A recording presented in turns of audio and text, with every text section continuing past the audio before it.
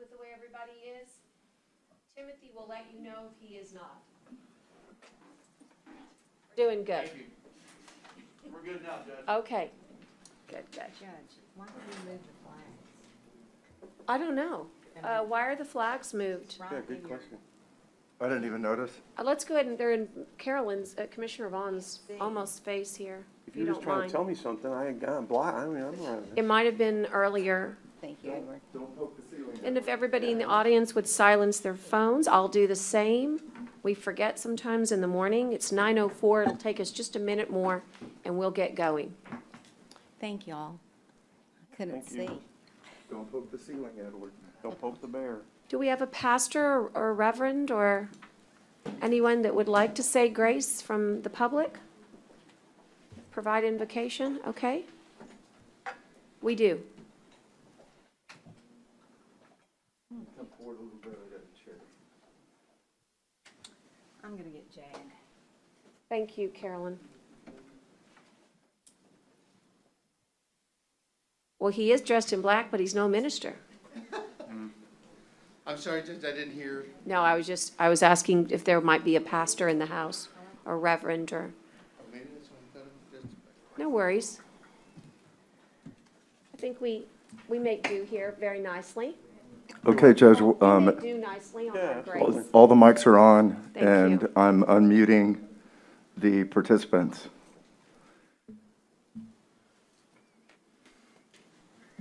Thank you, Tyner. Good morning, and welcome to Commissioners Court. I'd like to gavel us in at this time and ask that we all stand for invocation, and please remain standing for the Pledge of Allegiance to the United States of America and Texas flags.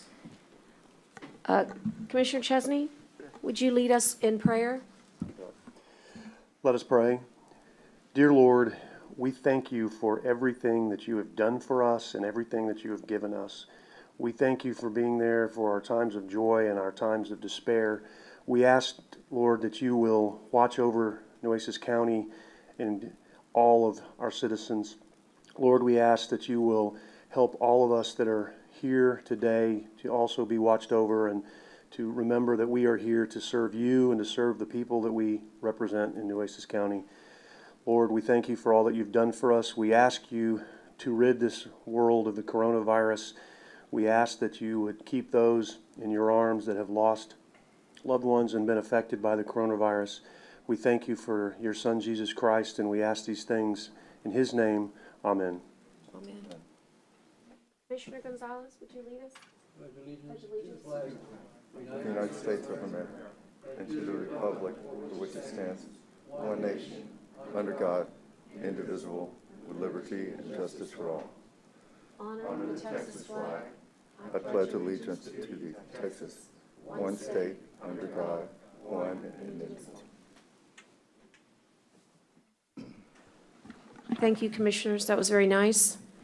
At this time, I would like to, for the clerk, call not only our roll, but to note the date. It's September 23rd, 2020, and we are at Nueces County Courthouse, 901 Leopard. The time for our record is 9:07 a.m. And for the clerk, I do certify that all commissioners are present, and therefore a quorum has been established. Timothy, would you please let commissioners and the audience know a little bit more about safety? Good morning, Judge, Commissioners, ma'am. We're meeting here today on the third floor of the Nueces County Courthouse at 901 Leopard Street. The restrooms are located on the right-hand side of the third floor atrium as you exit the Commissioner's courtroom past the Human Resources Office. Please note there's a fire extinguisher located at the rear of the courtroom. In addition, there are 5 fire extinguishers located throughout the third floor atrium area immediately outside the courtroom. In the event of a cardiac emergency, an AED is also located on the right wall as you exit the courtroom, once again next to the Human Resources Office. Participants responsible for dialing 911 in the event of emergency will be Tyner. Participants who are certified in CPR today are myself, looking around the room. However, anyone else can render aid. In case of evacuation, our egress route will be down the atrium stairs immediately outside the courtroom. We will proceed through the double doors located on the La Pond side of the courthouse and muster across the street. In the event there is a need to shelter in place, we will remain in the building and await further instructions from the Nueces County Sheriff's Office. Our shared safety topics for today are September 20th through 26th is National Farm Safety and Health Week. That concludes my brief. Thank you. Thank you, Timothy. At this time, I am going to take some items out of order. It's going to be H1, just for your awareness. But because we do public comment and it's expected at a certain hour, I'd ask Edward to come forward and let me take a look. And I'd also, while he's doing that, have Tyner take a look online. We're really proud of the fact that throughout COVID-19, we have never really faltered on public comment. We've always had the opportunity for the people to come to their courthouse and in a safe way deliver their remarks, whether they are complaints, concerns, or just praise. So there's nobody here. Well, I'm going to recognize you, Tyner, but I want to double check. There's nobody outside what I'm going to call employees. Anybody on your monitors that need to be addressed? Yes, Judge, there's some, few people that I need to Would you mind check yielding? into. Would you mind yielding to them first, and I'll take you last? That's fine. Okay. I do I have Tyner Little for the court's awareness. He will be making comment, and I did have Mike's iPhone, but is that Mike Bernard on the animal control item? Okay, I think that's him. okay. That's a presentation. Christina signs in with us frequently. Christina, you have anything? Keith Kurth is with us frequently. Hi, Keith. Keith, do you have something for us? Go ahead, sir. He might just be listening. Hang on just a second. My fault. Okay, Keith, go ahead, sir. No, sir, I'm good, thank you. Okay, thank you. I do have somebody labeled KFL 066195. Do you have anything for us today? Tyner, that's Ida from the library. Gotcha. Thank you.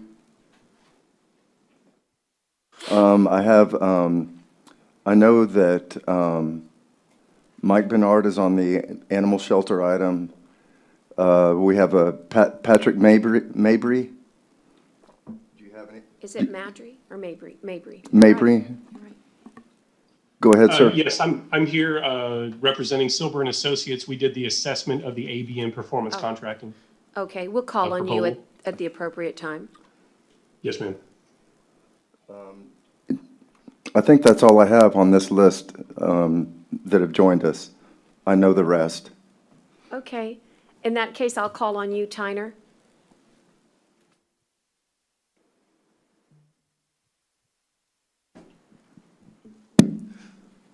As many of you may have known, Margaret Mead left. Her last day was last Friday. We scrambled and got a posting for a temporary, and we got 6 applicants. Teresa and I reviewed them very quickly, and we had a top pick based just on the applications. I said, Teresa, call her, see if she can start tomorrow. And she could, and she came in, she got one day of training with Margaret, and so she is our temporary in the Office of Commissioner's Court Administration, and I would like to introduce her to you. She spent some time at UT, graduate Del Mar. She's been a legal secretary. In fact, her last job was a legal secretary for a lawyer out of Austin. Anyway, she was in my opinion, the most qualified to do this type of job out of the 6 applicants. And if you think her name is Tara, that's wrong. It's Tara. Yeah. And so I'd like to introduce to you Tara Corwin. Welcome, Tara, to the family on the 3rd floor, and most importantly, to the Nueces County Courthouse. Thank you. I'm looking forward to working with you guys. Thank you. Well, you must have done yeoman's work, because we got a very extra thick notebook. So it's trial by fire already, and we are grateful that you could make such a seamless transition for us. Thank God for Teresa. Yes, thank God for Teresa. Welcome aboard. Thank you. Thank you, Tyner. I also signed up in my haste to feel like yet we had yet another storm brewing in the Gulf of Mexico. And on Friday, we started making preparations. I missed something that I really wanted to get on the agenda just as a resolution. And so I'm going to use the bully pulpit this morning to acknowledge all of those survivors of pediatric cancer. September is the month we go gold. It's the month that we recognized people who are currently battling, children under the age of 19, and also those who have lost their lives. I know many of us aren't going to the mall these days, but if you were to go to La Palmera Mall, you would see a beautiful display put on by La Palmera and the Ready or Not Foundation. And it does try to do honor to those children and their families who have had to deal with the unthinkable, including my own daughter. And so while I did not get to honor the children this year like I normally would, I wanted to take the time to say we are not forgotten. And so to those that we have lost here in the Coastal Bend, including our dear friend James Reagan and Brooke Hester, 2 very special children that I guess I will never, ever forget. I wanted to say that the fight continues for better treatments and a cure.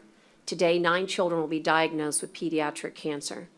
And today, 9 children will die of, today 9 children will be diagnosed with a pediatric brain tumor, which is what my daughter and Brooke Hester had. And today, 9 children will die from pediatric cancer. And so by the end of the week, it'll be a schoolroom full of children that are gone from our country.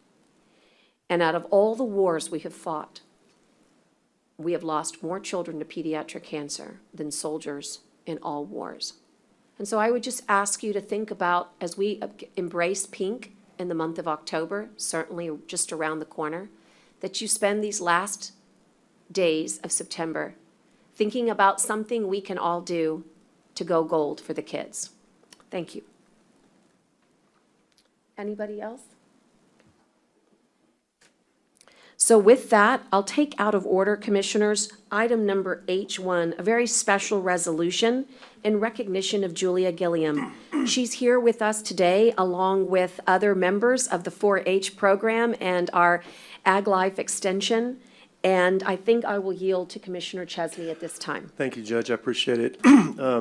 Commissioners and to the public, I wanted to bring forth this resolution to recognize Julia Gilliam and certainly all of those who volunteered in this effort. But I will tell you, that was one of, if not the best beach cleanups I've ever seen, and I've seen a lot of beach cleanups.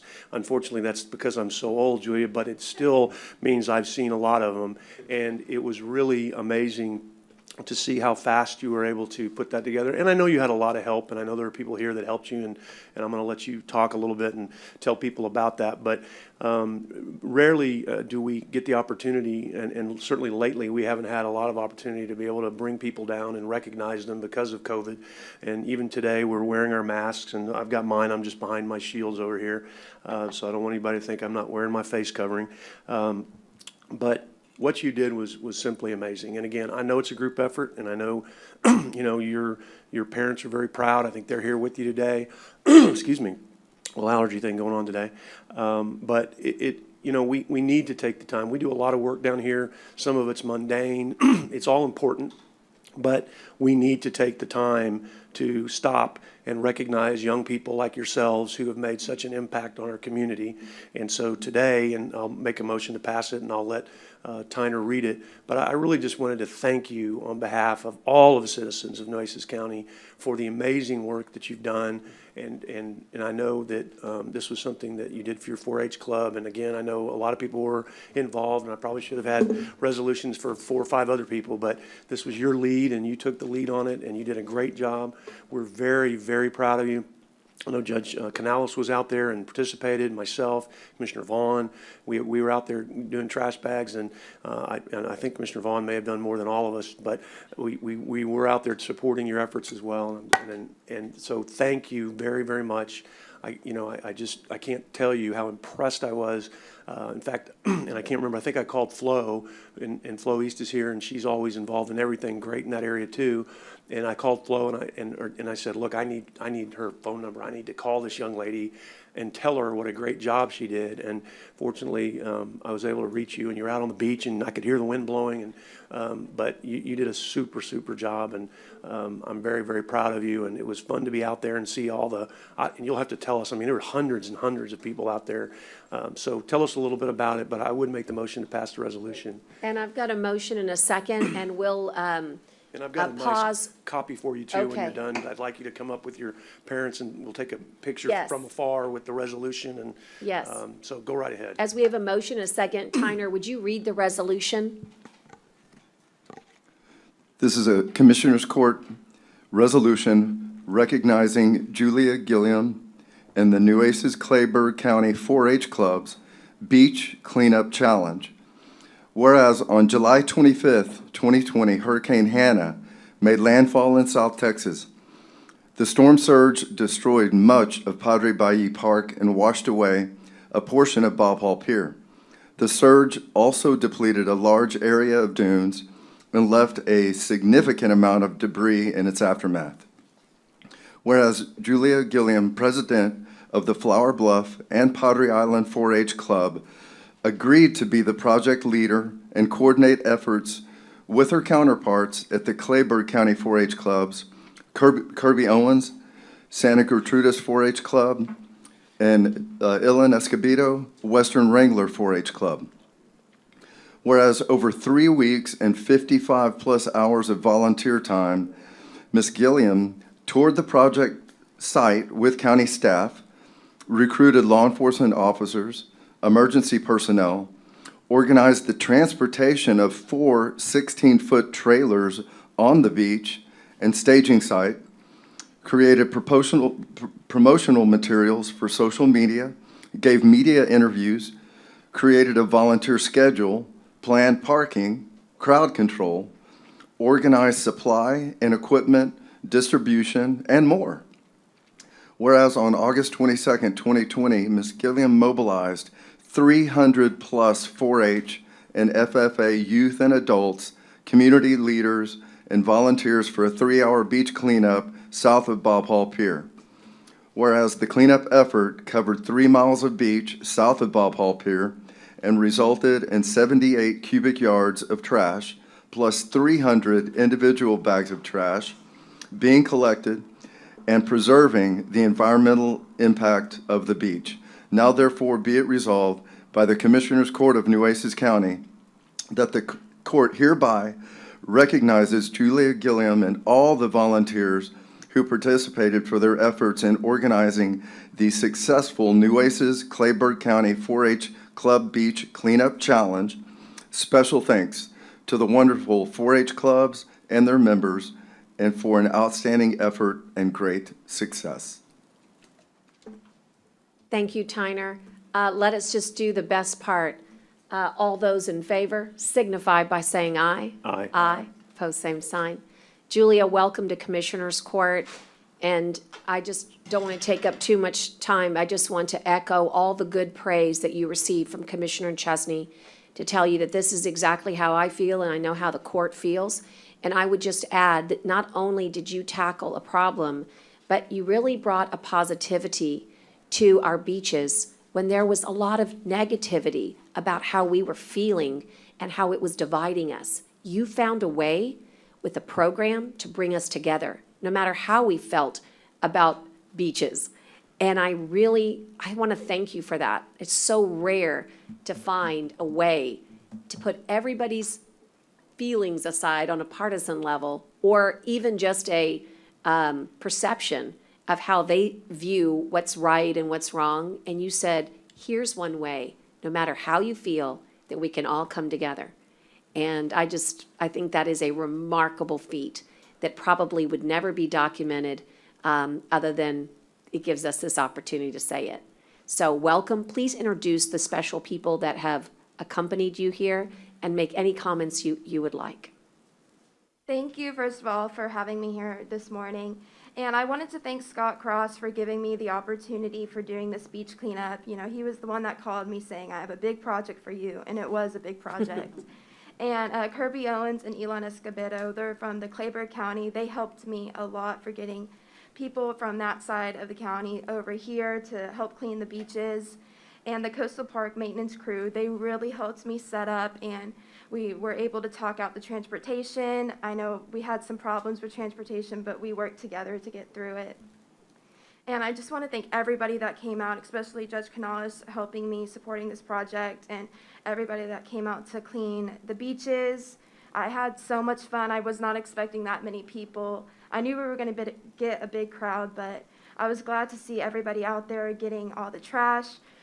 He said how much trash we picked up, but to put it in perspective, it was a full-size roll-off dumpster and a full-size dumpster truck. So it was a lot of trash, and it wasn't big trash. It was bottle cap-sized pieces of trash. So I'm amazed with both counties just coming out together, helping to clean the beaches.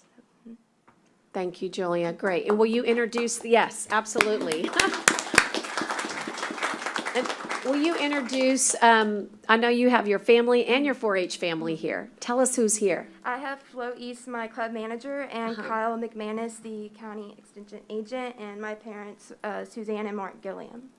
Well, congratulations to 4-H for really inspiring young people to continue in that 4-H motto. And they live it, don't they? I mean, you say it, but they live it. And to you, the parents, it really just brings tears to my eyes, because I still feel like I'm still young enough to where I look at Julia and I see my own children, and I just say, it takes good parenting to lead the way. And I know that you support her in every single endeavor, and that's what it takes. It really does. So I know it's just such a beautiful thing to have you here to celebrate her works. And I can't wait to spend Livestock Show with all of you and all of your friends. And just remember that today is praise for you as a leader. And good leaders go home and they deliver the praise to all of the people that helped you. So I hope you'll help us be a messenger for that. Last but not least, I think you inspired Scott Cross. The bags that we used, you'll have to remind me, they have a special name, I think. But those bags, we have now placed in order. And from now on, if a family wants to enter the beach, they can pick up a bag at Coastal Parks, and we're going to try to work and maybe even finding other locations where you can pick up bags on the island and in Port A, and you can fill your own trash bag.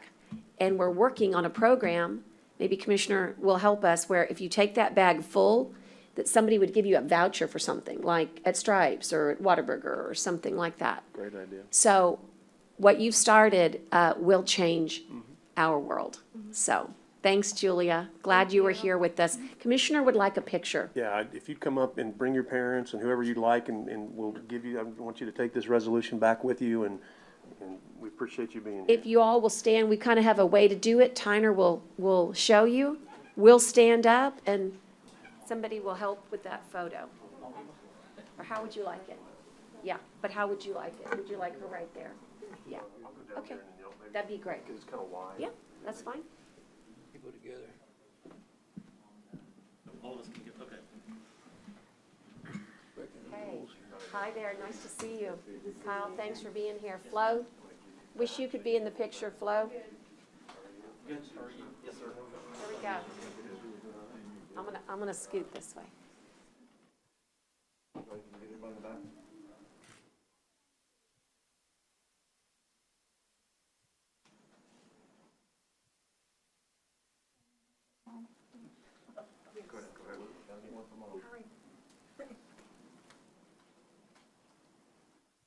Everybody see me? 1, 2, 3. 1, 2, 3. Thank you. Thank you so much. Thank you, Suzanne.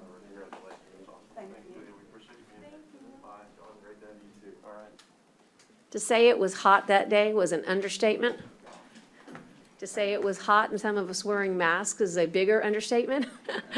But when we got in the open air, we were able to really do some amazing work. So Judge, it doesn't matter what the obstacles are, right, Julia? We get it done. And I think what we really need to do the next time, Commissioner Vaughn went and bought these little dollar pickup things that saved my back. So I was actually able to stay out there. So hey, she had these little, she actually loaned me one, which was great. So we'll do, I'll sponsor those the next time Hey, for that's a people too. great idea. Yeah, they were big helps. Yeah.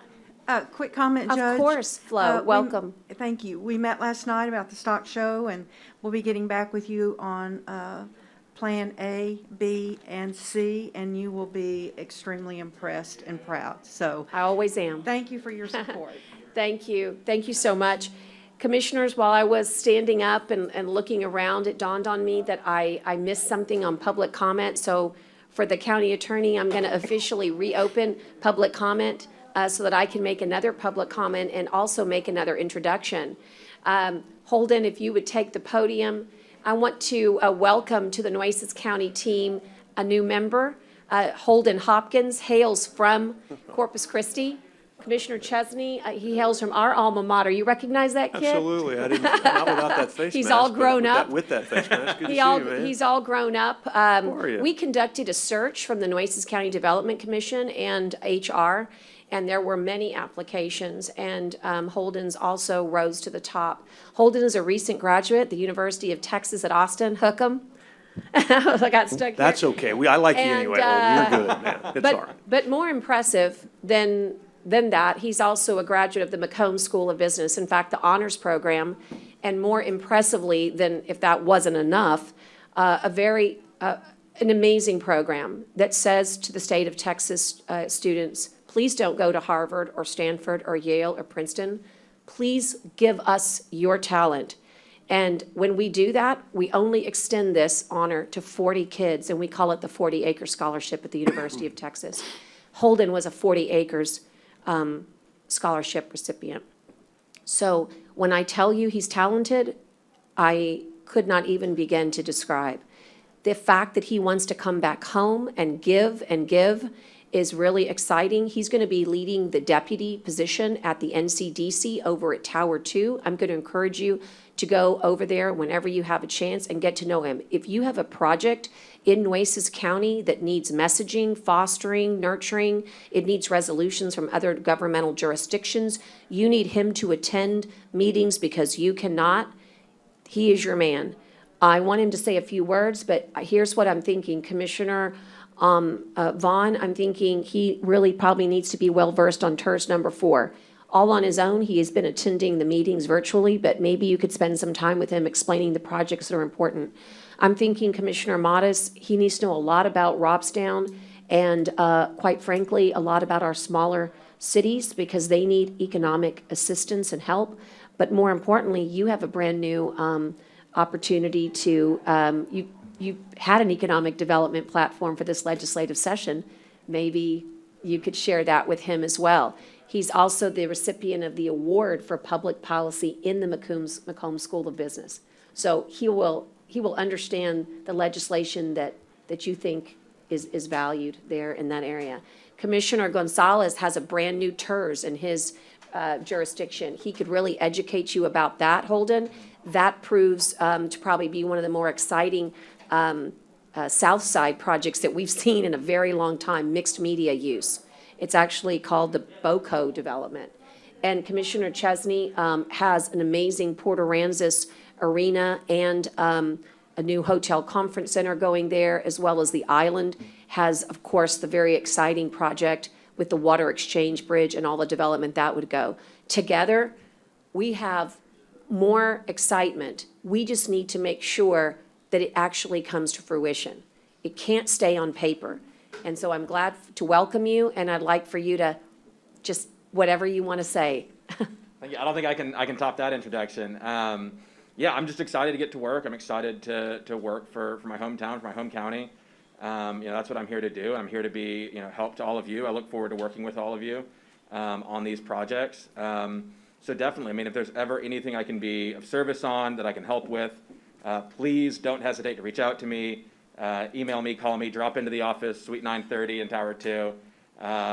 Yeah, I'm here to be an asset and a resource to y'all and to the county, and I look forward to it. So thank you. Thank you, Holden. And we invite you to stick around. There's some very good people in the room that might have a nexus with the NCDC. I know you probably don't have cards yet, but you'll get it. For those of you that do remember, Holden's parents are Jana and Josh Hopkins, but would you believe I'm old enough? One of my mentors was your grandmother, Susan Hopkins, who was the president of Corpus Christi Independent School District many years ago. You come from great stock, kid. But the most importantly, what impresses me is your resume is amazing, but it's you.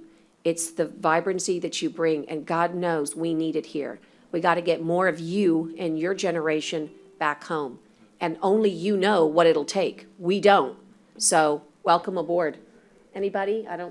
Judge, I just wanted to welcome Holden back. Known him since he was a little boy, not super well, but I've known your parents for a long time, and your younger brother was more in the era of my son. So we appreciate that you're here. I think it's outstanding to have young Corpus Christi folks come back home. So maybe that ought to be your first project is how do we get more of people like you back home that have roots here, that love being here. That would be a great economic development project for those of us who lived here all our lives and came back and made those decisions to do that. It was tough back then, and so to make those decisions, but it's not as tough anymore, and this is a great place to be, and just thrilled that you're back doing this, and if I can help you with anything, and I look forward to meeting with you and talking about some project ideas as well, so congratulations. Thank you. Yeah, I'm already texting all my classmates and twisting their arms trying to get them to come back here There you too. go. So we'll see. It's a great place to be. Judge, I'd like to make a comment. Sure, and I'm signing everybody up, Belinda. Thank you. Welcome. It is so nice to see a young person here that's come back to Corpus Christi, and you're the future of our city and our county. So hope we'll see more of that. Thank Thank you. you. Thanks, everybody. Thanks for the indulgence there. Okay. Coming back into our into our agenda, we do have minutes to approve, and so I would ask, and I'm going to work my way back to general information, but let's get the minutes done. Do I have a motion to approve the minutes of September 9th, 2020? Great. I've got a motion. Did I hear a second? Yes? Second, yes. Thank you, Commissioner. All those in favor signify by saying aye. Aye. Pose same sign. On the, is there anything else that needs to be advanced before I ask Deputy Emergency Manager Kathy Blantner to take over on, okay, good. I'm just double checking. So let's move to F1 and 2, and this report will be delivered today by Kathy R. Blantner, who just needs to be unmuted, I'm guessing. Kathy, give us a report on our COVID-19 response and also our Hurricane Hannah recovery in whichever order that you see fit, ma'am. Yes, ma'am. Good morning. Thank you for having me today. The COVID numbers are total cases, 20,270. New cases as of yesterday, 29. Total number of deaths, 407. 2 new deaths yesterday. This number is continuing to overall downward trend. We have had a few days that were up, but sometimes it's just a reporting issue because reports get backlogged, and we had been sent emails to identify that by the Department of Health Services in Texas. So just be aware of that. We continue to recommend that our community get their flu shots, in addition to continuing the COVID testing whenever they feel needed, because we have had some cases in Nueces County where it's been a dual diagnosis of flu and COVID. So we really want to do our best as a community to take an influenza shot. I know this is not the norm for this region, but it is a really good best practices. We will address COVID issues every Friday at 10 a.m. for the Nueces County Section Chiefs briefing. So we'll have an update just once a week now.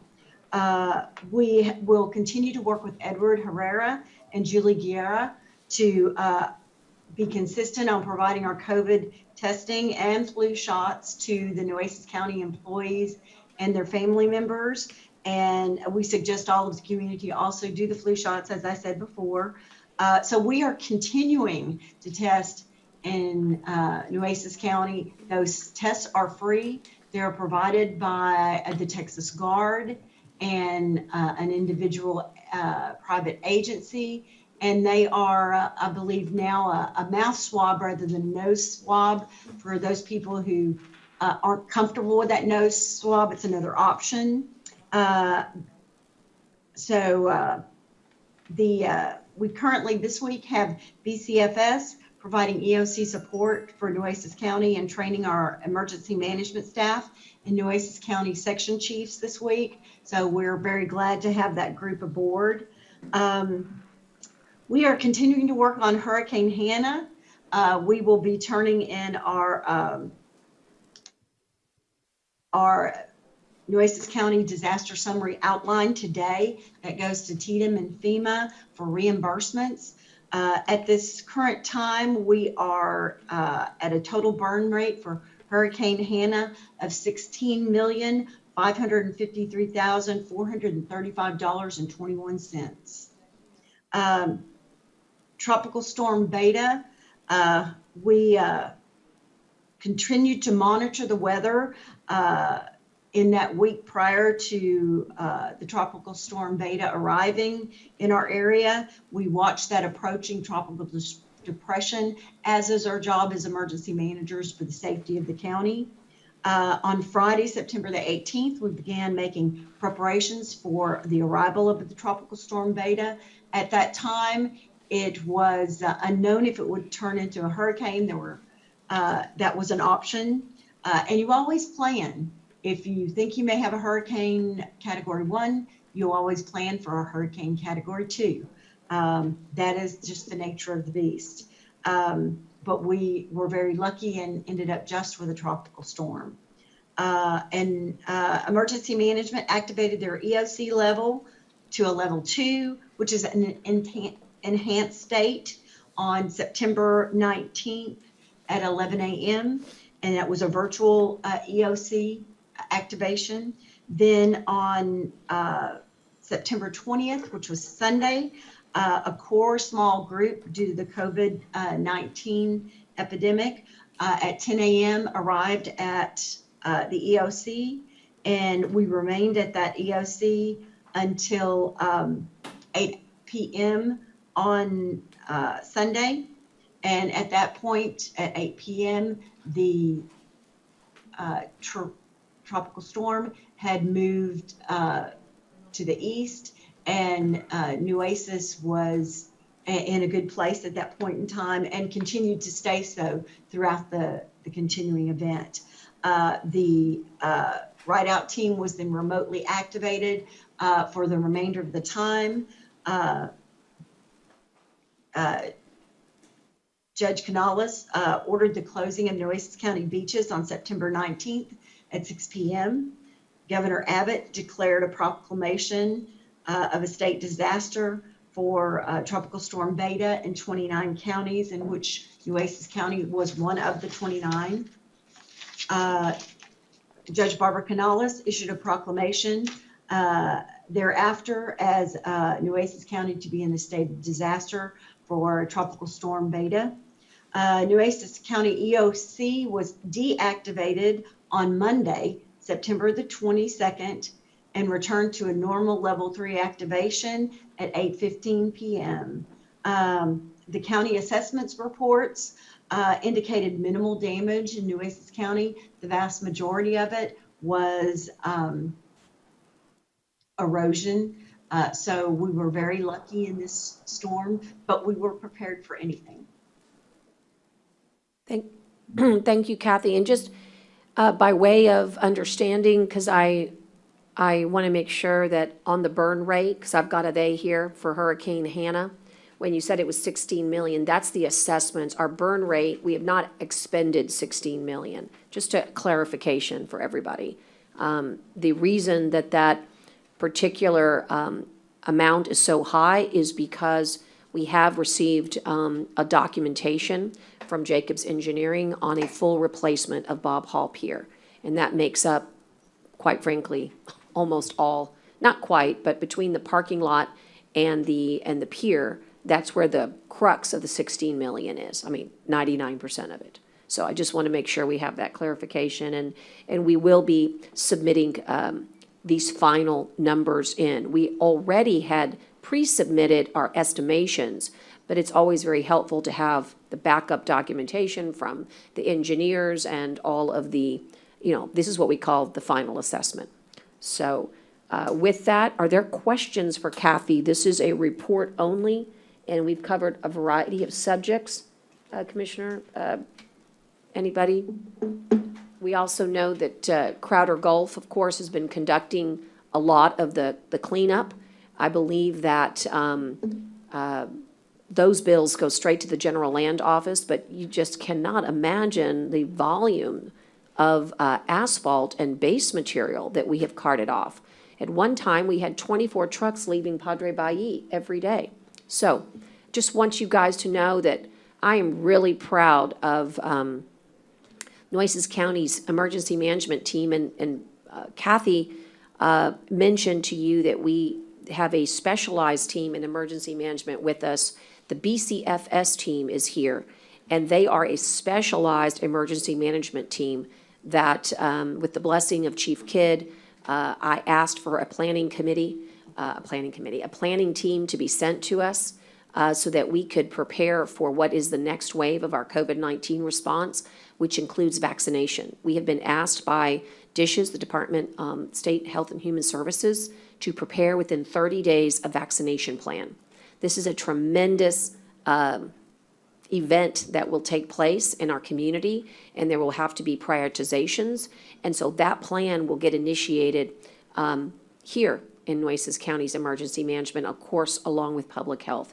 It's a daunting task. There's so much still more to do, and we're receiving new guidelines all the time. We just got new guidelines from CDC just this week. So I just want to say thank you to the entire team, but specifically thank you to the Lone Star for contracting with BCFS and allowing, and BCFS for coming down, and we're actually going to be conducting training exercises this afternoon. But we've been at it all week since the weekend, and it's just invaluable to have these experts here.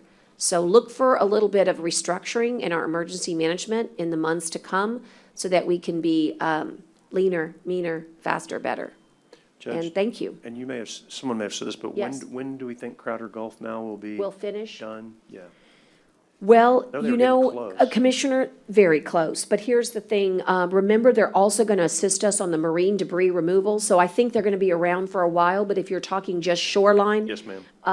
Scott Cross, are you on the line? Or Kathy, would you be able to answer that question for Commissioner as far as timetable? I know they were a little bit delayed because of the storm, but they worked to the final hour on Saturday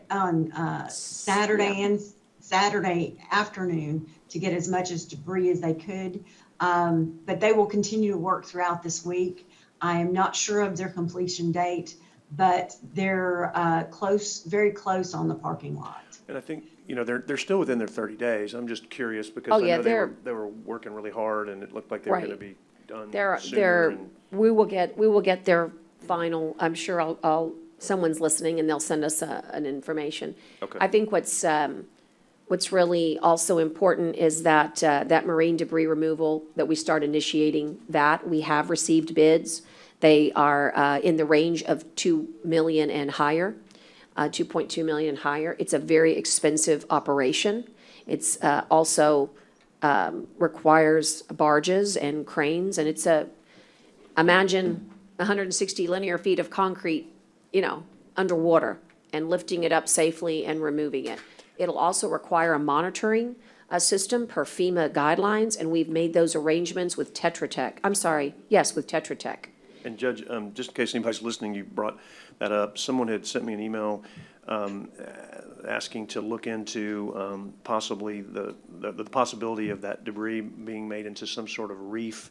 And Scott Cross responded to me and said, that it's really not practical based on the expense and the cost and the time but and how it would work. I'm not a scientist on that and I don't know, but I did want to make sure that people who are listening, if that was something that they had heard of, that Scott had looked into it, he does not feel like that's practical. If there's an engineer out there that thinks differently and, if we're going to spend that kind of money on debris removal and there's a way to make I wouldn't say a natural reef, but some sort of reef out there, if there's any opposing opinions that want to weigh in, because this would be the time before we start taking it all out of the water and moving it out. And if we're going to spend that kind of money, if there's a way to do something like that, that would be kind of a neat idea, but I don't know that it's practical or not. We should be done by the first part of next week is the answer on Crowder Gulf Thank you. onshore. And I just want to remind the folks that are listening and, of course, advising commissioners as well that your beaches are open. In fact, it's like Groundhog Day. Keep having enough storms. I'm going to keep getting smarter. So thank you, Belinda, for the smartest orders I've seen. Your orders were drafted in a way that allowed, when the dissipation of the tide was no longer, encumbering the beach so that people could drive, the orders on their own expired. So, I got questions about when, you've got these orders, when are they going to go away? It looks wonderful, it looks beautiful. Well, they went away by the very nature of the language that we drafted. So here's to good lawyering. If I had a glass, I would raise it. That's what good lawyers do, and we did it, and they're very good orders. So when surf riders called me and they said, hey, let's get those beaches open, I said, already done. Because Mother Nature dictates when we can get on that beach, when it becomes safe. Judge, the old joke, there would be a good lawyer, isn't that a contradiction in terms? I'm not sure that's enough, but that's lawyer. Well, given that you're one Right, too, exactly. I can say that. we can criticize ourselves. Yeah, right. Anyway, it was well done. Can you imagine, we've had 3 disasters at one time, 3 local disasters issued at the same time. We are certainly being tested, Lord. With that, Kathy, I don't hear any more questions, but I'm kind of looking. Okay, very good, Kathy. We look forward to your next report. Okay? Thank you, ma'am. Thank you, ma'am. All right, let's get back online now, and let me go back to my agenda. I think we can go to consent. Judge, I just need to Yeah. make a motion to table consent Q. You got it? I'll take that motion. Okay. I just need a second. I'll second, okay, second. All those in favor of tabling item Q signify by saying aye. Aye. All right, opposed, same sign. Okay, tabling on Q for the clerk. Michael, which one would you like to table? It's double D. So moved, or if you want to All right, explanation, Judge, whatever you want to do. I mean, I'll take the motion anyway, and then the second, and then, Double D. Michael, did you want to explain? Might as well. Let's have a little discussion. Just tell us so that the court can be informed. We're Yes. tabling item double D. So this item was brought to my attention that we already have an agreement with Navia that we executed, the court did on July 15th.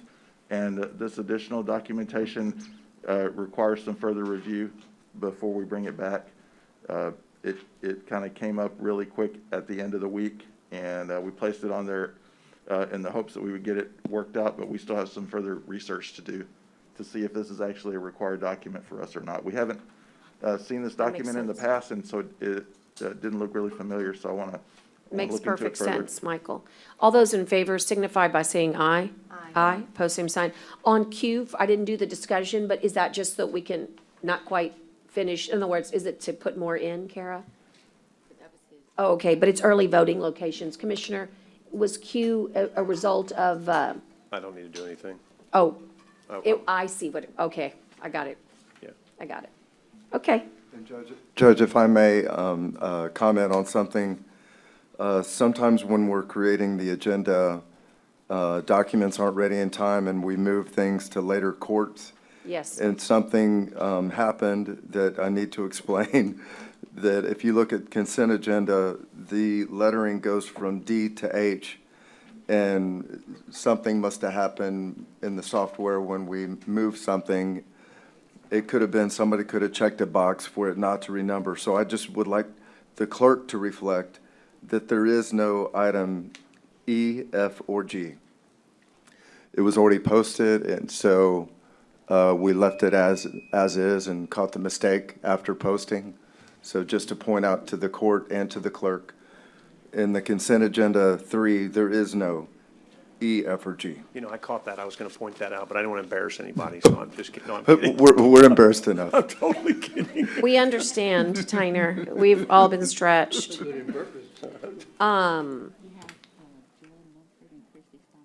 Okay. I don't know what's wrong. Is it okay? I'll just go ahead and Need to proceed. I talk to think Tyner. Tyner's still working on something here, but how about if I take a motion then for the approval of such, or are there any that need to be discussed? I'll take, and it would exclude Q, it would exclude DD. I'd like item R. Item R. Okay. If there are no others, I'll take go ahead. I'd like to pull H, H, I, A, H, I, J, J, L, and M. L, and M.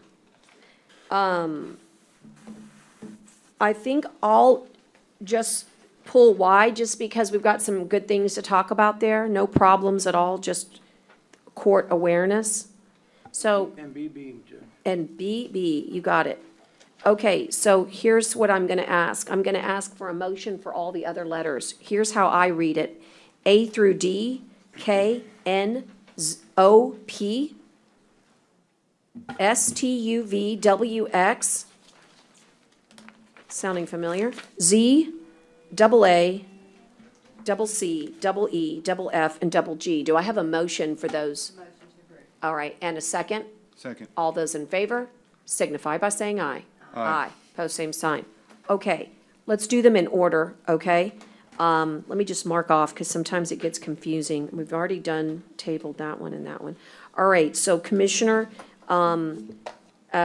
let's tackle H, I, and J in those orders, but H first. These are our personal services agreements. It's contract time. It's the end of September, and that means a new fiscal year for us. And the only thing I can tell you in advance is that all of these items have been budgeted, and we approve the budget. Those were approved on the budget as we just approved a while ago, on that amount? Yes, sir. They were in the budget. And they were, the one thing maybe to note here is that they're 9-month contracts, not 12-month contracts. That's something different. We did that to make the budget work. Again, if we needed, if we had to address it like in a special session, we would just have to come back to court and deal with that at that time. Okay. Well, I was thinking more like 25 or 30,000 instead of 45,000, but it's already been approved, you said, so.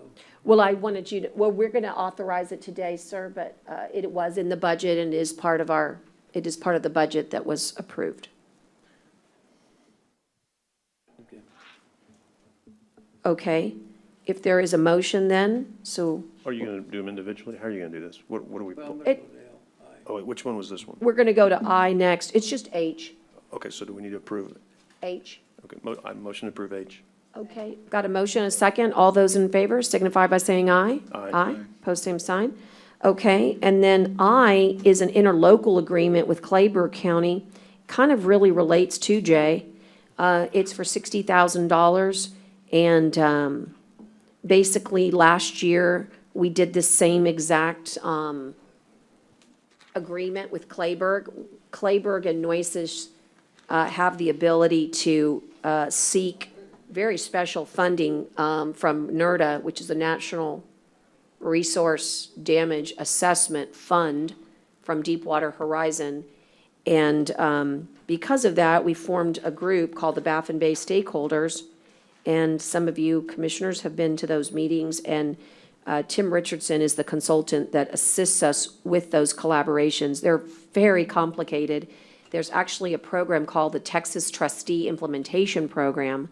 But the exciting part is that we have $22.9 million coming from this fund to Nueces and Clayburgh's Way. And I and J are a continuation of last year. It's identical. And I think Clayburgh, Tyner, you'll have to help me.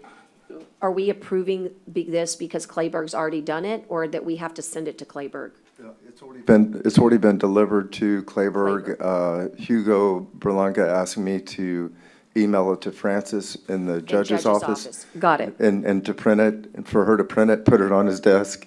And then I think they have a meeting the third week of September. Okay, so So they're- it would be coming up. Right behind us. Yes. Okay, and this, where is this money coming from, the $60,000? So Teresa, I believe the number, you're helpful with the numbers. Can you tell them about the numbers? It's 1285? Tim Richardson's 1285? Wait, are we on? I and Jay are related. I'm just throwing it out there. So the I, Commissioner, is so that they'll pay us $60,000, okay? But J is related We to pay I. 60 also. Correct, that's what J is. I is just they pay us, and J is we pay, They're paying half of his fees. correct? Okay. But letter I is just about the interlocal, When is his actually term expires, or is it an extension? 1285. I'm Teresa, sorry, you need to get on the Commissioner, mic. Teresa was Teresa, sorry. talking I when can't- yeah. you were talking. Can you repeat your question?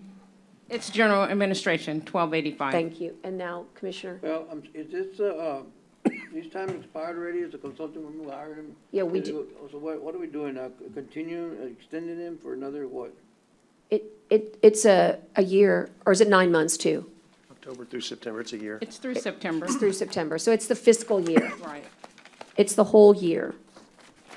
In other words, this was the same arrangement last year, and we are continuing it. And Judge, the history on that is, I mean, this is a partnership that that you were instrumental in working with Clayburg on. And they had already hired him, or? Yes, I'm not sure if Or what was the timing if they on went, that? I think they knew him first, and they were working with him first, and once we knew that we were eligible for the dollar, I mean, the dollars are really all about helping Baffin Bay, but unfortunately, you can't help Baffin Bay without without addressing the OSO and addressing Petronila. So I guess that's how we got involved, Commissioner. It's in our jurisdiction. So the idea is we are a part of it. In fact, the 22.9 million, the real reason I think Tim's going to be invaluable this year is that there's a big, I don't want to say debate like that's negative, but I don't know what other word to use, about who gets to control those program dollars. And so Coastal Bend Bays and Estuaries has reached out to us here in Nueces County and asked for Nueces County to be instrumental in helping solve that problem as to where that money goes. And so it's almost like a full-time job working with this Texas Trustee Implementation Program. And Would it be better to hire somebody full-time and cheaper? I don't know anybody that knows this better in the country than Tim Richardson. I think that's what we did without having benefits, and the advantage of having him here is that Clayburg pays half, and then he's not a full-time employee, so he doesn't have all the benefits.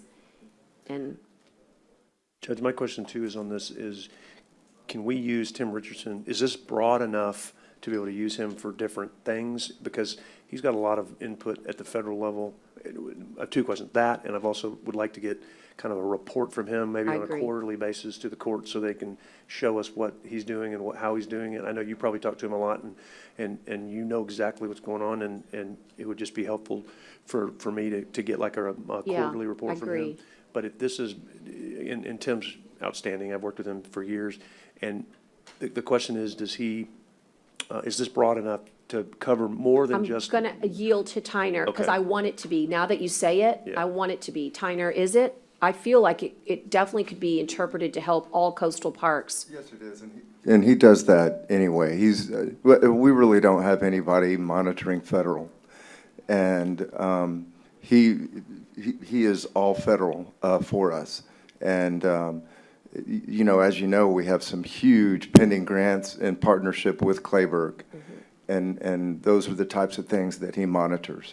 Yeah, and that's what I'm really looking for, is I want to make sure that it's clear, as we say, legislative intent, that is, I don't want to be limited on how I can use Tim Richardson, or how the county can use Tim Richardson for the federal dollars, for, federal, maybe legislate, I don't know. I want to make sure this is broad, because we don't have anyone that really monitors federal for us other than Tim, and I think we need to be able to use him for whatever we can use him for.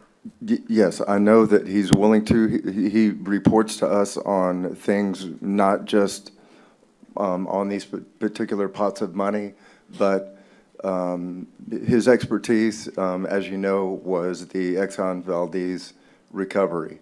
And that's why we got him on board for Restore Act.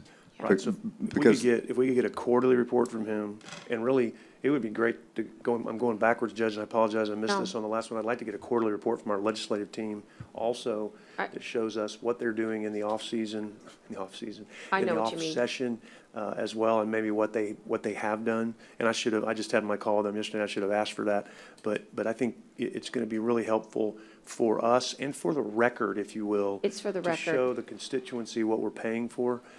Because I think that would be very important. So if we could somehow put that into the responsibility of the legislative team and of And Tyner, could you make Right. that happen? I know that Can we put it in Tim the actually contract? wanted to come give a presentation, but I also know they actually submit reports in order to get paid. They provide their reports with their monthly invoice, Okay. so we can start distributing Could those you, out could you each do month. that? Yeah, people will like that. The next question, why can't one of those three do this kind of work? with the federal Because government? you'd have to be a registered federal lobbyist. Yeah, they don't do federal. They don't do federal. Yeah, Teresa, I'd like for you to distribute all the back ones, to be honest, because I didn't know they were doing that. So I don't know that they need to come to court quarterly, unless one of the commissioners or the judge wants it. If you can just send us those, or send me Yeah. at least all those reports We'll that you've pass been them gotten out for the to- last we'll 6 send them months. out. Yes, I'd sir. be appreciative of that, and then as a And I tell you regular- what, and we'll coordinate an update for Tim Richardson for the court, to tell the court everything that he's doing at the federal level. And then I do know that our legislative consultants are in the process of attempting to meet with the judge and all the commissioners. They did. We have. They did. And they did. But I would like that too. I would really like, and if we could put it in their contractual obligations to say that every time an invoice is submitted, they have to submit a report I think it's in there. It's a part of the agreement. for the legislative team also? Yes. Yes, sir. Okay, I haven't gotten those either. I'd like all of those. Yeah, well, let's get them to everybody, Teresa. We'll just And- create a little folder. If we can add on there, I know we talk a lot about our concerns of hiring consultants or lobbyists or whatever. I'd like to see something added in any kind of report. Maybe it could just be annually. It doesn't have to be every quarter tied in with that, but maybe it works. But ROI, like a return on investment. I That's mean, a good we're idea. spending this much, but show how much they've given us in return value. Great idea. That they have brought in as far as grant great money idea. or any funding that they have been able to achieve, because that will help us better understand and remind us why we're putting this money up front. But it also helps us, remind us and the public to turn around and say, but this is the bottom line. This is what they delivered. That's why we're bringing in these specialists to do this work for us, is because they're equaling this much. And if we can break it down individually, I think that may help also show why we have them there. Or it doesn't have to be a dollar amount. It could be Right. they have defeated these bills or protected these bills on our behalf, just to really give us a good idea. Because I think that kind of gets lost. I mean, we may hear it once, or we may hear it during the session, like during Yeah. legislative session, or what have you. But if we don't see it often enough, then we'll forget it. And then how can we even get that message to our constituents as far as justifying why we are spending this money right now? Belinda, I think we ought to put that in every contract that we do with any outside consultant, if it's a garbage consultant or anything. We need to put something in there that, I think that's a great idea as a policy to have, that we can show, have a record. So I don't know if we can put that in every contract. I know we can, but maybe we should, and if we can work Well, on you that. could, you could maybe label it, report, justification, or, However, it can be, because not everyone's going to have a dollar, right, Right, no, not associated everyone's with gonna have it. a dollar, right. But, just but meant I the think report just a part. justification or Right. whatever verbiage you want to put, or we, obviously we can tell them. Just what you do for us every. The other thing is that Tyner, you may want to, I don't recall the date, but one of the things we're really been working super hard on is getting Del Mar's the Eco Devo Center available to us. We're going to do a one-day legislative workshop. So that's with all of us, so it'll be posted, so it means, we can attend together. But also, we'll be inviting the legislative staff from our delegation. So we'll be working with the delegation staff so that we can, in advance of session, you'll be seeing our legislative agenda being brought to court, so we'll have those resolutions, and then we'll have our sponsors and co-sponsors. I kind of thought it was ripe right now, but after speaking to the delegation quite a bit the last 2 weeks, they feel due to the elections, it would be premature because we just don't know who is going to be, we just don't have enough information to be able to look for. You might find a co-sponsor that then becomes no longer involved with that committee, for instance, so as committees get rearranged, we're going to have to be nimble and figure that out maybe towards November, late November. But at any rate, that's the explanation that we do have, and all those good add-ons are good. But please look for a date very soon for this legislative conference, and you'll get a chance to engage with all of these good folks. COVID-19 is going to make session very different, and we're going to be very glad as Nueces County citizens and electeds that we have representation, because there won't be committee hearings in the traditional way. There won't be us walking the halls in the traditional way. And without our voice there, bad things can happen. So we want to make sure that we're really using these folks very well. They have each divided themselves up into teams. So if it's a TxDOT issue or GLO issue or TCEQ issue, you might have a particular team put together of Shipton and Berlanga or Shipton and Romo. So it's a really good process, and I hope we'll get a chance to do this in, I don't know, Tyner, if we have a date. My guess. I was checking with Joel last week, and what he has told me that that our legislative consultants were waiting to meet with one more commissioner. Got it. And then they were going to regroup, and that we was would me start picking yesterday. dates. And we did it, and we did it. They're done? Yeah. Okay. So we're going to get that date to everybody. Yes, so we'll start Okay, getting super. that date. Okay, so. Yes, yes, ma'am. Need a mic, I can't hear, I'm sorry. We're going to get you a mic, Belinda. Give us a second. She's coming over.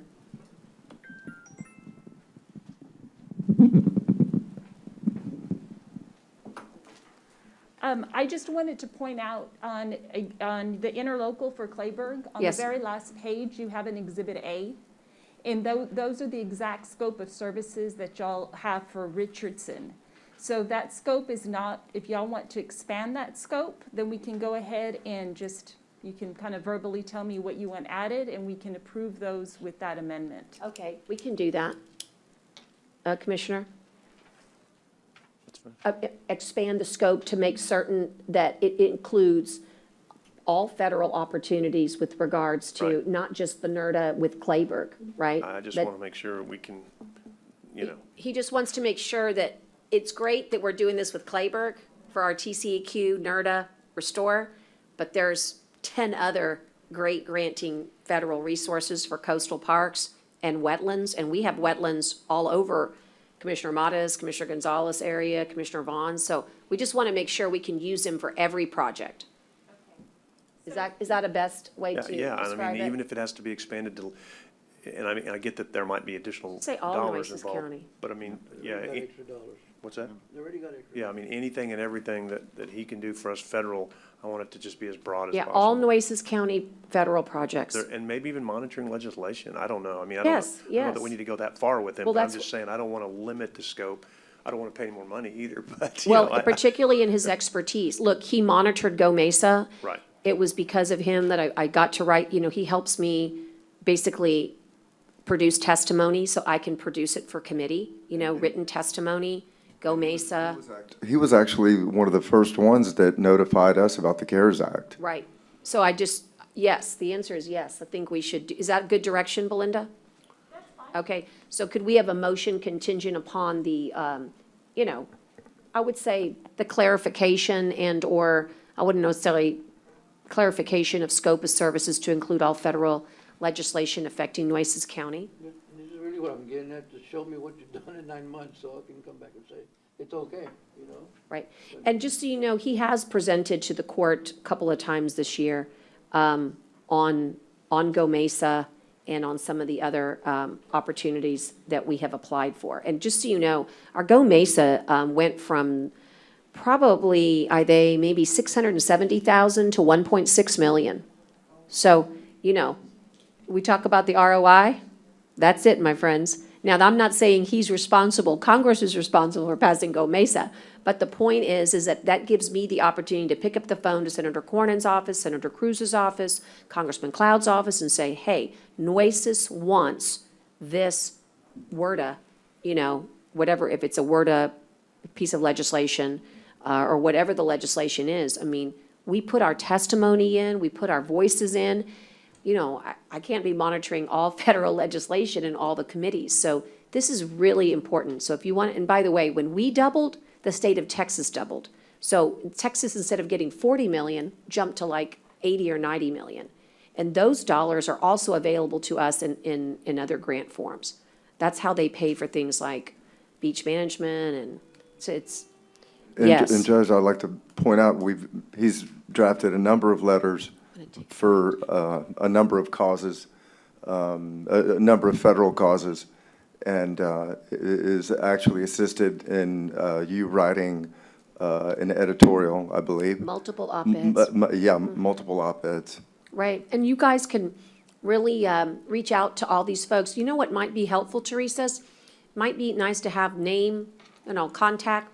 Here's their name, here's their specialty, here's their email, here's their phone number.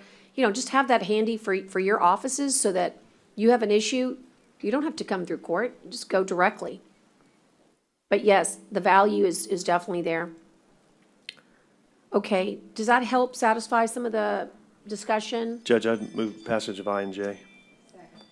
All right, I've got a motion, multiple seconds, and all those in favor signify by saying aye. Aye. Pose same sign. Okay.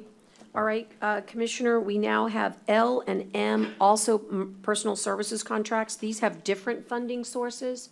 So I'm going to have Teresa assist us on the funding sources, first with L. The County Judge's Special Revenue Department, 0136. And this was also part of our approved budget. So this one, Commissioner, came out of County Judge Special Revenue. Can't remember the number. What's it called? 0136. 0136. So what are we doing with him? Why are we extending him? Okay, so we're extending Reed. He's been on for a few months. And we are extending because he is an expert in all things TDM and all things CARES Act and CRF and all of the funds that are coming down from emergency management. Part of the goal here is to get us reimbursed and made whole. And there is a lot of rules, in fact, so many that they can often trip us up. I will tell you that he's been invaluable with TDM on a particular grant. And he's been involved with CARES Act all the way backing up to the beef, the meat packing plant. Anything having to do with emergency management and TDM, he used to be a part of that program. He really understands it. And honestly, the reason it's in the CJ's special revenue is because I can't do without him in emergency management. He's that valued to us, and particularly 2 weeks ago, we had $630,000 stuck, that's how I call it, stuck in CRF funds in the governor's office. There was nothing wrong with the grant. We were just waiting, but I can't afford to wait. So what's the amount we're looking at here? Teresa? I don't have it with me. It's I've got it right here. His contract is $7,500 per month. Per month. But I'd like to point out, though, Judge, we just got notification that FEMA approved our Good. our generator for 1.2 million. And as you recall, we couldn't get a good approval out of, was it GLO? Yeah, well, it was actually Tatum. It was Tatum, and Yeah. we couldn't get our grant application to get recommended by Tatum to FEMA. And it didn't move for 3 months, and we got him on board, and It moved in 24 hours. he kicked it out in 24 hours, and then we just got word 2 days ago from Congressman Vela's office that we in fact got the approval for the 1.2 million Yeah. for our courthouse and jail generator. And we will be applying for another series of grants as well through that office as well. So for me, an expert on hand is, again, invaluable. It's a 9-month contract, Teresa? That's correct. It's 9 months. I made October it to June. synonymous with in tandem with the The legislative. legislative ones, so that one would not be longer than the other. Judge, I know that this looks like a lot of money, but I've watched what she's doing. There is no way that she can do all this stuff by herself. It's just not going to happen and do it well. She just can't do it. So to me, this is a small price to have to pay to get that help. Well, I think it pays the dividend, the ROI that you mentioned, Commissioner Modis, about 10 times over. And so I don't know if I can answer any more questions or concerns, but I guess the highest compliment is that I'm willing to, as they say, divulge that, yes, you need to make certain that you have the right people. And I like to bring the best to Nueces County, and he certainly fits that bill. And it was also in the budget too. So anything that you're seeing today, I want to be real crystal clear. It's part of our balanced budget, okay? It's part of the budget that we all approved. Nothing here is extra. It's all part of the rate that we set forth to support the budget that we passed, which is, 92, running at 92% expenses.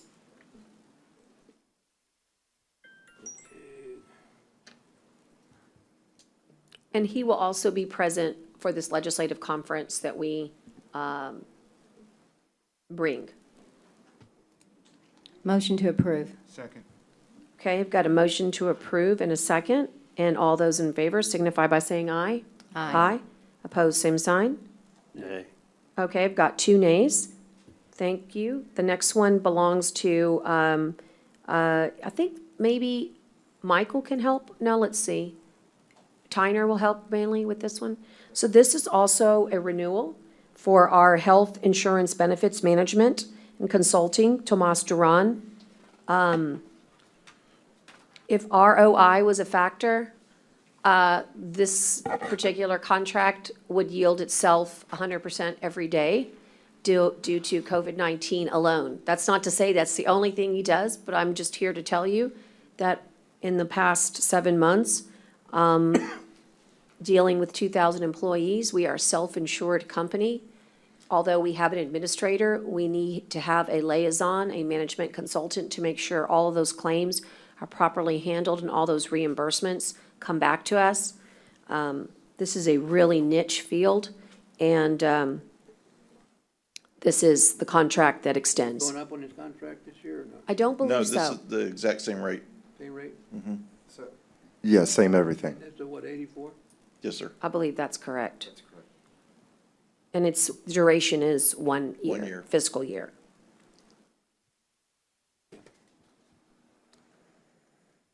And we're going to be rebidding a lot of health items in the spring.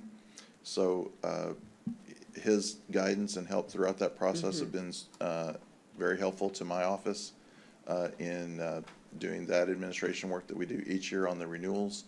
And so in addition to that, the work that he does on a daily basis negotiating when we have high claims, negotiating those rates down to help save money for the county. I know that Dale's office appreciates the bottom line on those issues.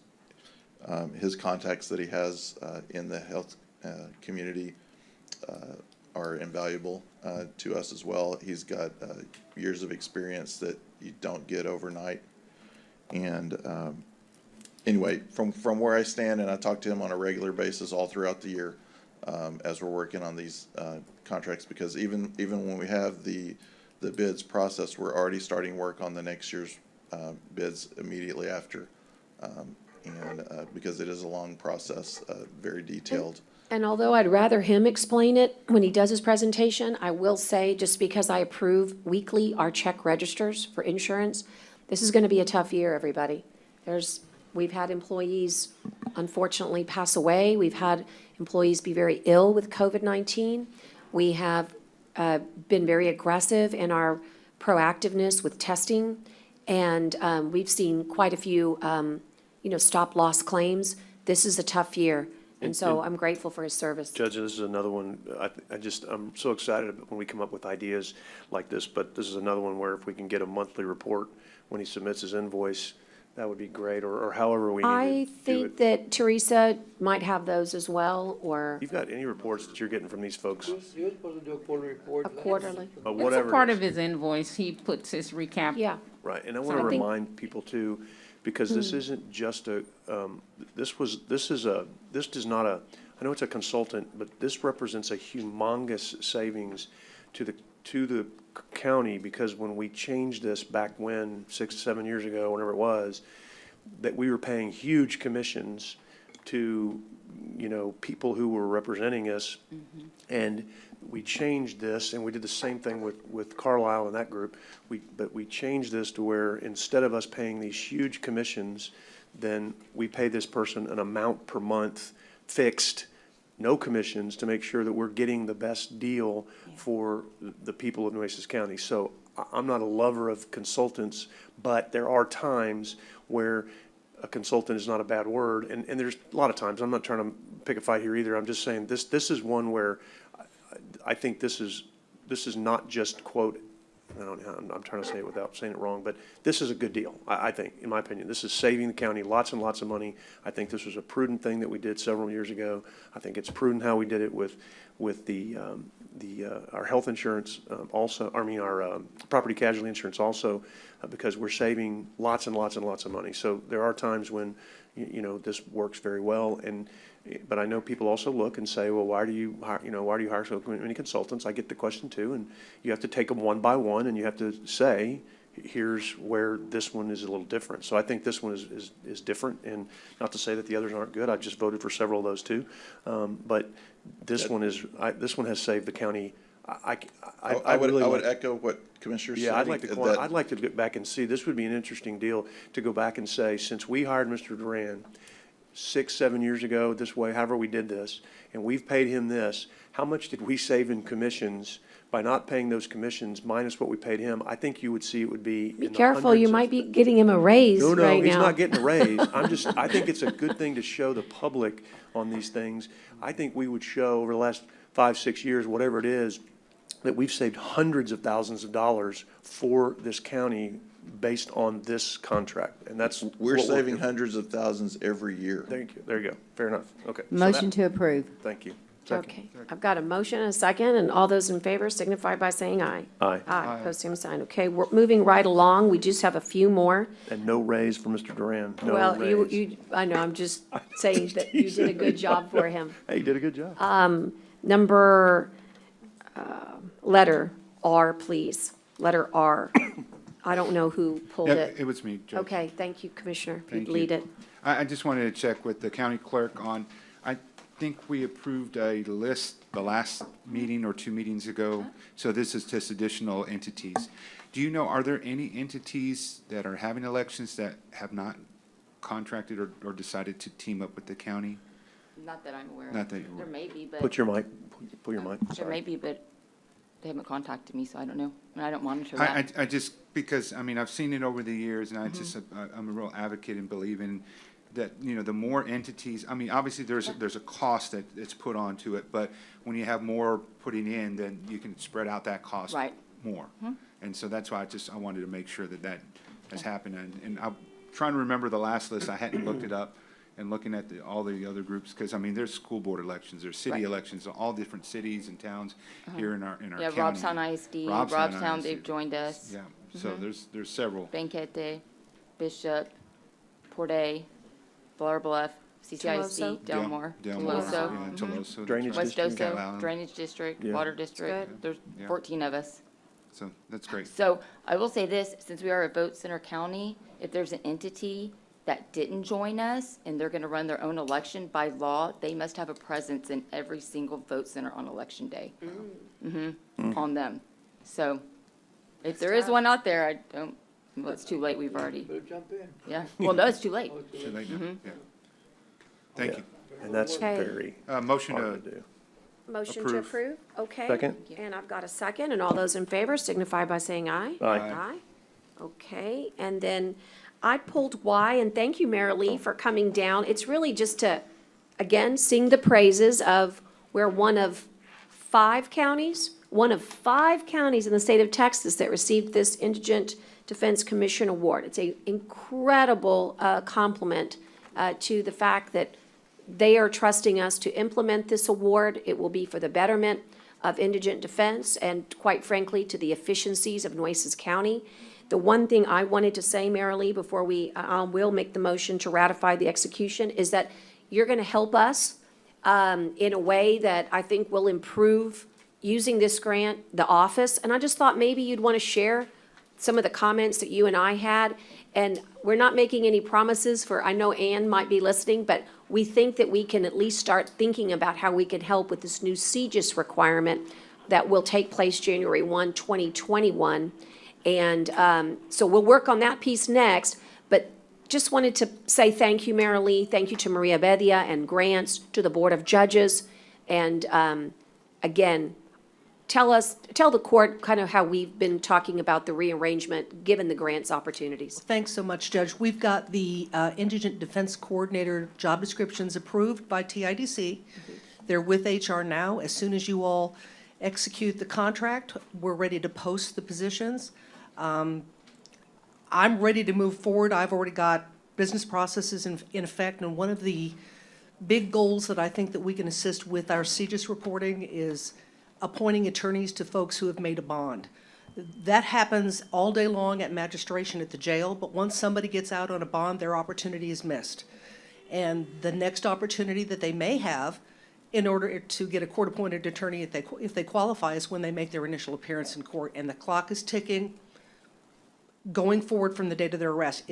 Unless the unless the CGIS timeframe has changed, we're still within a 2-year from the date of arrest to a 90% disposition rate. And this is going to significantly impact our CGIS disposition rate because, especially for first-time offenders, if you've got someone that could get a no charge or a pretrial diversion or some other kind of disposition on their case within the first 6 months of their arrest, then the courts can concentrate on the big cases and worry about jury trials next year when we're able to get back on board with that. But we're very excited about moving forward with the program. I was just saying to Michael, as soon as you all execute the contract, I need to order desks. So that's, I'm hoping I don't have to knock down a wall to be able to accommodate people in my office suite, but we're ready to get going. Okay, thank you so much. And thank you again for your vote of confidence. I really Yes. appreciate your opportunity for me to lead this in the right direction. Thank you. Okay. Well, I just thought it was important enough for us to hear it, Commissioners. I did make the motion to ratify the execution of this statement of grant award. Do I have a second? Second. All those in favor signify by saying aye. Aye. Okay, going into the double letters, we have a BB. It was to ratify the DIR of 180 laptops from Dell for access due to COVID-19. I can provide some, Michael can too, but I'm not sure who pulled it. Jag pulled it. Jag pulled it. Is there another one that we can go to while he comes back? No? Okay. We can just Well, go to regular agenda and come back, Judge, or? I guess, yeah, that's what we'll do. Thank you. Jason, that makes you up.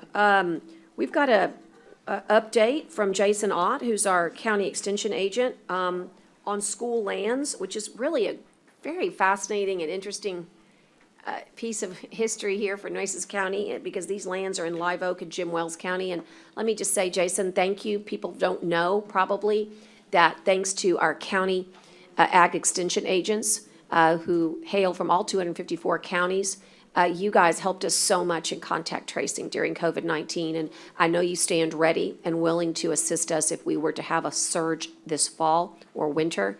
And so, you know, as they say, thank God for country men and women because they wound up pulling their real weight in COVID-19. That's not why you're here, but I just wanted to say thank you. Thank you for those comments, and I know Norma and some of the coworkers that I have on the family and community health side greatly appreciate those comments because they're doing the bulk of that work. They are. And doing an outstanding job. Today, want to talk a little bit about the Nueces County school lands that we have, and this has a long history in it. As Judge Canales alluded to, I guess every county at one point was given 4 leagues of land, and that, I guess, holding that Nueces County has kind of dropped down to a little bit smaller, or quite considerably smaller amount of holding, but nonetheless a very large portion of land that we still have in Jim Wells and Nueces County. And if you'll go to that next slide, Tyner, it's roughly 3,500 acres of land that spreads predominantly in Live Oak County, and then the southern portion is in Jim Wells County. The purpose of this is it's leased on a 5-year contract for the purpose of grazing and hunting and no other purpose. And the revenue for that land goes into the school fund for the children of Nueces County. The upgrades and improvements to the property are the sole responsibility of the leasee, and we can put in their lease some contractual obligations for them to do those types of improvements, but there is no expense that the county incurs in managing and overseeing this property other than things like a little bit of our time today as we're discussing it. And so for me, some of the objectives that I have with this property is I think it's, as we go into that next slide, I appreciate you driving for me, Mr. Little, in this presentation. Have you seen him drive? You sure you might want to, you know? Well, that's why we forwent a few things that we were going to do, actually. But good, Jason. You've learned well, man. You've learned well.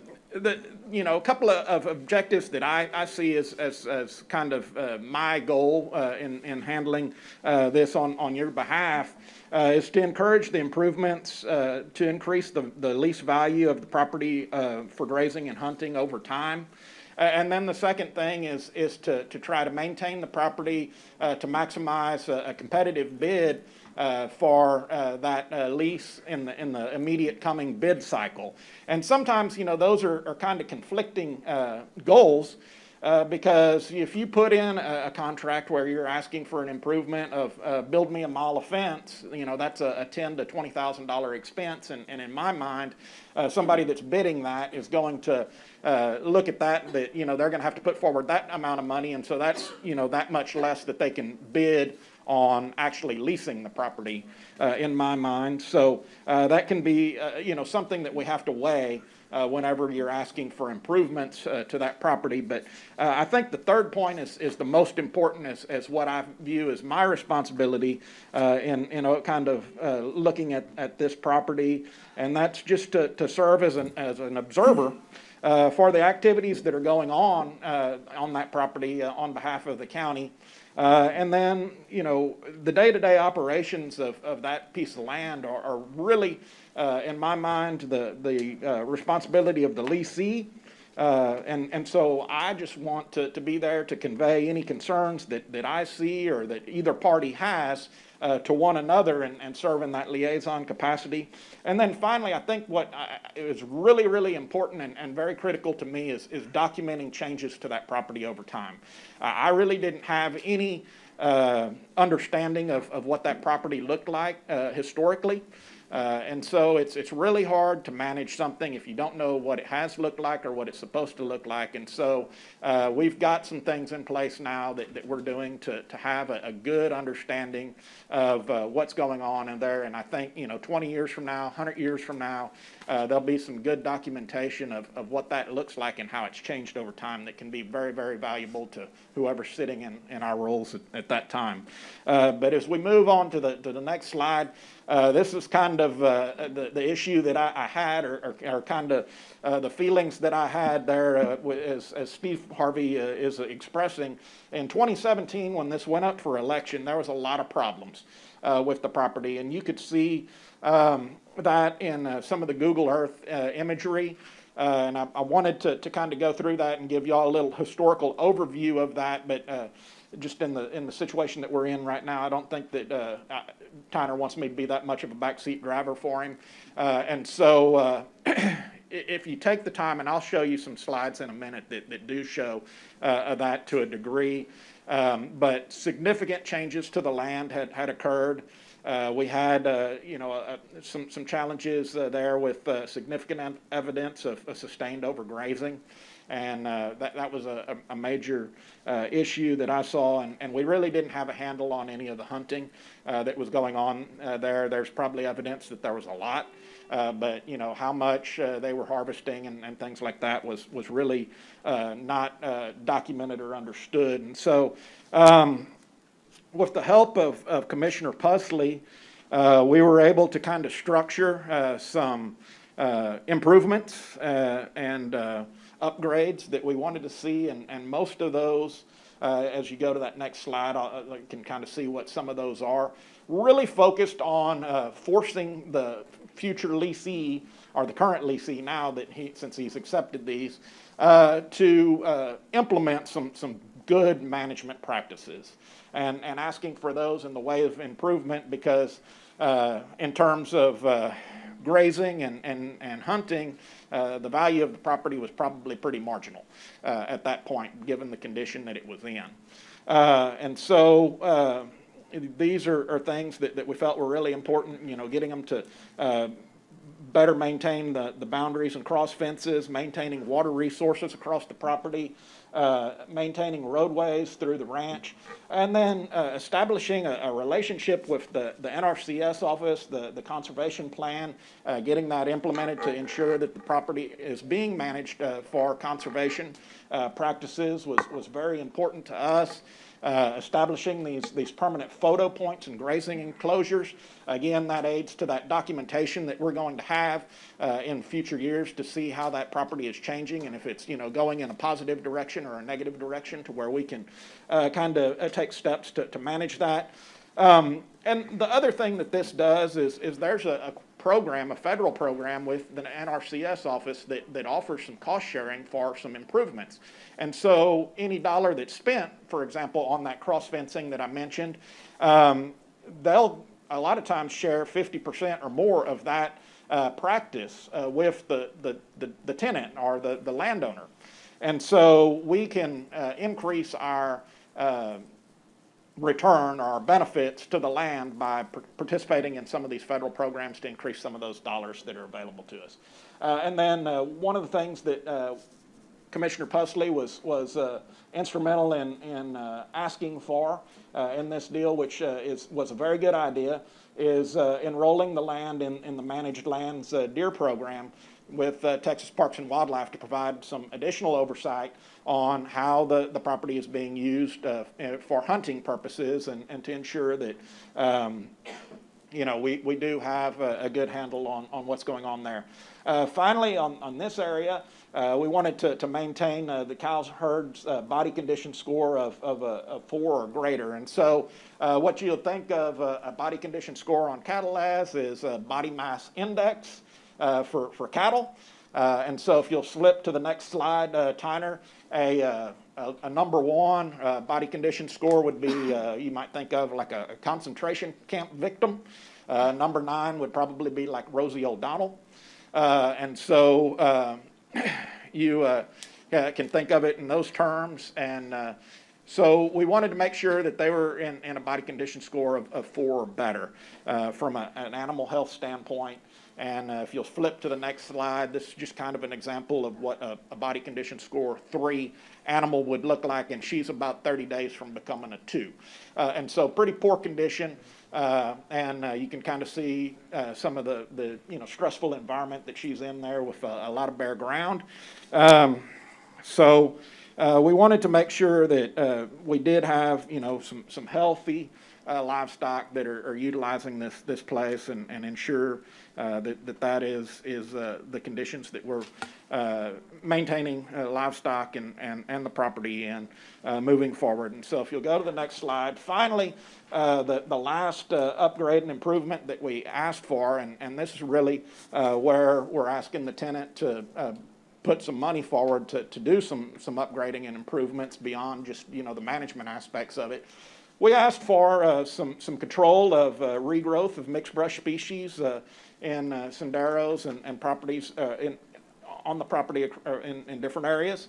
And then we asked for a minimum contribution of $3,500 to chemically control brush and in the improved pasture areas of the ranch. And the thinking behind that's asking for $1 an acre, which isn't a whole lot, to put towards the improvements of maintaining some open spaces on the property, and the number of acres that were in that improved area over that 5-year contract, they could do a good job of getting across that at least once, and then probably having some money in subsequent years to kind of go over and maintain some of that property. And so that was kind of the thinking there.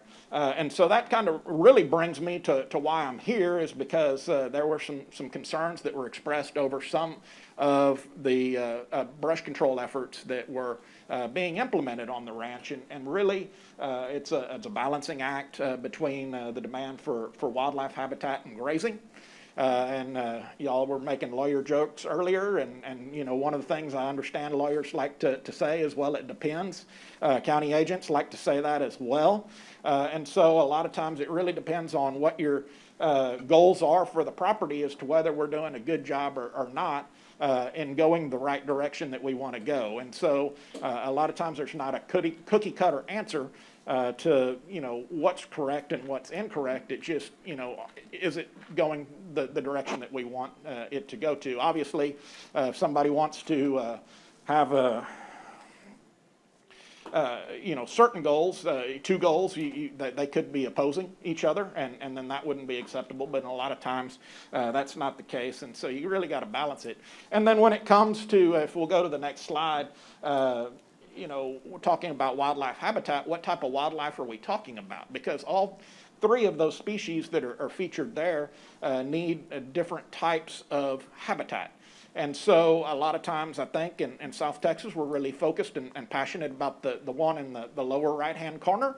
But, that's not to discount, the other 2, and certainly the one in the top right corner has a lot of value to a lot of people. And there's a lot of people that will, value that particular wildlife species over the other 2 in a lot of regards.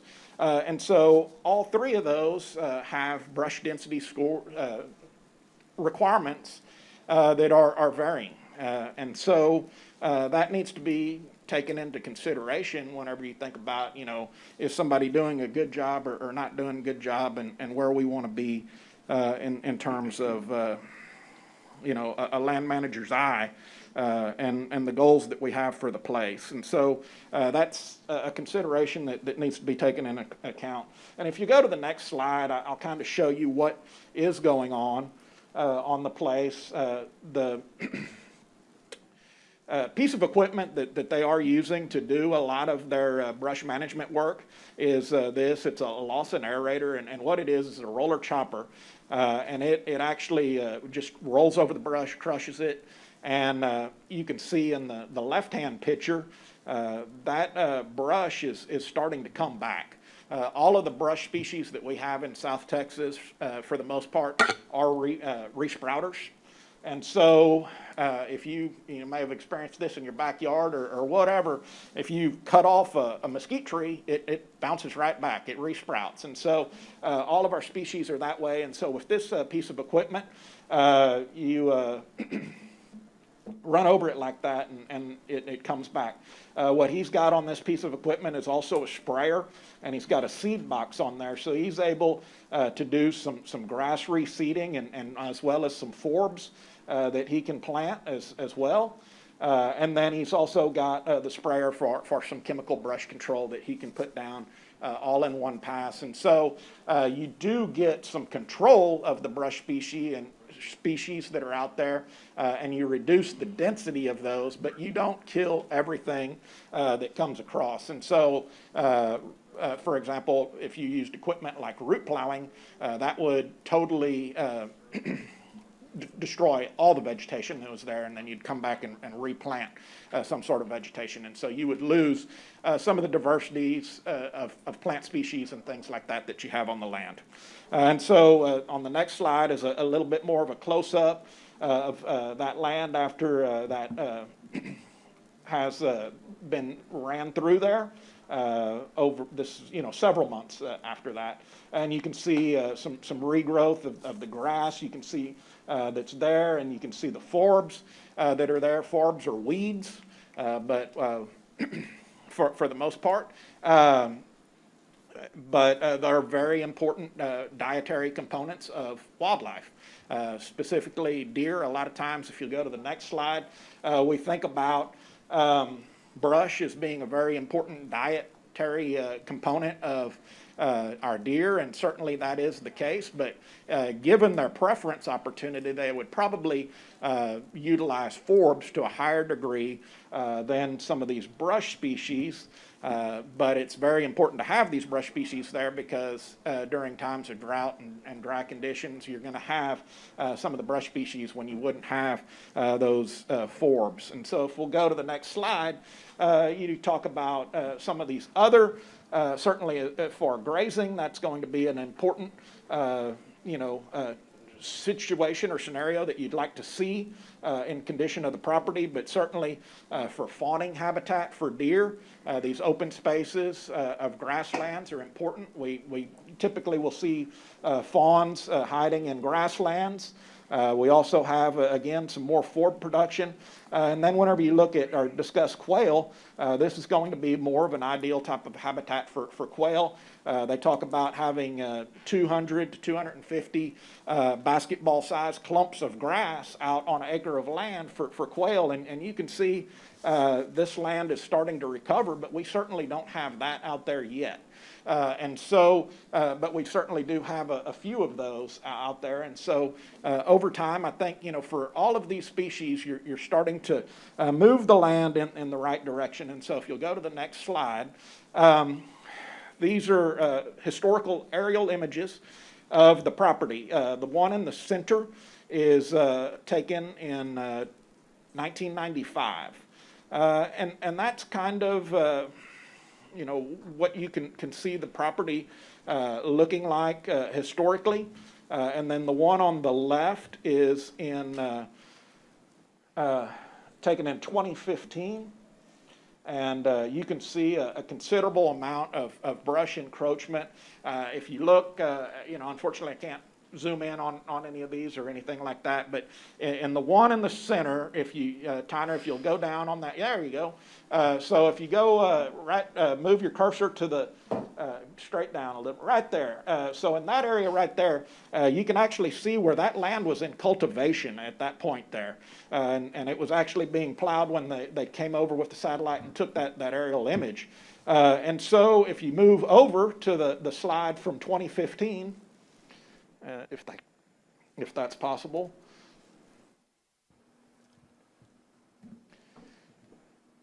You can see that, there's a tremendous amount of brush that's gone in there and overtaken that property. That's all regrowth, Weisach and mesquite that's probably not going to have that great value of for wildlife to the degree that some of the mixed brush situations that we have on the ranch are in. And so if you go to the current situation, back up, Tyner, please, sir. If you go to finally the one on the far right, that is an aerial image that was taken in June of this year.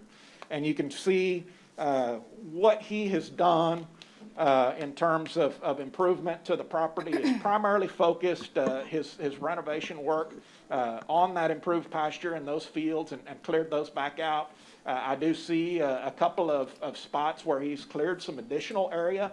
North of there, there's about, 15 or 20 acres or so that has been cleared out. And then just below that field on the other side, I don't know, what the distance is, but again, probably another, 15 to 30 acres or so that's been kind of cleared in addition to that. But as you look at the property and you look at what it looks like, you really don't see a whole lot of difference in impact. Now, on the northern end of the place up there, there's a little chunk that's taken out. That's where the county sold 20 acres to Live Oak for a solid waste transfer station. And in that location, in that northern field there was a pretty significant amount of brush that was cleared that was not, it was probably to a greater degree than what we saw in 1995 on the property.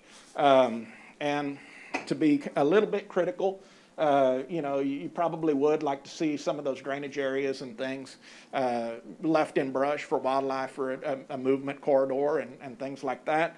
But on that side of the property, there's a significant amount of ranchettes and things like that. So that's probably where your neighboring hunting pressure is the greatest.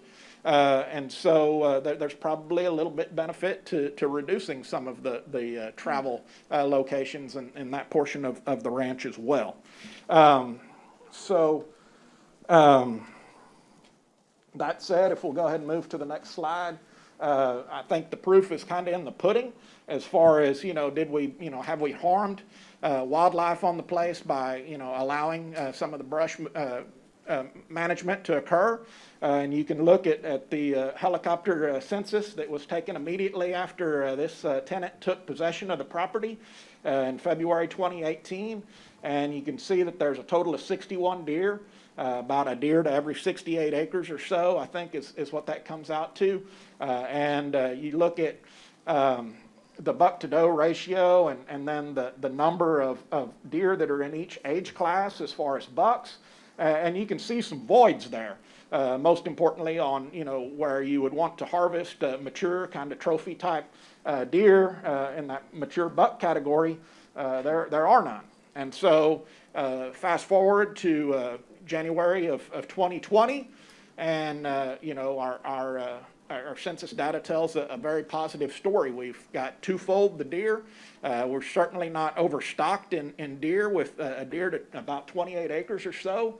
You've got some mature bucks that could be harvested that'll provide some value to the tenant in the future that could be of benefit. And so I don't believe that you could say that the brush management that has occurred on the property has been impactful to a negative degree by any means. And so if we'll go to the next slide, the other benefit of brush control is this is a study that was done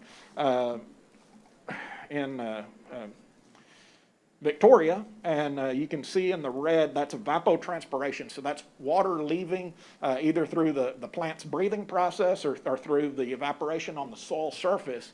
And you can see how much water is lost in that Weisach grassland site before they actually went in and removed Weisach. And then you can see over the same period of time where there's a positive return on that water staying in that ground. And so as you go to the next slide, when we talk about managing for wildlife habitat and things like that, we've got these water resources on the property. And so having them where, they can hold water a little bit more frequently and for longer periods of time is very important. And so I think that that's a very important positive of the brush management aspect that's going on here. All of these ponds were hidden, so you could drive by this on the road and never know that it was there prior to this producer managing this property. Another important aspect of this is, those dams can be weakened by the root systems of these woody species as they die and decay and things like that. And so having that controlled on those dams and stuff is very important to this resource. And so the next slide is just, the next question, again, I guess you can get into is, well, how does this affect property values? And you can kind of look there because it is split between the two counties. This is the Texas Rural Lands Value Trends, and it's a great publication that I refer to quite often. And you can kind of see what the value of that property is.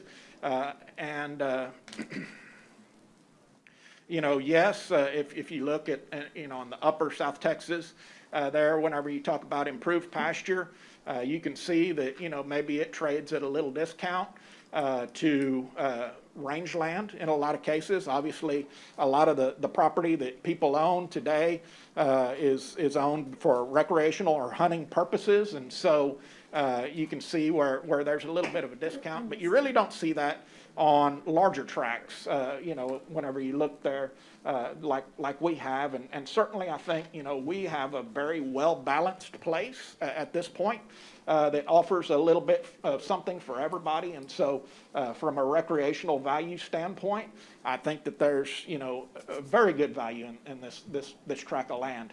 Also, you can look at what the current rental rates are, and if you look at $150 an animal unit, and then the hunting value that's priced there, I think we're very, very competitive on the rate that we currently have this land leased for, especially given the improvements that he's put into the land and a lot of other things in addition to, the cash rent that he is paying us. So I think, we should be very pleased with where we are as far as the rental agreement in terms of And Jason, dollars. what is the time period for that rental agreement? Does it come up every? It's a 5-year period. 5 I'm year? sorry, I may have skipped over that. Well, I may have missed it. So we're in the middle right now. Okay. And it'll expire in basically another 2 Okay. years. We'll need to be showing the property. And I've been reading and researching while you've been doing your presentation. It's fascinating. There's an entire section of the local government code that's dedicated to sort of the rules of how counties operate and lease. So if any commissioner is interested, all of the things we do is subject to law, subject to the statutes. It's pretty exciting. But in law, Belinda, when the county has this, do we hold it in trust, or are we like fee title owner? We are holding it in trust, right? So it doesn't become an asset on our books, right? It's really the state's. Well, it's a $9 million asset or greater. I took your average, and multiplied. But the only ones that benefit is the school districts, not the county, so. Right. That Yeah. that is correct. But still, it's just a How terrific. many pipelines are there already? I know we started with one, then there was three, so. how many? Right, and that's there are 2 pipelines that go through the property, and then there's one power line that goes through. And so I'm sure that the school fund benefited tremendously whenever those I'm easements sure. were granted. Yeah. And so, that's an opportunity that this property has provided for a little bit of a windfall that I'm sure was observed by the area school districts whenever that occurred. Obviously, you spread the value of this lease over all the school children in Nueces County, and it's probably not very impactful, in that terms. But whenever we do have pipeline or something like that come through, it's extremely impactful in those years for those. And I guess any mineral interest is held under the PUF. Is that how it works?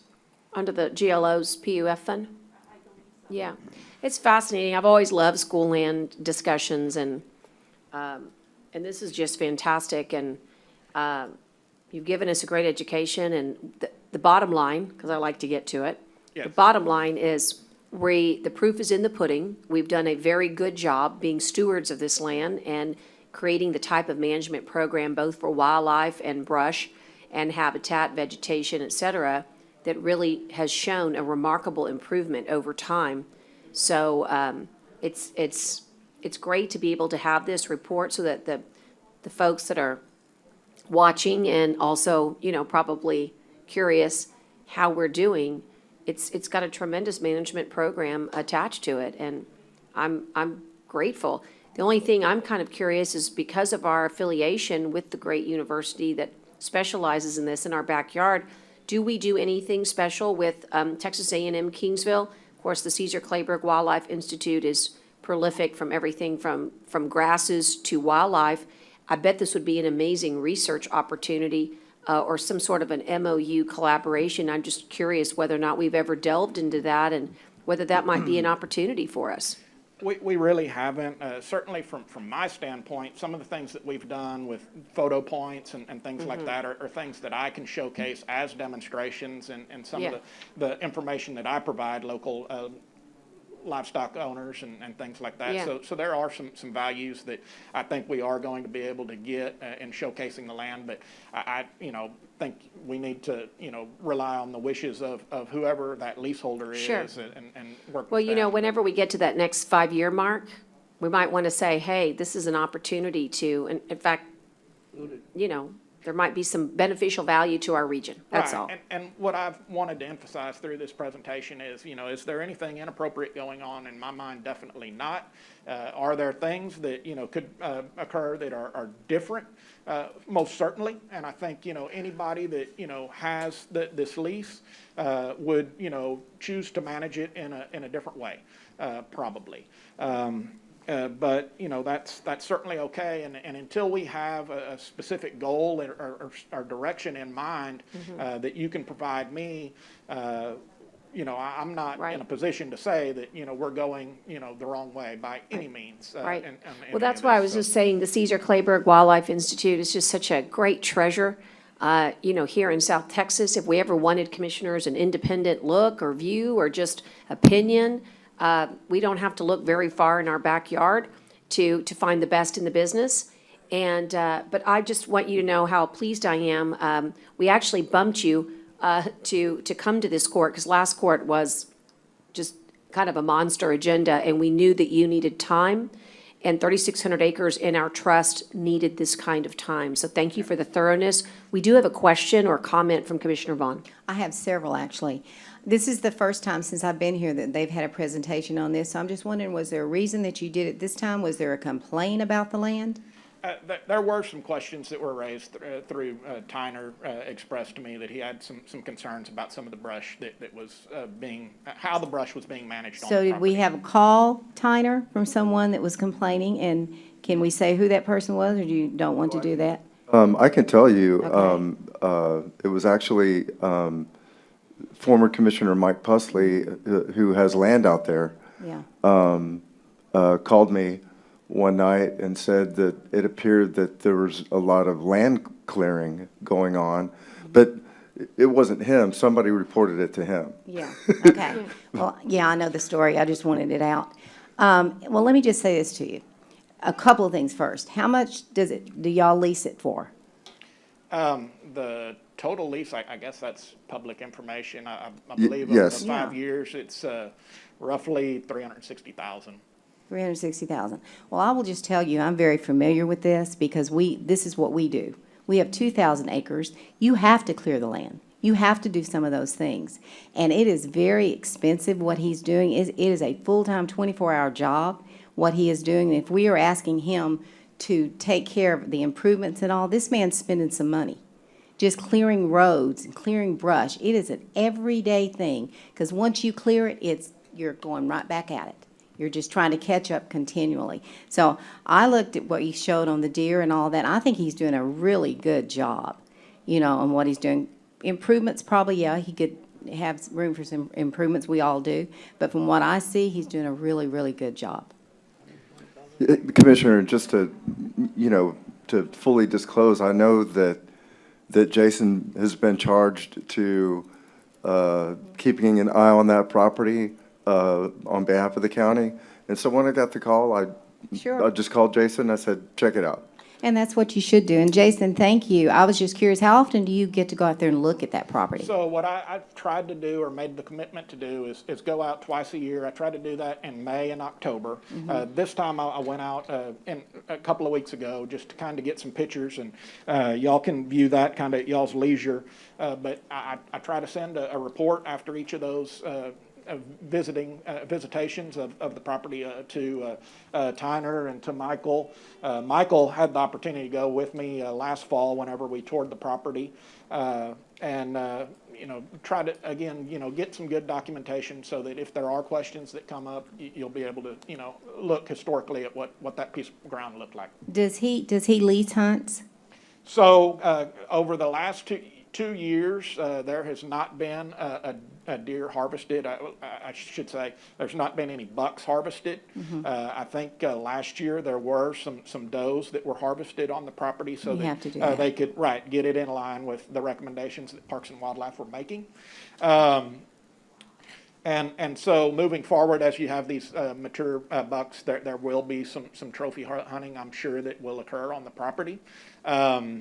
But he did a really good job of destocking the place because it was extremely overgrazed, so he deferred grazing for a full year at his expense. He still paid the lease during that year, and he hasn't had any trophy hunting yet on the place. He's trying to grow his deer population. Right, he's doing a very good job of being a good conservation steward of the resource. Well, the report was great. Thank you very much. There is a video. I won't waste any more of your time on that, but that's a YouTube clip, and that is a tour of the ranch. So that starts at the front gate and moves all the way to the back. A picture every 0.2 of a mile. So take the time to look at that. I'll just play a little bit of it.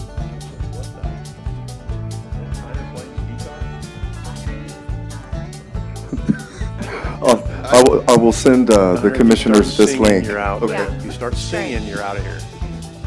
Yeah, no singing. I can attest that Jason gives a very thorough tour. We drove that entire property. It's a lot larger than it might look on that map when you're in the truck bouncing around on that Coachie Road. So I was glad that he reached out to me so that I have opportunity to understand the current condition of the property. And Jason felt it was important for me to know that so that when we go to do the bid in the future, that I have a little bit of history with what's going on out there. So I really appreciate him reaching out to me. That's a yeehaw, Tanner. And it's every minute you spent was valuable. Not 1 minute was wasted. And we're going to get a chance to have the link sent to us so we can watch the video and be completely and fully informed. So really, thank you. Thank you. Thank you. Okay, Commissioners, no action needed on item A1, and so we will look to item A2, which is discuss and consider approval of the election day. Can we go back to BB? Yes, thank you so much. Commissioner Gonzalez, when you stepped out, we went ahead and took Jason's presentation. We're going to go to letter BB. It's a ratification of a DIR contract, the purchase of 180 laptops with docking stations. And this was yours. Yeah, I just have a couple of questions or clarification on this. Okay. Are we still buying laptops? I thought everybody already was given a iPad or, I mean, it's 180 is a lot.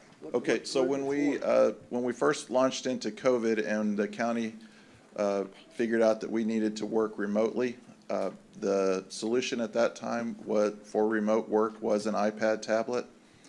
And initially, we were getting reports that it was going to be a short-term event, and so people were willing to work under that scenario. And the iPad is great for certain things. It's not great for spreadsheets and large legal document review.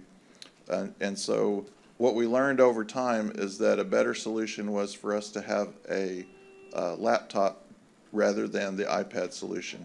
And so and in fact, the old mobility solution was for your desktop to be a tower, and then you would have the iPad as your satellite, and you would have to log in using the LogMeIn software to log into your desktop remotely from the iPad tablet.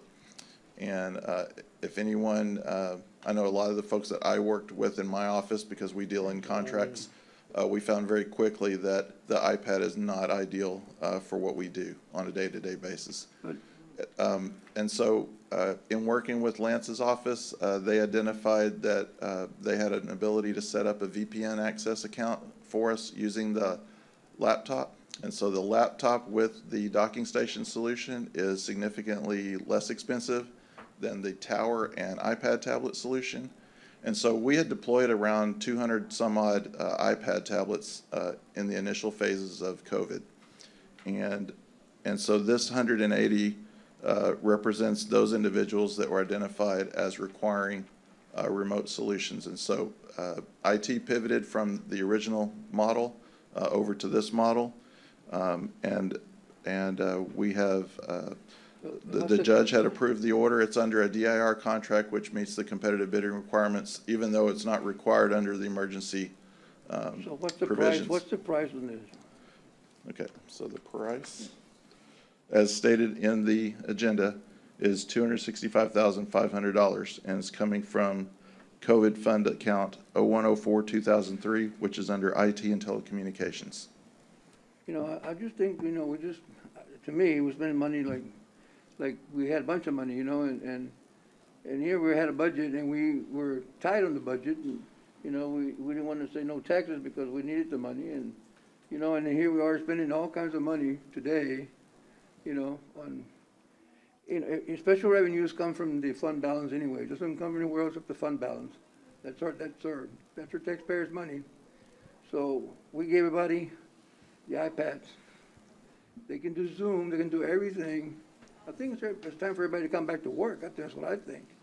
You know, but, you know, we got people out of here that've been out here for a long time. And yeah, I don't believe you can do at work what you can do at work. You can do at home what you can do at work. You know, so I don't agree with all this spending of the. Okay, so I'd like to address the funding source of it. So number one, this is not coming from our budget. This is coming from CARES Act. The source is not our budgetary departments. The source is CARES Act. The funds are available through CARES Act. It is a use it or lose it scenario. And therefore, if December 31st rolls around and we have not used our allotment, we cannot, we will have to, those monies will stay with the state of Texas. Can we use it for something else, Judge? I mean, for. Okay, so these were identified by departments that were absolutely necessary. This is not a wish list. Michael did a good job of being thorough, but let me just cut to the chase. There are some departments that were not issued these laptops that are absolutely necessary, like the district clerk. I always say, until we get a comprehensive vaccine that is effective, we are 2 weeks from disaster at any time. It was our task as a county to make sure that our county services do not miss a beat, whether it's district clerk, county clerk, no matter which elected's office helps the citizen with services, they need to be remote. These were not given on the first deployment because you can only deploy so many at one time. So again, this has been identified by department heads and electeds. Some of them are electeds. Kara, I don't know if your office, that's mainly district clerk. We asked for laptops and Well, we were then, told no. then this is yours then. This is your section. We were given iPads and they said, no, we're doing iPads only. Right, so basically, some of, at that time, we just didn't have it. We now do. Again, it takes a lot to deploy one. You know, you think to yourself, well, I'll just give it to you. But it doesn't exactly work that way. You have to load the software and, you know, create all the important safety features for cybersecurity. There's a million things that need to be done before you're actually issued a laptop or an iPad. Let me also suggest that some iPads are excellent for certain jobs, but a laptop, for example, if somebody needs to scan, or if they need to, there's a good example in the DA's office. They actually have to run video and they need a USB. So like, here's my iPad. It does not have a USB. So I just want to say to you that I appreciate your concern, particularly for the fiscal health of our county. And I would agree with you, but I will tell you that everything that comes to court that comes from CARES Act or emergency management is really vetted 3 times over. It's vetted by the coordinator, First, the request comes in, then it's vetted by the coordinator, the deputy coordinator, and Michael as our logistics section chief. And then I get a chance to weigh in, and then it gets to go to budget. And then we talk about it with our finance section chief. So I just want to give you some confidence that, good to ask all the questions, important, make sure that this is not extra, but this is not coming from the budget as we have traditional funds. It comes from the budget in that it becomes a reimbursement position, but the funds are secure and available. And also, I made sure through Reed Clay and through when we have these questions, because they said, hey, I don't know about, how does this fit in they give us boxes, right, to fit, whether it's public health or medical or personnel or economic support. I've now memorized them. How does this one fit in? Right? How do we help some of the school districts? We bought some laptops and iPads, Chromebooks for school districts. We vet this with TDM so that we get an answer back that says, yes, this is an appropriate use and allocation. So I hope that gives you some confidence. I'm not sure. And as an added layer, we're not required to go get bids on these things when we're in an emergency situation. We just need to go find stuff at certain times. But when we have an opportunity to leverage an existing competitive procurement that's already been awarded, which is the case in this purchase, it was awarded through DIR contract. And so we have that as an added feather in our cap when we're submitting that reimbursement that we did provide a fair and equal opportunity to the bidders who might be interested in that purchase Right. from us. These state contracts are a layer of protection for us, but look, if we could, everybody that can work remotely, not every job can be remote, right, in the county, but every job that can be remote needs to be set up for that, because we don't know, again, until we get a vaccine, we need to be prepared for working remotely at any time, all of us. And so, and also to address your rotation, I just want to throw this out because you brought it up, that there is no doubt that we, through emergency management, will be issuing some new guidance based on our good numbers, that by October 15th, we'll be bringing back a big section of our personnel. And by November 1st, we'll have another phased approach. Just like the governor has used phases to reopen Texas, so shall we follow in his good footsteps in reopening this county. Your county is open, we're just working differently, but in the bringing people back home, we have already begun that process. That doesn't mean that this isn't valuable, because at any moment, the water faucet could go the other way, and we come into a surge. This money we're getting, Judge, is to spend, not to reimburse. I'm so sorry? This money that we're getting is to spend it, not to reimburse ourselves for money to. Well, it's the same thing. I mean, No, we reimburse ourselves, we put it in our budget. right, so if you have $4.6 million to spend and you don't spend $4.6 million on your COVID response when you are the 15th largest county in the state of Texas, you have a major problem, in my opinion. We need more money, not less. I can find things to spend money, but, I mean, I'm Well- just saying, if we get reimbursed, Yes? it goes into our fund balance. So that's the reimbursement we're expecting back, I guess. But so really, we're not getting reimbursed. They're giving us money that we have to spend that money by December. It's a combination. Yes, yes, you'd have to spend it in order to get reimbursed. Unfortunately, they don't trust you with the money. Right.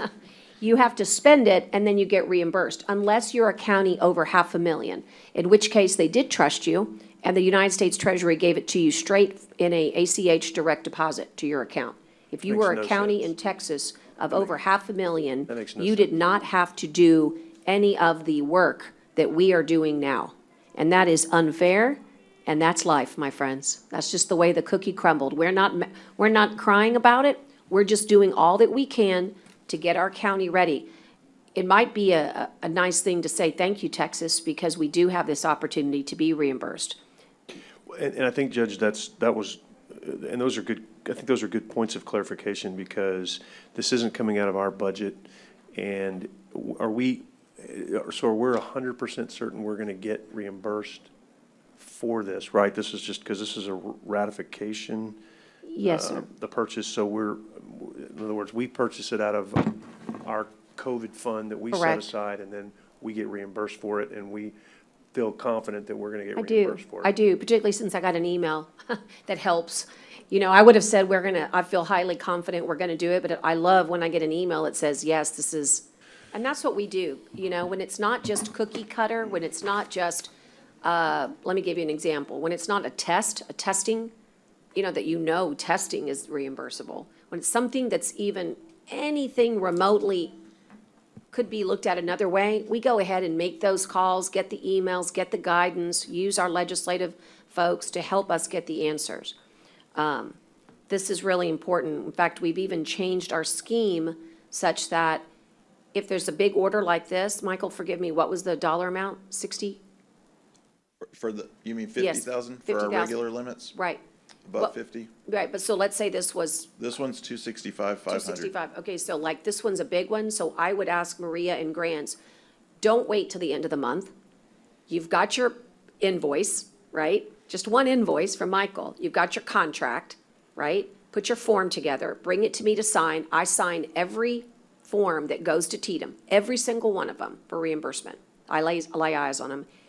We can do that now. We don't have to wait till, you know, October 30th or November 30th, so that the county can be made whole as soon as possible.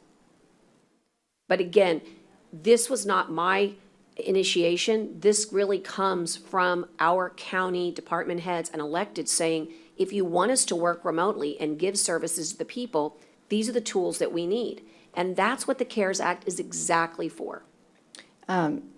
Judge, Jag, I agree with you that if it was in the budget, I wouldn't vote for it this year because we don't have the money, but I don't think she would have put it in there.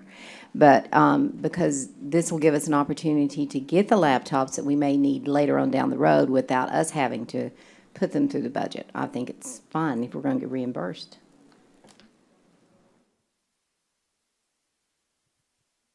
And I'm assuming if we, if there's so- other and so what- equipment that we need to find, that we'll get it. Well, I mean, if there's something that we're missing, then obviously we'll shoot for that, but we know that the need is mobility. Right, the need is mobility, and like the judge stated, the requests were higher than what this purchase actually ended up being. After we scrutinized that list with IT to determine who really needs them versus who wants them. Yeah, there's still more people out there. There's still But some we weren't we- able to address yet. And we might, because there might be a second round of funding, there might be extra dollars at the end, right? And so what's before the court today, this is a ratification. The judge has already signed this order for us to make the purchase. We're just entering it into the record, is my understanding. That's correct.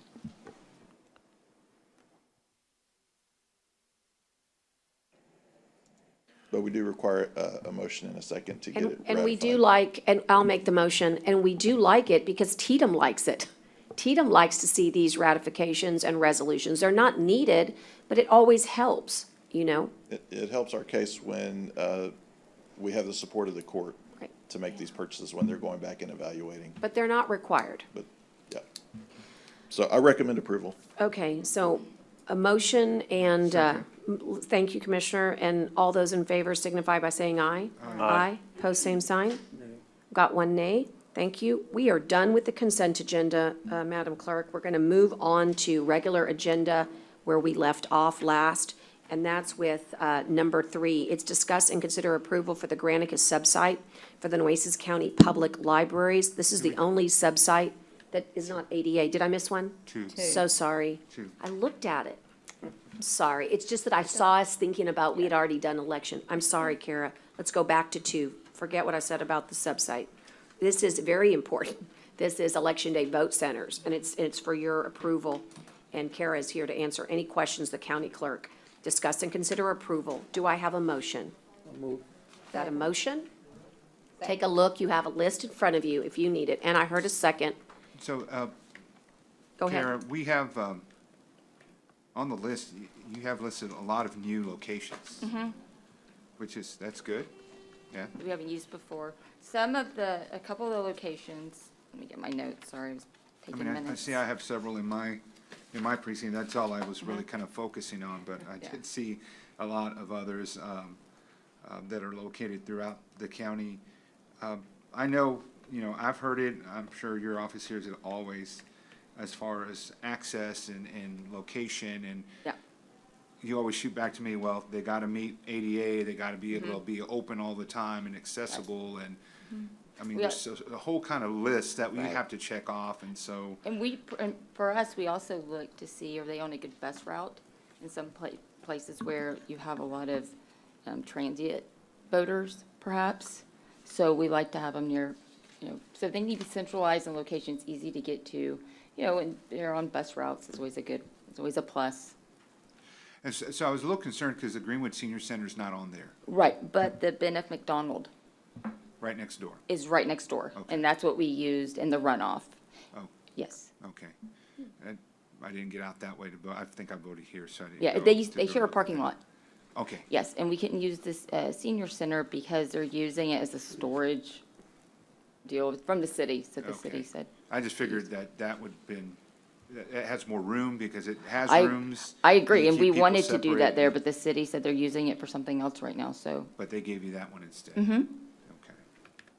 All right. And then, once again, in precinct 3, the Borchard Fairgrounds, what did it replace?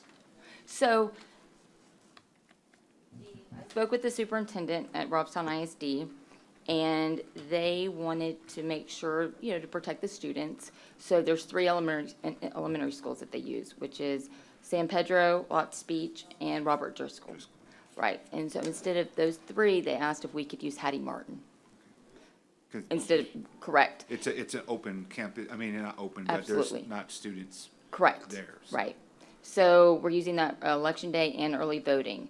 Now, back in the 2016 general, we used the Keach Library. So instead of the Keach Library, because of social distancing and COVID, we're going to use the fairgrounds. And is that going to be in one of the buildings, or where exactly? We're looking at that, so they don't have, that's to be determined. Okay. But, I mean, there's plenty of space there that they can utilize in one of the arena or what have you, one of the. Absolutely. So the county judge and I were talking about it, and we could even use the carts. The golf carts. Yes. We like that because if you remember, there's a little distance between that parking lot and getting there, Yeah. but they have that available. We just, No chance of driving up, though, is there? Drive, what do you mean? There's Drive. curbside everywhere. but he, Well, okay, whatever name that we use for Well, I we, mean, we will be able to do yeah, that. we use the legal name, curbside. curbside. I will take Yeah. it. Is that where curbside dining came from, maybe? It's Maybe curbside, so. correct, Maybe right? so. I will No, we take use what the state uses, it's curbside. Now, I don't know, drive up or drive through, I don't know. And another question, and I know it's not really your, well, it is kind of yours because it impacts you. So there's a lawsuit against the governor right now by actually the agricultural commissioner and the state party GOP chairman and others that are suing to remove that extra week of early voting. So what does that mean to us? I mean, if there is some sort of stay of some sort of order that is put to stop that, or is this process already in the motion that it can't be stopped? Because I worry about, I just saw that on Twitter. Well, it can be earlier stopped, today. but I mean, I'm just wondering, how does that impact voting overall? If we lose a week, then, I mean, these sites are gonna become even more important. Right, so how would it impact voting? Well, we would lose a week of early voting. Then, and then just. Well, you I com- mean- You combine more people voting in a shorter period of time. I think Correct. that was the reasoning why the governor said, let's put it over 3 weeks. Right. So that you can spread it out more, so. Right, So you'll just adjust then if you right. have to. We'll just change I the just dates worry and we'll, because- well, anytime you change dates and times and any major change to the election, right when it's happening, I don't think I that's right just due to worry, voters. worst case scenario, if it does happen, my worry is then you're gonna have, what you were trying to avoid was Right. getting everybody voting on election day. Right. Granted, we have what, 80-something, how many, 80? We have 84. 84 Mhm, sites. We have 25. So- Well, you know what, well, if we have time, we may just have to add more early voting locations to that. I don't know where it's gonna go, but I saw Yeah. that on Twitter earlier, popped up as and so that's concerning that Yeah. if there is anything that goes to court that Mhm. says, yes, we get a judge that says, yes, that Yeah. first week or the extra few days that we have shouldn't be allowed, then that just puts everything up. It does. Up into kind of unplanned territory for you Right. and for the voters and everyone else. Right. You know what, though, but things like this really happen a lot, so we, you know. You're used to We're it. used to it and we're prepared, so anything that's thrown at us, we'll take care of it, we'll deal with it, and we'll to have a We successful also, election. and we serve also the want to folks. say thank you to your staff. I have great staff. Yes. Amazing staff. And this is the hardest part of the year. It's like tax time for an accountant. There's a lot of stress. There's a lot of demands. There's all kinds of, and we just want to say thank you to the people that work there in the office and let them know that, we don't get to see them as often as we see you here at court, but we appreciate them. And Well, thank you. we try to, at least when we can, Pass give that the along. praise. They are great. So, Appreciate it. Thank you. having said that, do we feel Judge, one good thing. about this? Oh, one thing. Okay? I think, just to make it a little easier on CARE staff, and all the election folks, I think I'm gonna move that we take out the Army Depot just because we've got them. They're talking about the election. Hello. Just because we've got them for 17 days on early voting, that's never happened before. So I think that should cover the Army Depot fine, and all those folks will have 17 days. So, I'd move to take one of those out. Nobody has one. Take what? Early voting? No, for Election Day only. no. This is just Election Day. So what are you taking out? Army Depot. It's I number. thought they wanted it, though. Well, they wanted it for early voting, and then, They're gonna be there long? what's Didn't that? wasn't that their request? They're gonna be there for 17 days, right? I don't know. I mean, Sorry, what? oh, she said they thought they wanted it. I don't know. I mean, they've got, so we gave them the 17 days for early voting, which we've never done before. We used to split A&M-CC and the Army Depot. The law changed, where we can't split anymore. And so then we went back and gave both Army Depot and A&M-CC 17 days, which I think is significant to talk about too, because we have, with the help of the county clerk, she and I have been working to increase the voter days at A&M Corpus Christi since we both were in office. So it's gone from 1 day to 3 days to 6 days, now to 17 days that we're going to be out at A&M Corpus Christi. And I think that's significant. And we were able to also do the Army Depot for 17 days. And the only problem with the Army Depot is not everybody can vote there because you have to have a pass, to get on. So we wanted to make sure the Army Depot was covered, but The employees are. yeah, I went all the people out there, and I would think 17 days would be enough. And I'm just trying to lessen the load a little bit on these vote centers because we've got a ton of them, and there's still 2 or 3 places in Flower Bluff to vote. We put F. Lyerly in on Election Day. Yeah. We've got the maintenance What- building, Ronnie Polston. Right. Some people are wonderful procrastinators, and they just like to vote on Election Day. Some people have that mindset and mantra, and if it's already set and it's all the same, I mean, I hear you. It's certainly you should have no reason not to vote early, but I don't know what your shift is, your rotation, whether or not you've been out for 14 days on COVID. It's just trying to, it's hard to fill election spots, and it's just another shift. And Right. like I say, I think they'll be covered because they've never had we've never had this many days at the Army Depot. The most we've ever had at the Army Depot Right. is 4. So we've gone from 4 to 17. To me, should be okay. Right. Kara, how do you feel 5 about days, that? sorry, oh, my bad. Used to be 5 days, thank you. It was 5 days, and now it's 17 Right, days. right. So, but, I mean, whatever. I mean, it's just trying to help. Because vote centers, you can vote anywhere. That's the point too. That was the point of these vote centers. We were trying to get less and less numbers, and so I'm trying to do my part in that theory too. We had 123 to begin with polling sites, or 120, whatever it was, and now we've gone down, and I think we're doing our duty to make sure that we're letting everybody vote anywhere they can.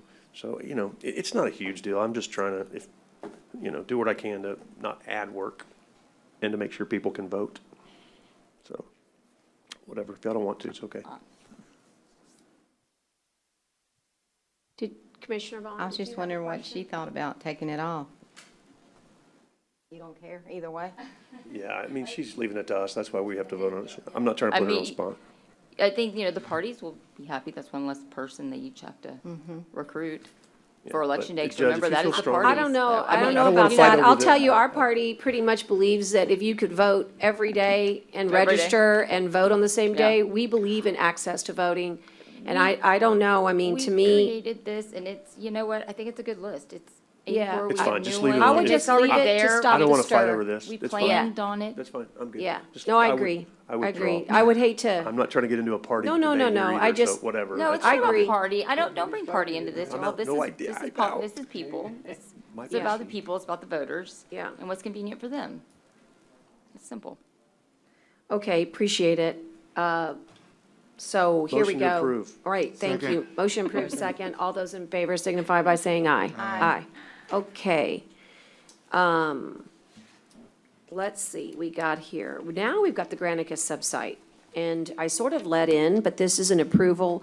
I believe it's in the neighborhood of $10,000. I haven't flipped yet to my chart, but it is for Nueces County Public Libraries. The most important piece of this is that Ida will tell you, this is the last of the Mohicans. It's the only website in Nueces County left that is not ADA compliant. The libraries are taking on a tremendous responsibility right now and doing so well with it, helping so many school children and adults during this COVID-19 response. They're really accessing, using libraries, and we don't want to be flagged for not being compliant for ADA. Ida's joining us, the department head, Ida Garza. Ida? Good morning, Judge, Commissioners. Good Thank you for morning. allowing us this opportunity to discuss and hopefully consider the approval of the Granicus subsite for the Nueces County Libraries. And Lance is also available for any questions. And of course, Crystal has been very instrumental, and David here at the library for providing us all these capabilities. But we are not at this time ADA compliant. And I know that pretty much all the counties subsites have been approved already, except for, I guess, us and maybe the coastal parks maybe. But this is something that's very important to us as we're trying to deal with many activities and stuff, and it would make it much easier for us to be able to be compliant for one, but, to be able to provide the services that are needed at this time. And of course, let's talk about the funding source. Ida, do you recall? Oh, here comes Teresa. I know we had a good funding source for It's gonna- this. Capital outlay, and then she's gonna budget for the annual costs in her budget for 21, 22. Okay. Okay, I mean, this is really non-negotiable. Tyner has the good and hard job of going to DC and making sure that we're checking all our boxes on ADA compliance. And we have an amazing Nueces County ADA compliant website. I'm talking about our home base. But this one really needs to be done, and it's actually will be scrutinized because we have so much, need right now. And again, to kind of toot our own horn, Lance is on, but I think what impressed the DOJ is if you want to do business with the county, and if any part of your software is public, you have to pass the test of meeting the ADA. Yeah. And we were able to tell the DOJ that we have caused many, many companies Yeah. in the state of Texas and possibly in the nation to look at themselves and make themselves ADA compliant just because they wanted to do business with us. Yeah. Well, and of course, beyond we have to, don't we want to? Don't we want to be the type Right. of place that Nueces County Libraries, the bibliothèque alone, I call it bibliothèque, I know it's got another, I think it's called Open Connect. I'm trying to remember, Ida, basically the great library that we're helping school districts. In fact, Commissioner Modis, I think we're helping RISD being able to access all 80,000 books, Ida. Overdrive. God dog, what did I say? Interconnect? Yeah, Overdrive. It's an awesome program, and we're doing that. We're bringing libraries to the school children during this time of so many of them not in face-to-face learning. So it's really important because some of our children are handicapped and are impaired, and they need to have the same access to education as every other child. So I think it's a small price to pay. It's what we call bang for the buck. I'm excited to get this done. I hope we can get a motion for it. So moved. Okay, motion, and I thought I heard the rumblings of a second. Yes, I did, from Gonzalez. Thank you. Motion and a second. All those in favor signify by saying aye. Aye. Post same sign. We're going to have our monthly financial report. It's tracking July 2020, and you should have received a copy of it. Ida, would you lead us through the highlights? Judge, Commissioners, I'm presenting the monthly report for the month of July. If you go to page 6, we're gonna see the general fund. So we can see that we have a healthy fund balance. It's gonna be, the net change in the fund balance is in 21 million, so the total ending fund balance is 44,437, 489. So we are doing good. If you go to page number 11, the one that we constantly talking even with Tomas is the group health. You can see we can have, and the net position it's a negative. That means that obviously the expenditures exceed the revenues. So it's something that is going to have a drastic decrease for the next, by the end of the fiscal year. So it's something that we looking into it. We constantly talking with Tomas to see what we're doing. I mean, as the judge says, we had COVID, we have all this, so it's affecting the health, the group health department. Also, we can go to page number 16. So we can see here the revenues, so we're doing good. We have a 93.4%. So that's what means that we're doing. So by the end of the fiscal year, we're gonna get probably 98% collections. So it's what normally we're doing every fiscal year. Sometimes exceed the 100%, but we are doing good. Page number, if you go to number 80.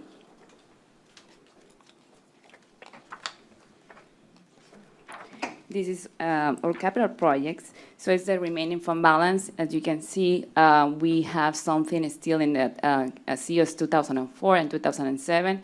We need to look into this because we know, as they'll obviously, every time is telling to the commissioners that we need to spend this money. So those are the remaining right now that we have in page number 80. Can I make sure that, oh, yes, it is tracking. Thank you. Yes.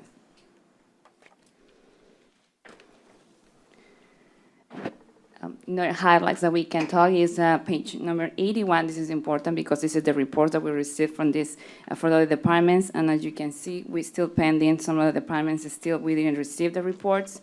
So it's something that our office is still in constant communication with these department heads to get these reports as soon as possible.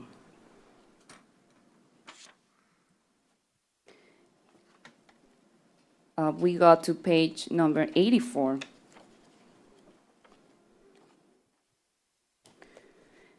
And this is the summary for the P-card transactions for the, as of July, and you can, or the month of July. So the spending is a total of 468,151, and you can see the detail of what transactions were on the spending through that month. The total, you go to page number 169.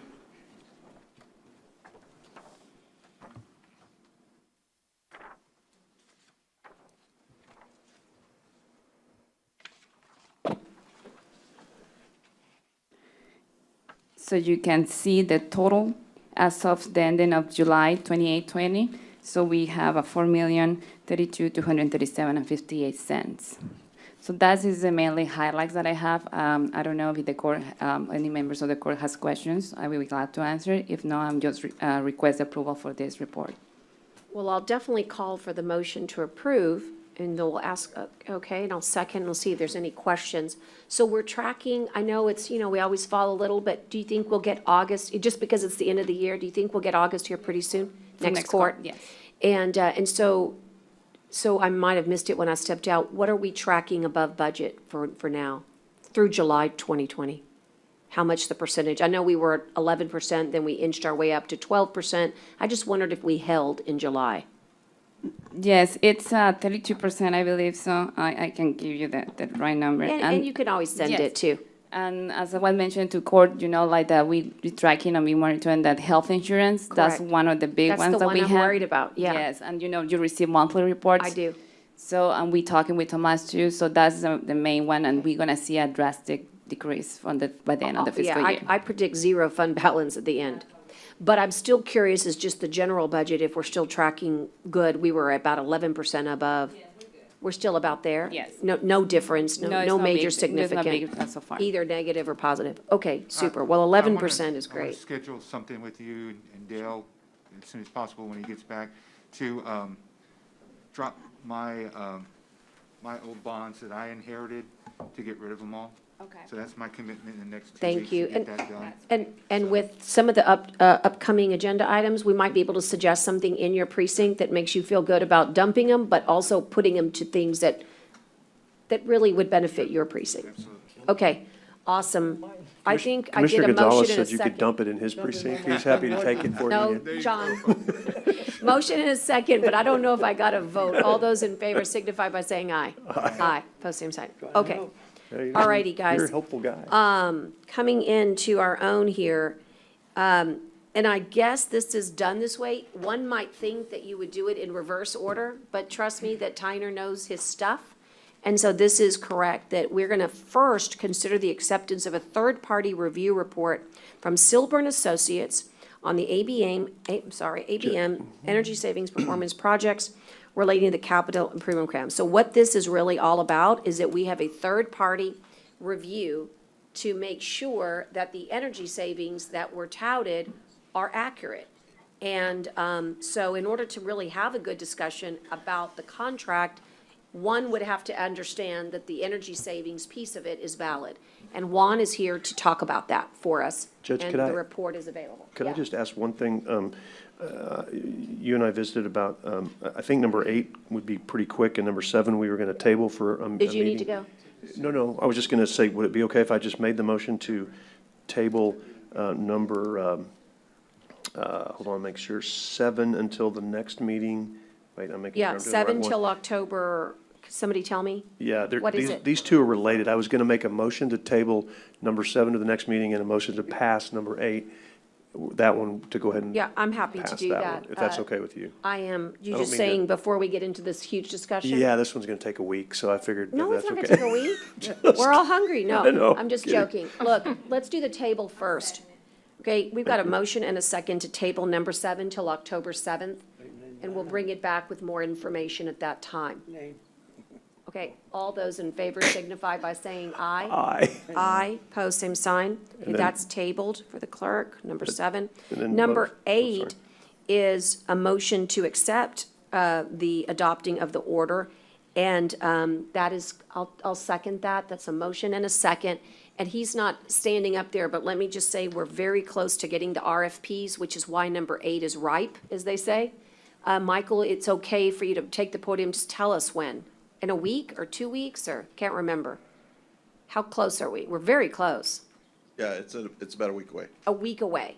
So yeah, if we do number 8, okay, so what is this for? It's for IB McGee Park Office, long awaited. We're excited to have these construction RFPs coming in, but if we get the project, the construction manager, he's gonna help us unveil this, or I guess, open up, maybe, so to speak, the construction bids, and who knows what will happen. We may have to negotiate, we may have to study it, but it's very important. So this is what number 8 is all about. We've got a motion, a second. Are there any questions or discussion for Commissioner or myself or Juan? Okay, well then, all those in favor signify by saying aye. Aye. Pose same sign. And then Judge, last one was at number 11. You and I had also visited about it. I didn't get any more info back from Scott, so we talked about if that's okay to push that one back one more time to do what you and I had visited about. I never got anything back from whether they talked to anybody, so I was just gonna table that one more meeting. We didn't get a chance I to didn't call get it. back? Okay, yeah, that's fine. October 7th Yes, for ma'am. 11. And if anyone's here representing Lan, we'll touch base with you, but we've got a couple of questions on email that was delivered to us. And we know that we know that the engineer of record will be doing construction phase services. And we hope to bring this back to court to finalize it, because it also needs to be done timely so that it can all make sense with these Yeah, bids. and speaking of timely, that October 7th date is the date we're planning to do the award for the IB McGee building. Say that again, I couldn't hear you. We're planning to do the award on October 7th. Okay. So because we'll already have the results of the bid opening And, before then. and the only thing I would say, Michael, is if when we go to committee and there are questions and we do need the engineer, that we might have some latitude, because we will need the engineer to be able to maybe answer some of those questions. I don't know, maybe. So on a bid, we don't have a committee. We actually we have a low bid, but it Okay, does get fine. reviewed by the engineers and any construction managers that are going to Okay. be assisting us in that Right. evaluation to make sure that those low bids Right. are able to perform. Right, so we'll be able to have our project manager on duty, we'll have Juan, but just so you know, on the construction phase services, I would just ask that since they are the engineer of record, even though this contract hasn't been approved, that they be included. Sure. Okay. All right, all those in favor signify by saying aye. Aye. Aye, Thank pose you same for the sign. courtesy, I appreciate it. Absolutely. Going back in time, we were able to get some things accomplished, but we're back on Silber and Associates on the performance review report. Juan, tell us about Yes, this. Judge, Commissioners, good morning. Good morning. Judge, Patrick Mabry's on the online. call. I Yes, saw ma'am, that. and he'll give you a brief description of the report and answer any questions regarding the report itself. Okay, and can you unmute him or let him know? He Yeah, is I'm ready with to go. Silber. He's with Silver, yes, ma'am. Okay. And so I think, Patrick, we're about to unmute you, but what I think the court's going to want to know is a synopsis of your report. You were asked to verify energy savings as per the contract outlines, and we're going to want to know, obviously, what your opinion is, and please repeat what those savings would be. Okay, so that's correct. Can everybody hear me okay? Yes. Can. Okay. As the judge said, we were hired to provide our assessment of the energy savings performance contract as provided by ABM. And so what our focus on, we focused on the core facilities included in the scope of this project, which essentially yielded the most energy savings for the proposal. And so just to give you a quick overview, we did find that this project was in accordance with Texas Local Government Code 302. The project also supports the technical and operational interests of Nueces County, in our opinion. And all of the associated energy conservation measures that were selected for electrical, water, natural gas savings, and maintenance labor savings, they were realistic and fit perfectly within this project's scope. Now, there were some non-energy conservation measures that were included in the scope of the project, which we did not consider as part of our report. And let's see, our scope. Do you want to identify those or just tell us the page number? I don't have a list of those as part of this report. All I did was exclude them. Okay, but they would we're be talking about- items that would not have any components of energy savings. So let's say if I'm trying to think of one. I believe there were some facilities where they were going to add lighting, Perfect. which would actually increase your consumption rather than reduce Right, it. I just want to make sure that we give examples, because it makes it seem like there was something wrong, rather than it makes sense, because it wouldn't fit in that category of energy savings. Thank you. Yes, ma'am. And I would let ABM explain that in greater detail. I don't want to butcher that in any way. So let's see here. So what we did again was we reviewed the calculations and the paybacks and all the information that was provided to us by ABM. And again, our report focused on the core facilities. We're talking about the courthouse, the major jails, facilities like that where the calculations were the greatest. And so our original conclusion was that the project is viable and realistic, and the calculations are reasonable. And so we feel that this is a good project. And now, very recently, I was contacted because there was a reduction in the original scope. And the facilities that were included as part of the scope reduction, in my opinion, were minor in relation to the overall project as it relates to the energy conservation.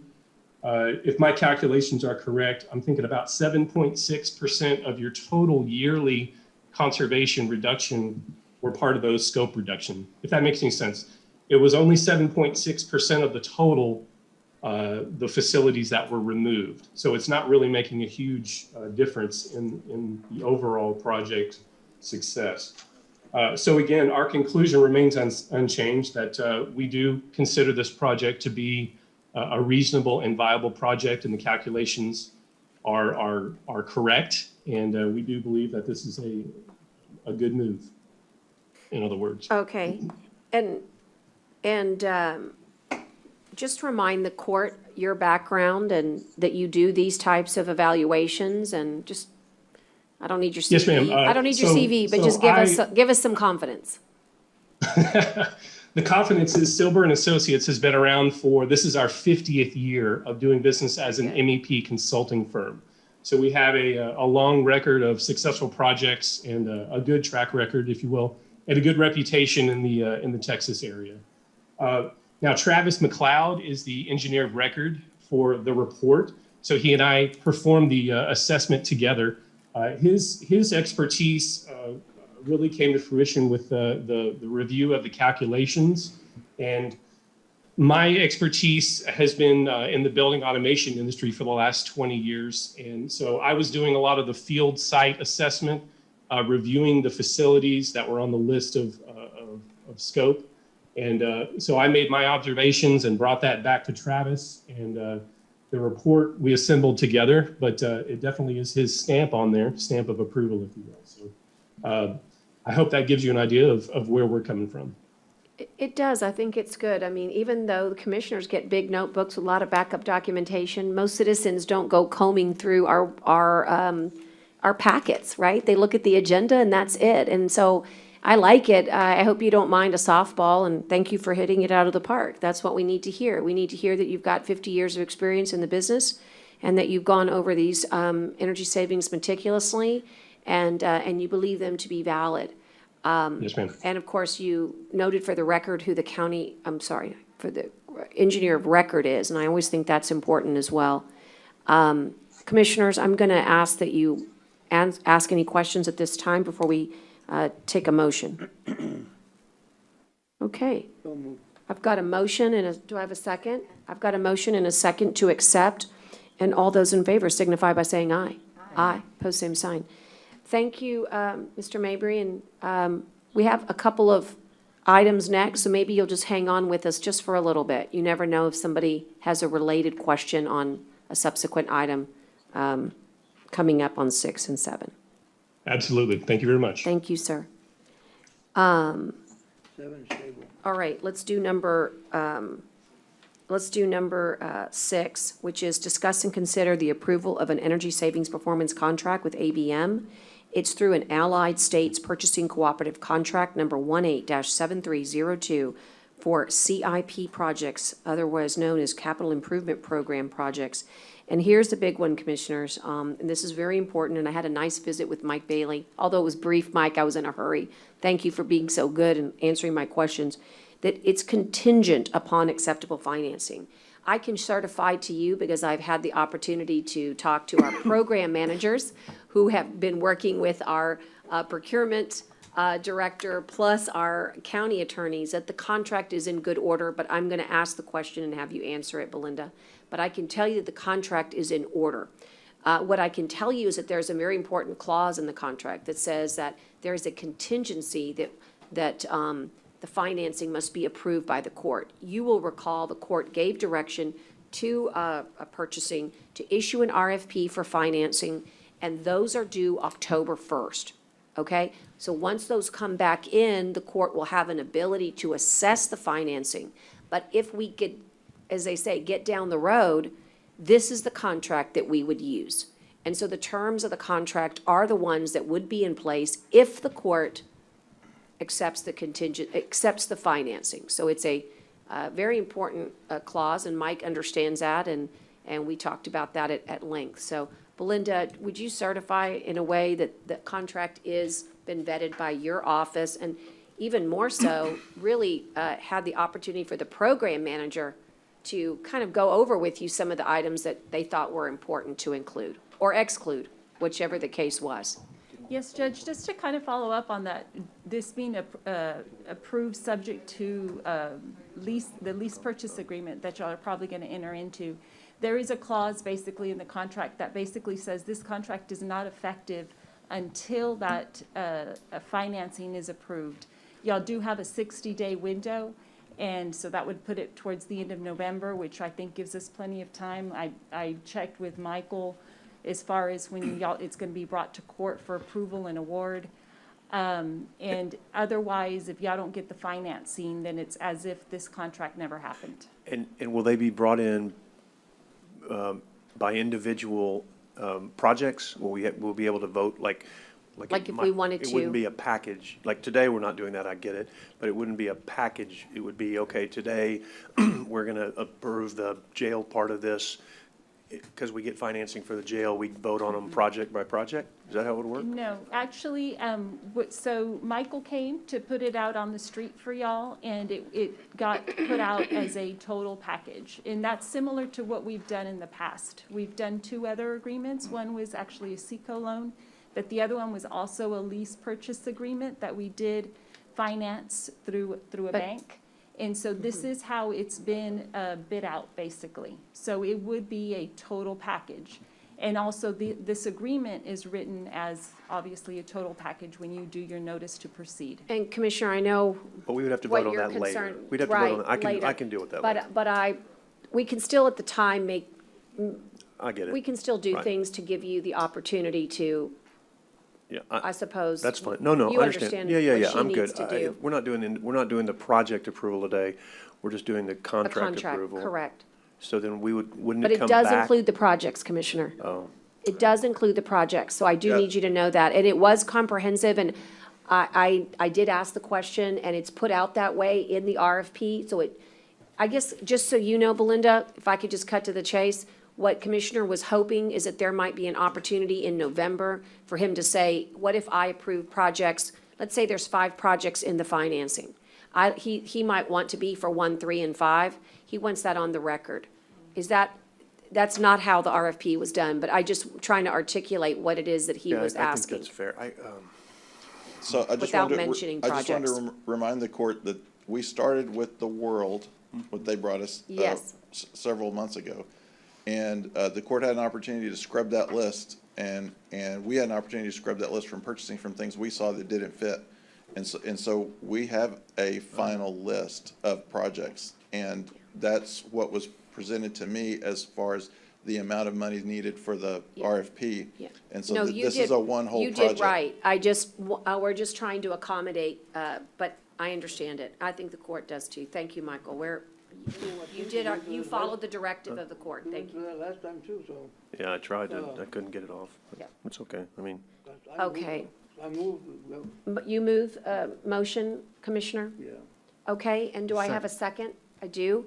All right, I've got a motion and a second, and all those in favor signify by saying aye. Aye. Post I'm same just sign. gonna abstain for, That's fine. because That'll be I 4 wanted to. it broken up and wanted That's to be able to fine. vote individually, and so I'd like the record to reflect that's why. I think I'm for the vast majority of these projects and for this concept. Thank you. I just couldn't substitute one out, so. It's always good to put it on the record. Thank you so much. Okay, now, number 7, we've already dealt with. Number 8, we've dealt with. Seven's table, right? Yes, thank you. Table 7, 8 has been discussed and approved. Number 9 is the appointment of election judges and apportionment of election judges. And Tyner's going to take this one. What I would like the court to do is, the court appointed election judges on August 19th, and the list that the parties provided does apportion them in accordance with their submission. What I would ask the court to do today would be to make a motion to apportion the election judges as submitted by the parties on August 19th. And there you go, thank you. Second, and Judge, I had Yes. just some discussion. Go ahead. I know from time to time the issue comes up, and Yes. it seems there's always a delay in paying out our election judges, Okay. or sometimes they don't always get paid. What they feel is, not that they don't always get paid, let me finish the sentence, Kara's looking at me, that they don't get paid in a timely manner. And so I just want to know today, what is the time frame that we have, just so that the people who are working will know when to expect to get paid? That's more an auditor's question, right? I mean, because Kara didn't pay them. I know, I'm looking at Kara, it's not really No, her no, issue. Submit their paperwork up to the auditor's office, and That's all we can do. 30 days everybody should be paid within 30 days, right? That's an auditor. Do you know what the Yeah, time as soon frame as we I- receive all the I information from Kara's office, it goes to HR, it has to go there, right? No, some of the, well, probably I'm going with the other. Early with the voting status. is different than election day, And then, but, as the primary election day is different because the parties have been paying out and the delays, they need to talk to the parties. That was the delay back then, right? Yes. Okay. Yeah, but as soon as we get the information, we process payment, yes. Within, do we have a number of how many days, weeks? Well, it takes probably like the regular payments that we do. It's an special payroll that we have for them. So can we, Yeah, I can confirm. So, yeah, I check let with us know payroll to just so see. that we can get that word out, because I mean, that's a concern. So I can say one delay at one time, but I believe y'all have agreed to fix one delay. We help him because she communicates to us and it says, I mean, we in constant communication, and then as soon as I hear about it and you know Right. about it, we take care of that. So, and I can tell you one of the delays in the past had been, so on election day, they have a compensation form. Now, early voting, they get in the system and they're paid in with everyone else. They're actually on every 2 weeks. They're in that pay period with regular employees. Now, election day is a little different. Now, they fill out a compensation form. In the past, we get a compensation form, and the judges turn them in, and they have whoever they've hired. Again, we don't know everyone who is at these polling locations, because I do not hire for election day.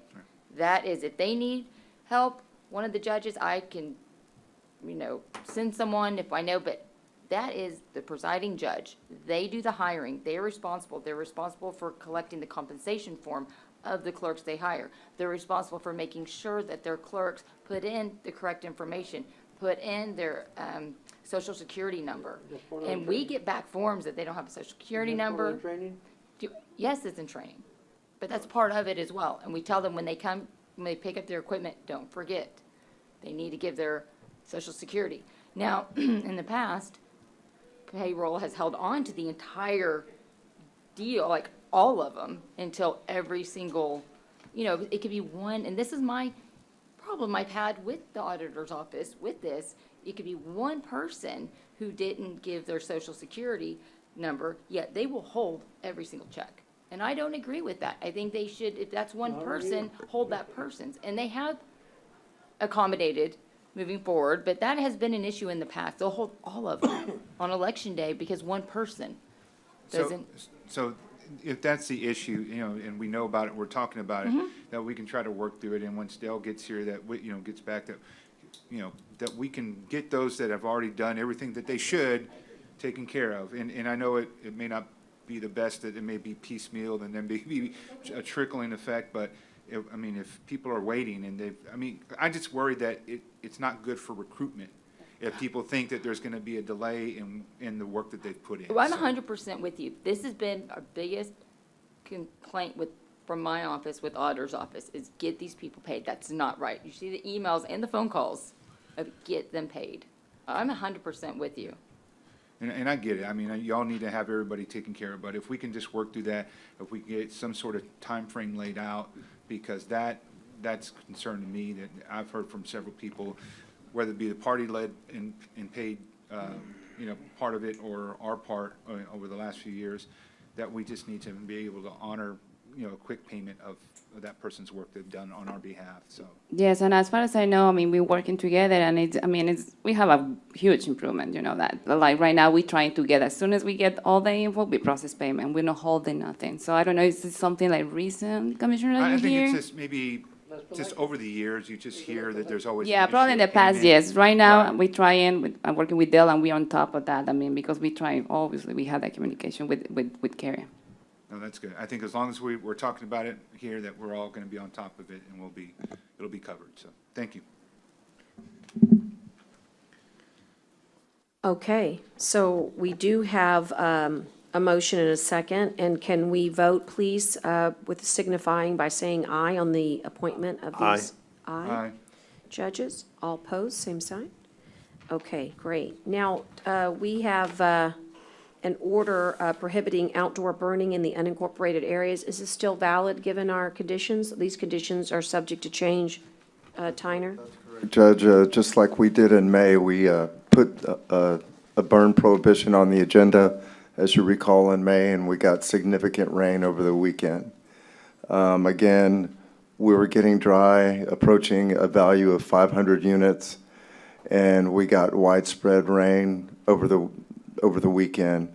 If you'll look at Nueces County, where my arrow is pointing, we are now light blue, under 300 units, and so we are recommending at this point that you just pass this item due to widespread rain. All right, so Just then. motion to table it, or Do you motion want to to table just indefinitely? table That's fine. indefinitely, and a second, please? Second. And all those in favor signify by saying aye. Aye. Okay, moving on to, we've already dealt with number 11. Let's move to the sheriff and constable fees. This is pursuant to section 118.131 of the Texas Local Government Code.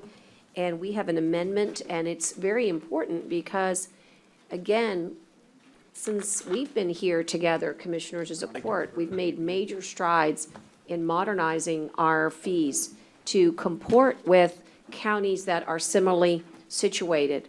And this one is exactly that. I believe it belongs in the bailiffs category, Tyner. And it would bring in additional revenue to the county. But more importantly, it hadn't been done in 20 years. So I don't know about you, but that seems like a long time. Sergio, would you like to address? So yeah, the bailiff fee is one part of it. Okay. Another major part is we are amending some of the fees that y'all had already approved last week. Correct. We didn't, our Sergio. clerk's- yes. No, I know, I'm having a hard time. Can you step up that yeah, mic? just Just Sorry, a little I'm further closer I to guess I'm the, getting old, I don't know, but. So, y'all approved a set of fees already, but, the district clerk's office didn't really have a chance to give any input. And we've actually had, issues with the 2020 fees getting programmed into our e-file system. And, you know, that's a system that we, you know, have very little control over. It's governed by a set of rules, that kind of tell us, you know, what kind of fees we're allowed to charge, and the fees that were approved for 2020 did not fit that set of rules. And so what we did is we amended some of the fees for the writs, which are just a type of civil process. And so all of the writs are now $225. That is the major change from what y'all approved in the last meeting.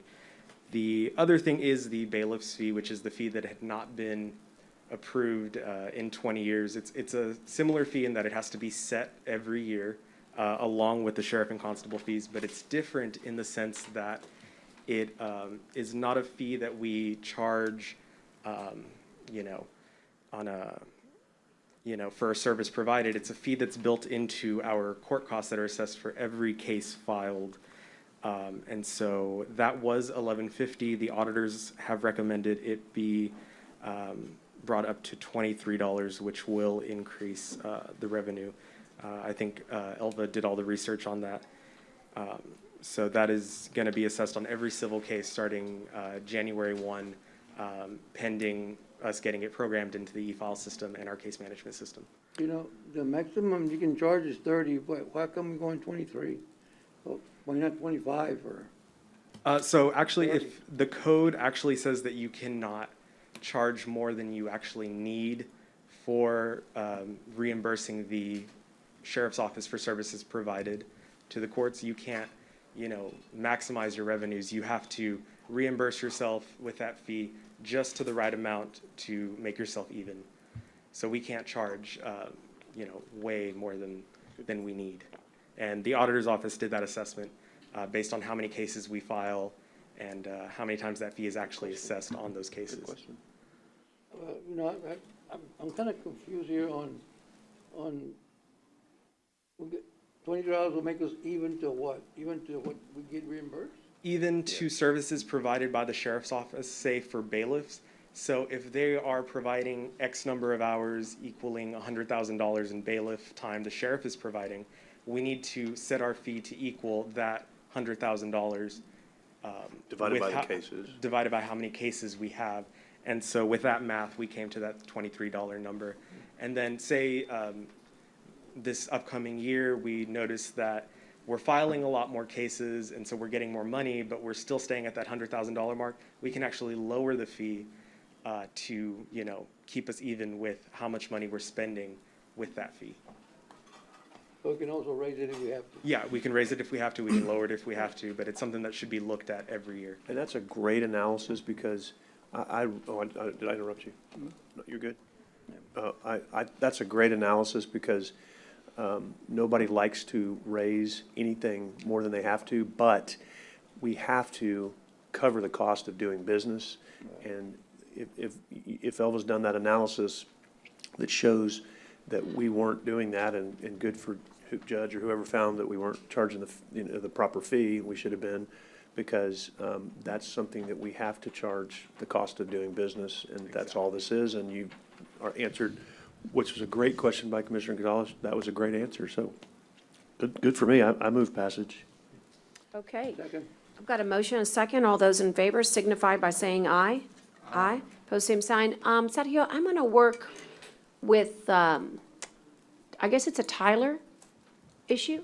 Yes. Yeah, I'm it going to is. make this a priority for me. Thank you. Okay? I am going to need you to maybe just get on my calendar just so that we can say, let's go over it. We'll call Tyler, we'll bring Lance in. I mean, these are difficult issues, as you and I have already gone round and round with other issues, you know, with Tyler. But we've made a lot of progress this year. We really have. And so I want to tackle this one next, you know?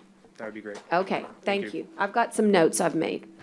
Okay, and the next item in our regular agenda is discuss and consider approval of any overtime for Hurricane Hannah or COVID-19. And so I'll ask Ida to see, this is just a standing, you know, agenda item. Do we have any that we need to consider? This time, no, we don't have Okay. nothing. Probably by next court, we're gonna Right, have okay, at something. this time, we have nothing, so we'll table it. I'll take a motion to table. So moved. And a second, and all those in favor signify by saying aye. Aye. Okay, great, and then now, Edward, We have to I'm sorry. really approve the next 2 weeks, right? I mean, do we go, I know it's stopped now, but we don't have nothing to approve, but we have to approve that we do it next 2 weeks. I mean, you can't just wait for next 2 weeks. I mean, we have to approve it, the court has to approve that we consider the next 2 weeks as overtime. Yeah, I mean, we don't have the activity logs. We don't have nothing to review or to approve at this time. That's the reason, because this is mainly for department heads and that they get in the overtime. And this time, we don't receive any activity logs from department heads. I think he's asking, Melinda, are we supposed to approve it in arrears, or are we supposed to approve it in advance? I okay, think is what we have to do it in arrears. You can't tell people, don't work in emergency. Whether or not I you think pay that's- them is another I issue. think that's his, well, I don't know, I think that was his question, maybe not, but, right? That was the question, we Yeah, have to so, approve it for 2 Well, weeks. okay. So- Right, but what I'm saying is that when the emergency happens, like Tropical Storm Beta, we have, under a local disaster, we have a comprehensive disaster finance policy. We call everybody in on a Sunday. All of those people are gonna log in overtime hours. But having said that, this court bizarrely, and I say that with contempt, so if you hear it, it is meant that way, gets to approve it. I think it's a terrible policy to tell people, come and work in a disaster, and then we're gonna consider whether or not we're gonna pay you. But I live to die another day on this issue, and the issue is correct. You will get it in arrears. They will work, they will submit, they will be vetted and allocated, and then you will have the right to say I don't think it's right. yea or nay. What's not right? I mean, ask Belinda, do we approve before that we're gonna open up the 2 weeks for overtime or not? That's what I had read it.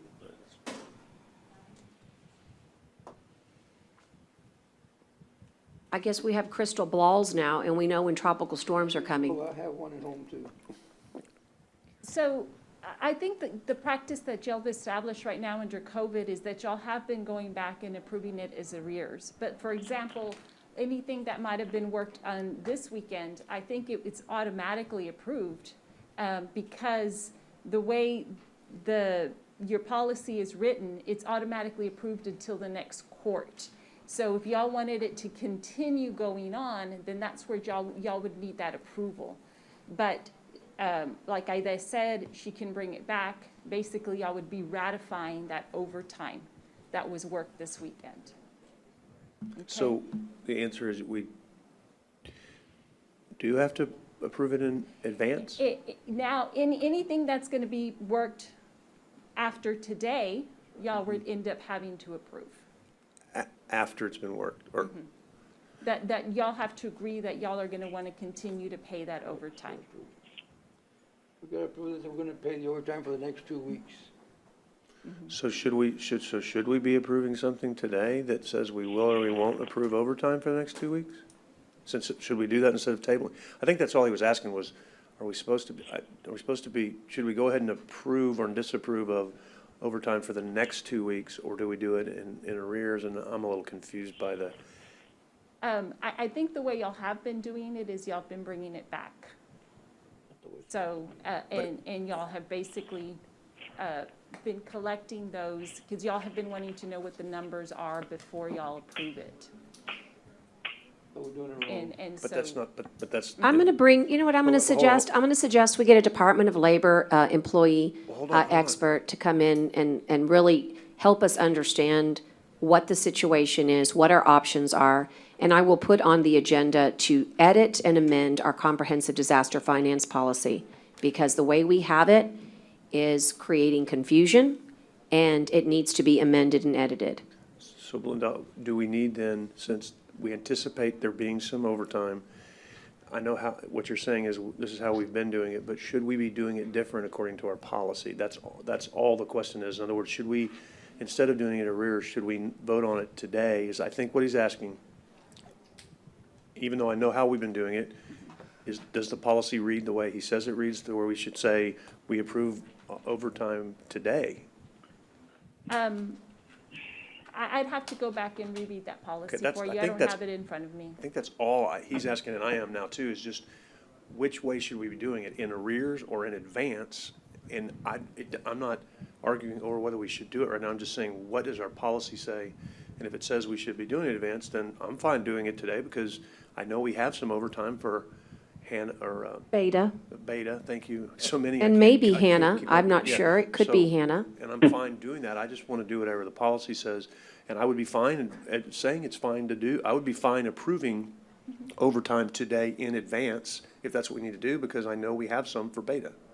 So I think that's all, so whichever way the policy is, that's the way we should do it until we change the policy. And I think it boils down to implementation. I think when it was originally written, it was written so that overtime would be automatically approved for the first 14 days. Right. And then if y'all wanted to extend it past those 14 days, y'all would be making that decision. But I think that's in And advance. so. I think that's in advance. I think so technically, maybe Judge, we need to go ahead and approve today, just to be sure,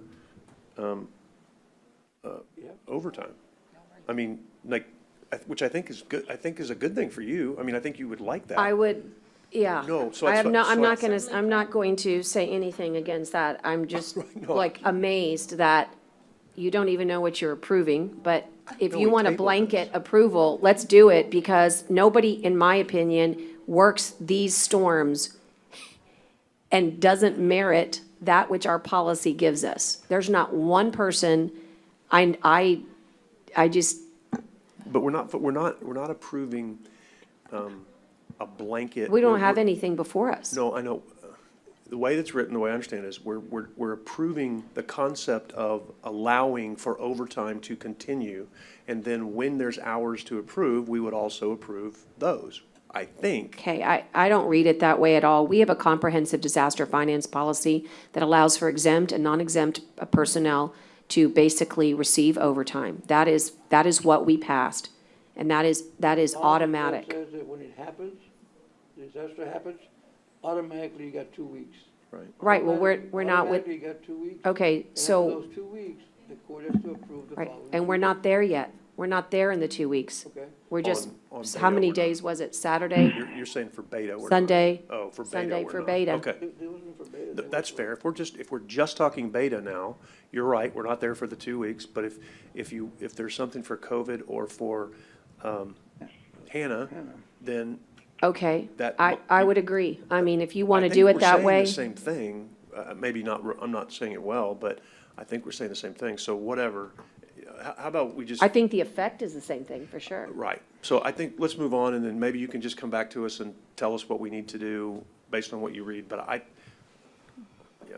I'm just to not sure. clarify, y'all did amend it. So it was originally 14 days, and now y'all amended it to read 14 days or until the next court meeting. But what is the So- difference if the policy says they get it? What's the difference? I mean, if they say they get overtime, that's a policy we have, then why are we even voting for it? So, I mean, right now, I think anything that would have been worked over the weekend Yeah. is overtime is automatically approved under the policy. If there's any other overtime other than beta, Right. then that's something that y'all would need to We to just never had this many continue to extend. emergencies stacked on top of each other, so this is probably why I think this is a little Yeah. confusing.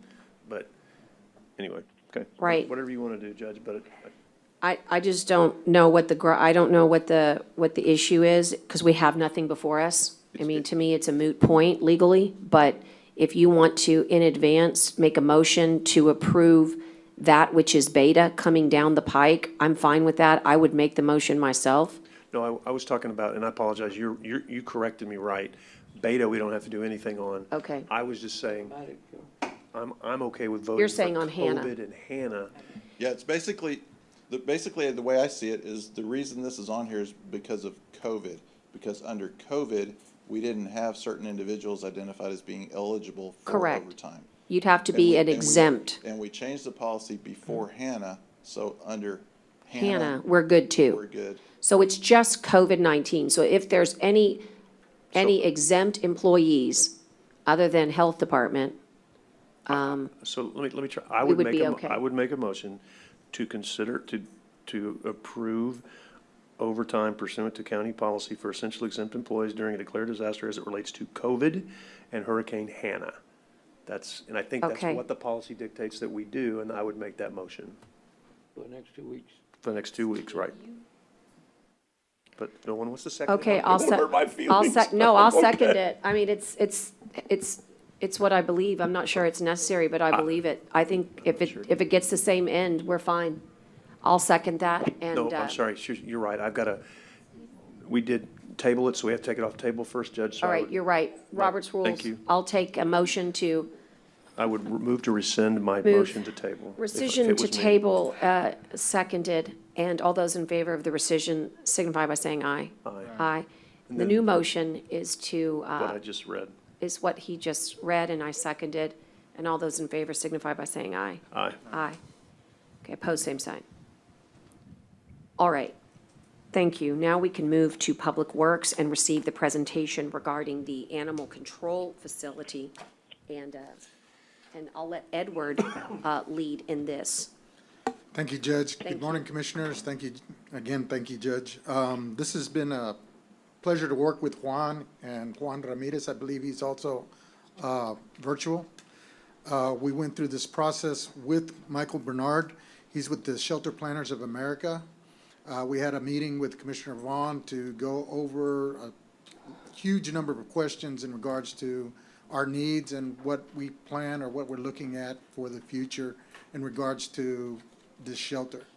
Remember, if we when and if we build this shelter, it's gonna last us for the next 20 or 30 years, so a lot of thought was put into it. So at this point, I'd like to turn it over to Michael Bernard, who I believe is online, Tyner. Yes, go ahead, Mike. Yes, can you hear me? We can hear you very well, and we see your presentation. All right, very good. Judge, Commissioners, thank you very much for the opportunity to share the findings of the needs assessment that we conducted for Nueces County.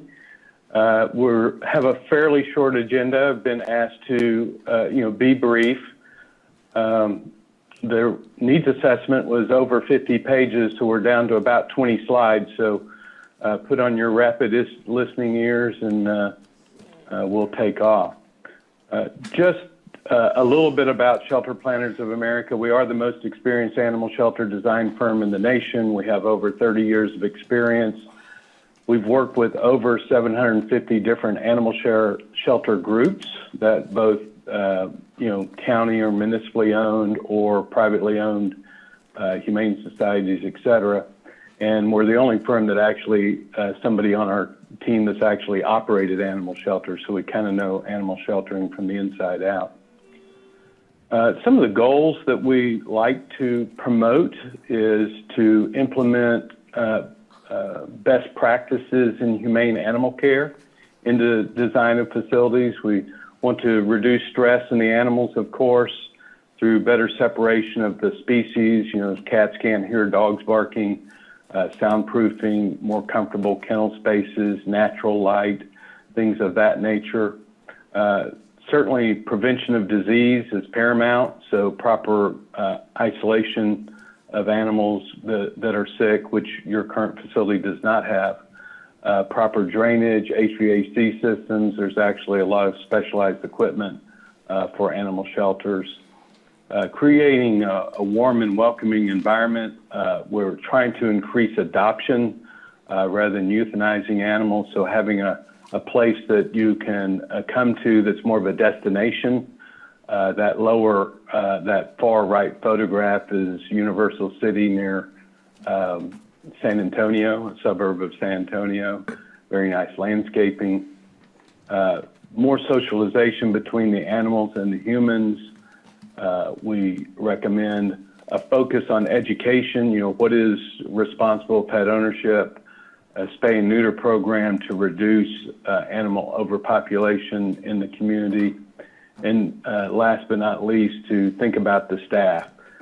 Turnover in animal shelters is pretty high. Training new staff is expensive, so we found we don't have to spend a lot of money to just have thought carefully about, you know, the people that work there. You know, do they have the right equipment to care for the animals, et cetera. The needs assessment itself, as I mentioned, is quite lengthy. These are the things that were covered, you know, the people and animal levels. Probably the centerpiece is the building space program that lists literally every room in the building. How big is it? How many of those rooms do we need? Since you're looking at relocating from the existing site, there's a whole chapter on site considerations, recommended features. We did look at your staffing level because in designing a new facility, you must marry the staffing level and the operating cost with the size of the new building. And then, of course, the opinion of probable cost. Everybody always wants to know, well, what will it cost? So your existing facility, we did not do an exhaustive list of deficiencies because it had already been considered that we probably need a new shelter, but we did tour the existing shelter to have an understanding, a benchmark of what's going on there now. Animal welfare is largely driven by numbers, so here's just some information. All of this is in the needs assessment. But the service area, the unincorporated portions of the county and a couple of smaller cities represents about 30,000 people. Your animal intake was about 1,020. Nationally, at this point, the animal intake is usually about 2 to 3% of the human population. For Nueces County, right now, it's 3.3%, so a little bit above the national norm. The most staggering thing is over the next 20 years, it's estimated the human population will increase significantly, which does, create a concern for, animal welfare. So we need to plan ahead for that. Just looking at the disposition of animals for 2019, you're pretty much in concert with the national norms. A little low on adoption rate. A return to owner was on par. The euthanasia rate, you were within the national norm. However, I would say there's a really big push nationally to try to lower the euthanasia rate of animals. And so we're trying to get to a 90% live release rate. And so there's still a little bit of work to do in that regard. As far as the proposed shelter, we actually looked at 3 different options. Option 1 is to serve the current service area. Option 2 is to look at an expanded service area. There's a couple of other communities that possibly Robstown and 1 or 2 others that might want to contract with the county for animal services. We normally look at a 20-year planning horizon, but because of cost, we did put in a third option that would be serving just the current service area and looking at a 10-year planning horizon. The thing about animal welfare, if we build a bigger building for a 20-year planning horizon because you've got that big human population growth expected, if we do more work on programs in the next few years, more spay-neuter, more public education, the animal intake has been coming down around the country. So to look at a 10-year planning horizon and design a building that's a little bit smaller, but plan it to where it could be expanded in the future is a good strategy in communities where there's a large population growth expected, which is the case for your community. Looking at the size of the proposed building, as I mentioned, we listed every room in the building. We certainly can't cover all that here, but generally speaking, option one, we came up with a size of about 9,300 square feet, a proposed building, which would serve the existing service area on a 20-year planning horizon. It did include the features of an education center and a medical clinic, so you could do spay and neuter of the animals to be adopted on site, which is a very nice feature. And I might just point out that Commissioner Vaughn attended this nearly 8-hour meeting about the animal welfare, so kudos for her for hanging in there over nearly 200 questions of details. And she felt strongly that the education center and the medical clinic would be important, so those are included. We recommend them. However, cost, when we get to that, you'll see that has an impact. Option two is a little bit bigger building, 10,741. It includes the expanded service area to include Robstown and the other smaller communities that might want to contract with the county. It's still based on a 20-year planning horizon, and it does include the education center and the medical clinic. The cost of both of these options was considerably higher than what had originally been discussed about the possible cost of a new animal shelter. And so we included option 3 to be considered. That is the 10-year planning horizon. So it's actually only a 7,000 square foot building, but mostly because we did not include the education center or the medical clinic, which of course are two features you currently do not have, but are very nice features. Looking at the site, we actually went and toured 3 different sites.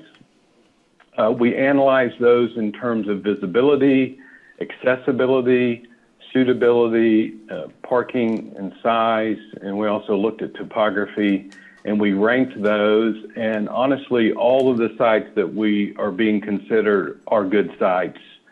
Site 1 kind of hedged out the others a little bit.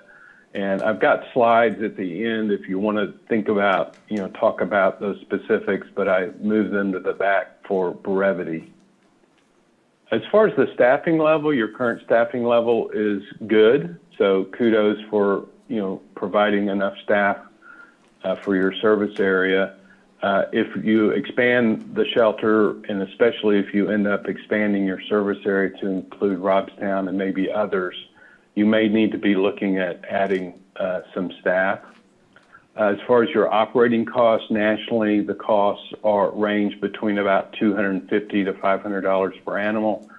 For 2019, your cost was $224 per animal, so a little bit lower than the national norm. But I will point out that rural communities in Texas, there are a lot of them that operate even lower than that. It probably has to do with average length of stay and medical cost. A lot of municipal shelters will euthanize an animal rather than spend, thousands of dollars trying to, nurse it back to health. And, that's a whole different conversation we can't cover today. The opinion of probable cost, what everybody wants to know, well, how much will it cost? Well, we took, because we have such a large database of actual constructed projects, we have a pretty good understanding of the cost. They're presented in a range, a low to high range. I'm sorry, that's a typo. That should be low, and that should be high. So option one is the 20-year planning horizon. The hard construction dollars we estimate to be somewhere between $2 million to $2.9 million, and counting all the soft costs and contingency, about $2.4 to $3.6 million. If we make the bigger build an option two, which would be planned for a 20-year planning horizon, and adding Robstown and the other small communities, the hard construction dollars is estimated in the 2.3 to 3.4 range, and with the soft costs and contingencies, 2.8 to 4.1. All these numbers are much higher than the $1 million that had first been thought about for a new animal shelter. So again, we propose option three that could be considered based on a 10-year planning horizon, dropping the education center and dropping the medical clinic. And that would be hard construction dollars of about 1.5 to 2.2 million, and with soft costs and contingency, 1.9 to 2.7. That does not include the cost of land, and that is based on 2020 construction dollars. And so if you don't end up building it till 2022 or 2025, of course, these costs would have to be revisited. We haven't designed the building yet. That's step two. After approval of the needs assessment, we'll do a conceptual design. But just having done a lot of these, this is actually the rendering of a project we're working on in Marshall, Texas, which is almost to Louisiana. It's about the same size as our option one or two. It's an L-shaped building. It could look aesthetically whatever you want it to look like. And then this is a small shelter we're doing in Uvalde, Texas. It's more like what option three might look like. It may, instead of an L-shaped building, it may just be a straight, kind of a shotgun style floor plan. Like I said, we haven't designed the floor plan yet, so we're kind of speculating, but we want to kind of give you an idea of, what it could be like. Mike, this is Barbara. Let me interrupt just for a moment. Are your design costs in soft costs, or is soft cost FF&E? What can you give me a little thoughts if I need to add on for design? Yeah, I think that's a very good question. So construction cost is concrete, foundation, roofing, air conditioning, site work, parking lot, site utilities. The soft costs traditionally include architectural engineering fees, furnishings, loose equipment. There's some other costs like a geotechnical study to see what kind of dirt you have, surveying, construction materials testing. There's other costs that are involved that are not part of the general contractor construction costs. That's all in the soft costs. And then the contingency is just, hey, it's always good to go with a little fluff. And that we're carrying soft costs as 15%. And we've dissected the total project cost of many projects, and we find that to be pretty close. And then the contingency we're carrying at 5% is just a safety valve for what-if scenarios. Maybe you start the construction and you hit water in your piers and you have to bail the water. There's hundreds of things that go wrong in construction projects, so just having a little extra there. But that's a very good question. I should have covered. Thank you. No worries. But that I is actually the end of the presentation. I hope that was fast enough, but not too fast. But I'm glad to go back to any slide and answer any specific questions commissioners might have. I think it was very excellent and very thorough, and I will open it up for questions at this time. Or comments. So I have a couple of questions. Well, my questions or my concerns with this project moving forward will be the overall cost. I want this done right. I mean, every time I'm at my office in Robstown, I I see that the dog kennels, the office is right next to mine, for animal, animal control. And I've seen the need. I know the need. I understand the need. The dollar amounts that you're giving us, I think it's excellent. It gives us a great idea of what we can afford or what we should expect, and depending on the options. If we bring on any other partners, I definitely see and expect to have them paying a good portion commensurate with their services that they're going to need and what they're already spending on their own budgets. I do want it to be a cost saver for everyone involved, because it's taxpayers, no matter where you're from, where you're located. I like the locations. My question to you, though, is why was the original site never considered? I'm not sure we have done site selection, have we? Well, I mean, it's not an option, but, I mean, we had 3 options that are keeping it in the Robstown area, which I think is important. But why did we not include the original site? Was it just cost prohibitive, the location cost prohibitive? I mean, I know there's a lot of problems with that location, but Mike, is it just not something that you were charged with looking at? We were not charged to look at that, but I will just say this, based on having been there and toured the site. It's this, the existing site is, it's a public work site, and we would really prefer to create more of a retail feel for the animal shelter, a destination, if you will, and being mixed in with other county services like Public Works. Not the first choice. Is there probably enough land there that we could build a new shelter and keep the existing operation operational? That may be true. We could certainly take a look at that. Commissioner, if I can add, that one difficulty that we also find is that when you're pushing cars to the back, all that heavy transport trucks that Juan has that are coming in and out of the yard, we now have a problem where there could be an accident. Thank goodness that we've got good drivers and Juan's people are watchful and wary, but we thought of that. We thought of maybe if we tore down all those barns on the backside, created a direct route, but then we'd lose the barns. So that's one of the difficulties we also have in the facility. And John, if you look at it and think about the other sites, it's kind of in a bad spot. Oh, I it's mean, definitely ugly. in a bad spot. That's why, I mean, I'm sold on that. Yeah. We need another location. I want to talk about it publicly and let the public know that we, not really considered for a number of reasons, which have been listed. So I appreciate that. I think that that's important to share. Is that why it was not even a fourth option? I think it's got to be put off in reserve, to be honest with you, because these prices are probably more than what we expected to put into fixing this, but we need to do it the right way. And, and we're talking, we look at a 10-year option or 20-year option. I mean, we need to look beyond that, because these buildings, Edward, our offices out there, how long have they been there? Literally longer than I have been here, and that's over 34 years for me, so it's 20 more. So that's what I'm getting at, is that we build a facility, I mean, it's going to go beyond that. And so I don't, just me talking out right now in this part of the process, I know the cost is more than we expect, but to go a 10-year option only is not enough. Even the 20-year is still going to barely keep us where we need to be, because I would doubt that whoever's here in 20 years would say, okay, now it's the time to build a new one. I mean, it's really going to have a 30-year, 40-year lifespan, more than likely. So that's just what I'm getting at with this. But I think, it's an excellent presentation.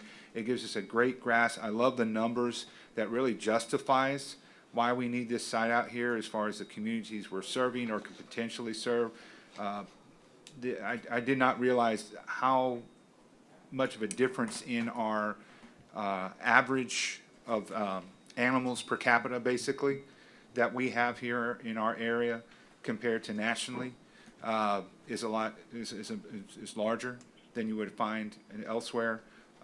Our group does an excellent job in getting these animals adopted out, fostered out, what have you. But it's to me, it's like I said, it's something every time I'm in Robstown, I see it, because Ramirez, the manager there, his office is right next door. His kennels are in the back. The construction yard's in the back. So it's a great hub, but it's really outdated. And so I think that the potential sites that we've talked about, and I know we're not even at that stage yet, but just that the sites that have been presented, I think really give us some great options. But as you mentioned, Mike, the cost for the land has not been included. I definitely want to see that we have a location that maybe we already own, right? If that's one of those 3 sites that's being presented, I think that's going to have to be a big part of our deciding factor going forward, that we're not putting any money into buying extra, because it's not like we're selling the current site to be able to pay for the new one. It's just another site that we're going to have to take on and pay for. So the Boll Weevil location that we have, which is the best way to describe it because that's who's currently out there, but out in the old show barn area, and that part of business 77 and Highway 44, I think is a great, easy access for no matter who's going to come in and drive in. But I appreciate all the effort and energy, especially from Commissioner Vaughn and, of course, Edward and Juan on this, and, of course, to you, Mike, for helping move this forward.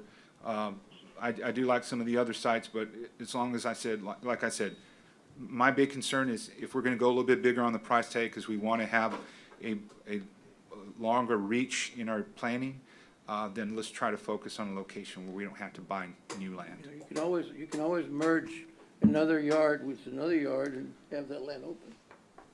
Definitely. It's something we have to look at. Well, I think it's a great presentation. I think maybe what we should do is, like we did for the medical examiner's office building, is put together a site selection committee and have that committee recommend to the court a site selection so that we can move forward. When you choose a site, it can have a huge effect on utilities, and so you want to make sure you're definitely grounded in that site selection. In addition, I would suggest that, we are great owners of land here in Nueces County, so I don't anticipate, commissioners, that land cost would be an issue. But access to land, do you have the proper infrastructure, the roads, the utilities? Well, all of those things are going to come to bear. So let's make sure that, that we, quite frankly, that we put together this committee quickly, and because you don't want to waste time. It's very clear to me that every time we delay projects, they cost us more. That's the rising cost of construction, and particularly in South Texas. So we want to make sure we make the best assessment. I also want to suggest that the capital improvement program is derived from a plan, right? You have a CIP, and that capital improvement plan is, obviously needs updating as we go through the process of getting feasibility studies, understanding it. When you do it and you're tackling 60, 70 projects, you're going to get a cursory view. It's not a facilities assessment. What you just had done is a true assessment of the facility that you need, like we did for the ME. So it's not surprising that the prices would change. It's just an opportunity to understand. We're all getting, well-versed on what the needs are. And because we're at that moment in time where everything is getting on the horizon to, as you said, build for the future, I think it's very exciting. I think if I'm a taxpayer and I'm paying taxes ritually every year, I sure would like to see some wonderful things that my taxes have bought me. And you can't say that in the last 20 years. You can say services were rendered, but you can't point to infrastructure until we came together as a court. So I really like this, and I'm hoping that the two of you will lead the committee and just keep on, as I say, keep us on track, keep us moving forward so that these numbers that Mike and his team have put together don't change on us too hard. And would that be acceptable, I think, maybe to bring back and figure out how? I mean, you've got 500 acres there at Richard Borchard Fairgrounds. Maybe there's land there, right? But you want to be sensitive because wherever you choose in that fairgrounds, you have other competing interests. So you don't want to have a horse show and knowing that you might have, a noise, Bunch of barking factor. dogs, yeah. Right. I mean, you know what it feels like to be at Cabinets Field, real close by the golf. So, that's where your site selection committee comes into play, so. Anyway, there's no action, I don't believe. I'm gonna go back in time here and, double check that it was information only. But it sure was great information, Mike. Thank you. Edward, anything else? Can we conclude? Judge, this has been a very interesting project, as all our projects are, and Yeah. we got the chance to talk to Mike, and he's very knowledgeable, and Commissioner helped provide a lot of insight into those arenas, and so hopefully we'll end up with a good product once you choose the selection committee.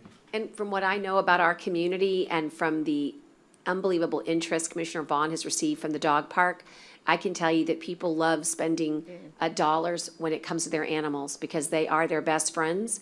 And in times like now, you could use a best friend being taken care of. I also know that Bishop has had tremendous difficulty with animal care and control, tremendous difficulty. They have asked for our help over and over again. Our facility doesn't give that opportunity. This facility can. So I'm going to suggest, besides site selection, that you provide an economic overview of what the revenue building would be to maybe lend itself to option 1 or option 2, if you could bring revenue in from Robstown and Bishop. Now, to do that, you're going to have to probably bring in, somebody from the audit, it doesn't matter, whoever you all think is the best. But the point is that understand that your dollars can be mitigated by some of the revenue sharing, which can be achieved legally by, MOUs, interlocals, I should say. Can not I say MOUs. something, Judge? Yeah. Good presentation. I didn't get to see a lot of it, but I'd already seen some of it anyway. But thank you, Edward, for all the hard work you did. I think when we looked at sites, we looked at what county owned is what we looked at. So we were very conscious of that. Who doesn't love a four-legged animal? That's one of the biggest complaints we get in the county is our facility out there. And I know a lot of you up here are thinking, well, there's something else we need. There are other things we need. But this would be a good investment for our county. We need that. It is a reflection on us on what we have sitting out there right now. And it is embarrassing. And we need to have a facility where we can put more animals. No doubt about it. So I'm hoping that we get to, I know that there's going to be a priority list. I realize that. But I'm hoping this is up there somewhere close to the top. Thank you.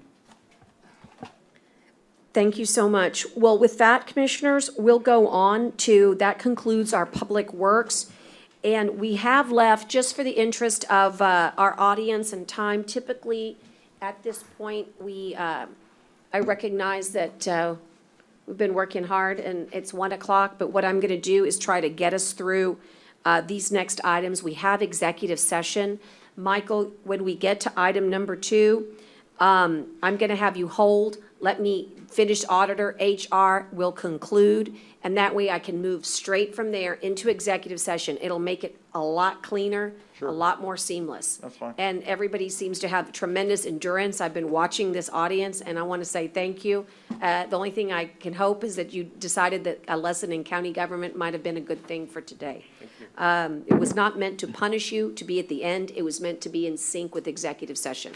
So to the audience, I'm very grateful for the patience. Okay, take us through the electronic bid proposals. Okay, so what we have before you, Judge and Commissioners, is the approval of adopting electronic bid and proposal rules under Section 262.0235. The Texas Local Government Code specifies that if the county wants to engage in electronic bidding, we have to have rules adopted by the court. And so I worked with the folks at LAN, specifically JP Grom was instrumental in helping us look at some rules that we would want to adopt.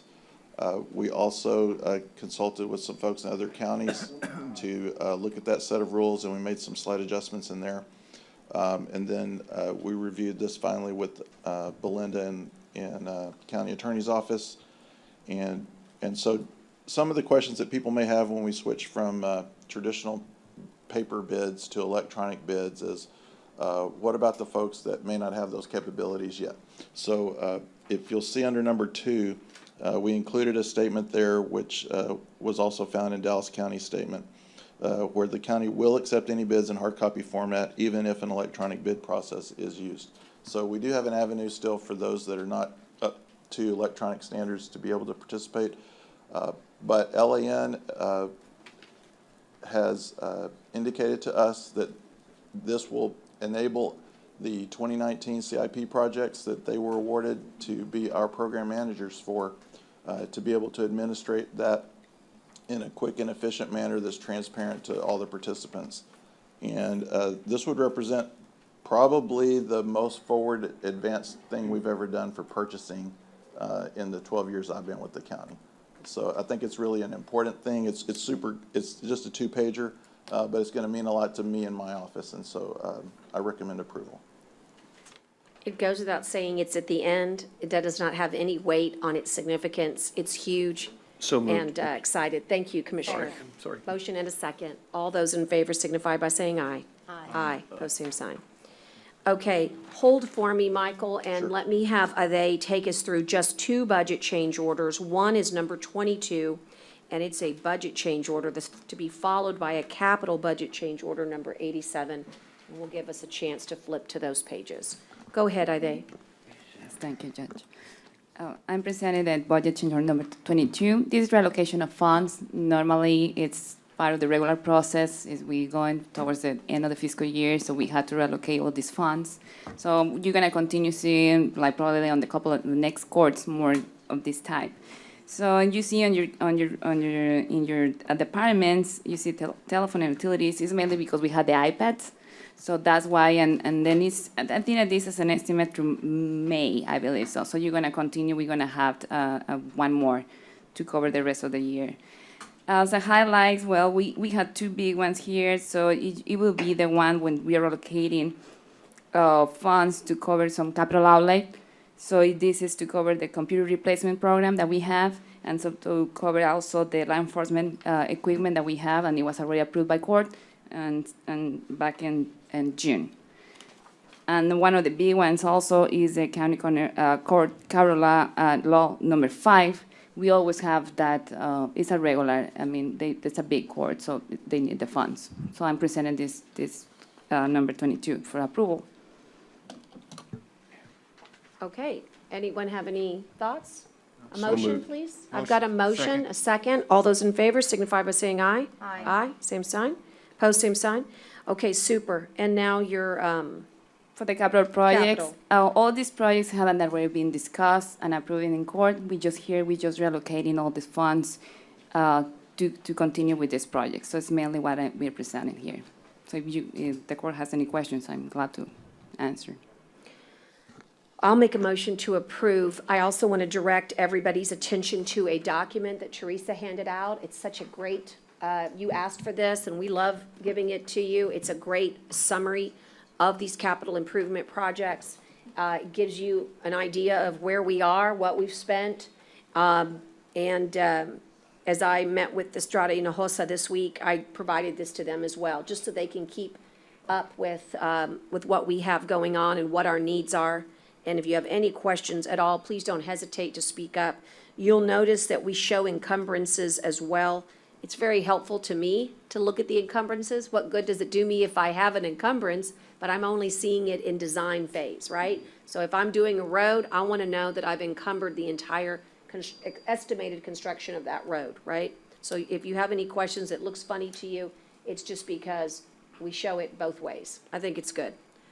Okay, all those, I don't remember who seconded it. I made the motion, but I haven't seconded it. Will somebody? Second. Okay, thank you. And all those in favor signify by saying aye. Aye. Aye. Okay, we've got one movement on HR. It's a communication specialist number 2. It's position pay group 28. It's creating and unfreezing. Take this one, I Judge. appreciate it. Thank you. This was approved in budget. What it does, it moves somebody from information technology to my department to assist in the production of commissioners' court meetings. And at some point when Robert Durand is no longer around here, to carry out our public messaging and to do social messaging, and to possibly participate in, other public messaging. But with all the technology in this courtroom, Lance and I talked about this at length, and we thought it was a good move together. Lance Murphy is supportive of moving this position to my department. Nobody's going to move or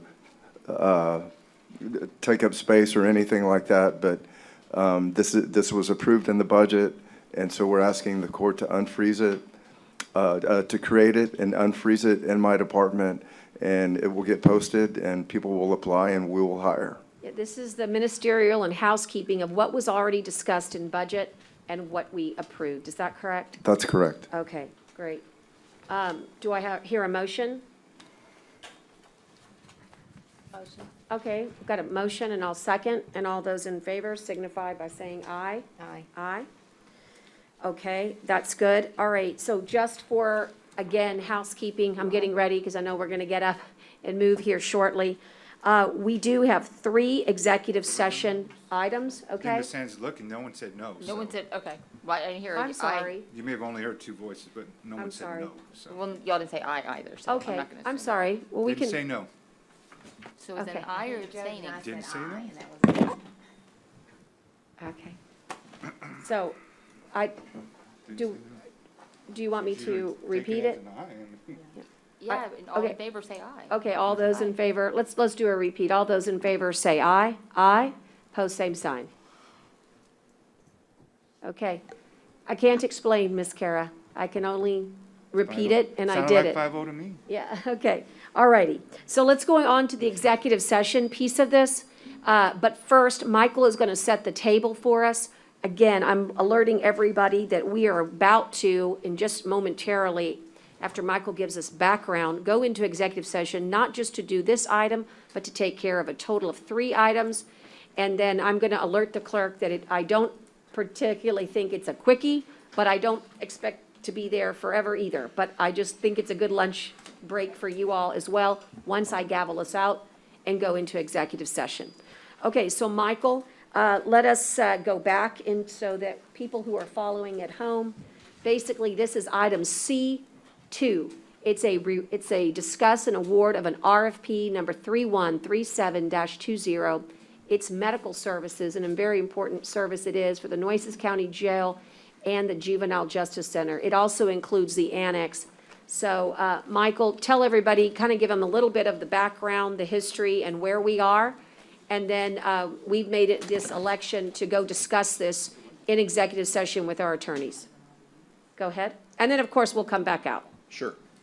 Okay, before I get started, I'm going to hand out some information to you guys Fine. regarding the scoring. of the Fine. evaluation.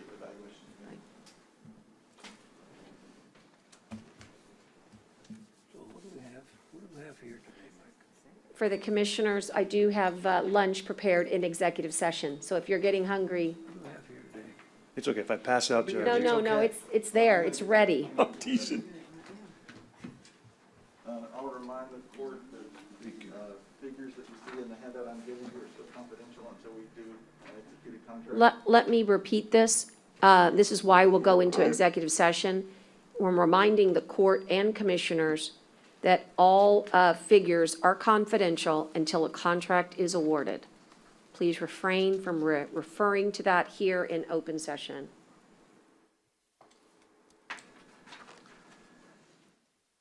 Okay. Judge and Commissioners, the court provided an order for me to go out for RFP for medical services for the jail and the Juvenile Justice Center. We did so. We published an RFP. The proposal opening was originally scheduled for August 13th. We received some questions in excess of about 75 questions close to that bid open date. So we extended the bid open date to accommodate the needs of the vendors, to give them an opportunity to see the answers to the questions and then provide responses, include that in their bid proposal. So that was done on August the 20th. We conducted a meeting of the evaluation committee. That evaluation committee, normally the normal process is we review the submissions, we score those evaluations, and then we come back to the court and make a recommendation. In this case, we, as a committee, felt that we had a couple of contenders, and we wanted to find out some more information from both parties. So we provided an opportunity for both contenders to come and speak to the committee and answer our questions. And so we conducted that review as well. And then after that, we come to court at this point to provide y'all with the scores that were resulting from the committee. I also want to inform the court that we have representatives here from both NAFCARE and Armor Correctional that are available if y'all have any questions when we get to the award portion. According to the scoring, we reviewed their initial plan implementation, their staffing plans, their qualifications and references, and we also reviewed price. And so if you'll turn to page 2 in the handout, you'll see how the scores turned out. But we're not discussing this yet until we go to executive. Is that what you said, Judge? That's correct. Right? Is that what you said? According to our standard rules, the committee is going to make a recommendation to the court, and then y'all Right. can take the next actions. So I have to give y'all the No, no, I'm recommendation just first. Making sure I'm not supposed to ask questions right now. That's all I was trying to get to. Yeah, don't talk about Okay. price and questions and things like that. Yeah, okay. And, yeah. Okay. So the committee, like I said, reviewed on all of these categories. The voting members of the committee were the county judge, Sheriff Hooper, and myself. And we recommend award to NAFCARE Incorporated. And so with that, what I want to say, commissioners, is if you would just, I'm not quite done. oh, I'm sorry. If you'll bear with me. Sure. So in your slides on the following page, you'll see the price breakdown. And so we're not going to talk about price in particular, but you can see there who the low offer came from and what the differences are between the offers that came in. And because there were some issues with regards to some of the main criteria, it was my suggestion to bring it to executive session, and council agreed. And so I would caution everybody that the recommendation is subject to the information that we had at the time. And so this gives me an opportunity to make certain that we get the questions answered that were brought up subsequently to us. And again, it bears noting that it's important to get those answers answered correctly, because it could definitely impact the outcome, and particularly the scoring. So Judge, is Michael going to be back in the back since he's? he can be a resource. Yeah, I wouldn't mind. I'd like to, on that one, I'd like him to be I back. mean, as long as county attorney blesses it, the question is, could Michael be a resource? Certainly as a fact person. As a fact person, right. And then when we discuss, he'll move. Yeah, but it's just to be sure we're clear, the reason we're going into executive is because there's legal questions, not to discuss the award. No, no, right. I get that. I just want to make sure, because he's got some perspective on the legal part of this too, I would think, since he's the purchasing agent. So that, yeah, I don't want to discuss the proposal. Right. Yeah, I got it. Okay, and so, let me do the housekeeping that's so important, and that is that we are electing to go into commissioners. Commissioners are, my goodness, Barb. Commissioners Court is electing to go into executive session to discuss a matter listed on the agenda. It's authorized by the Open Meetings Act, Chapter 551 of the Texas Government Code, and all of these are in accordance with the authority of Governor's Government Code, Vernon Sections 551, 071, 072, 073, 074, 075, 76, 86, and 87. We're going to deliberate with our attorney and consult with her, including matters related to litigation, real property, prospective gifts, personnel matters, including county advisory bodies, security devices, economic development. All of these are permissive, along with negotiations and any other matter that may be discussed in executive session. Upon completion of the executive session, the Commissioners Court may, in open session, take such action as appropriate on items discussed in executive session, and we will come back on the record. I am gaveling us out at 1:16 p.m., And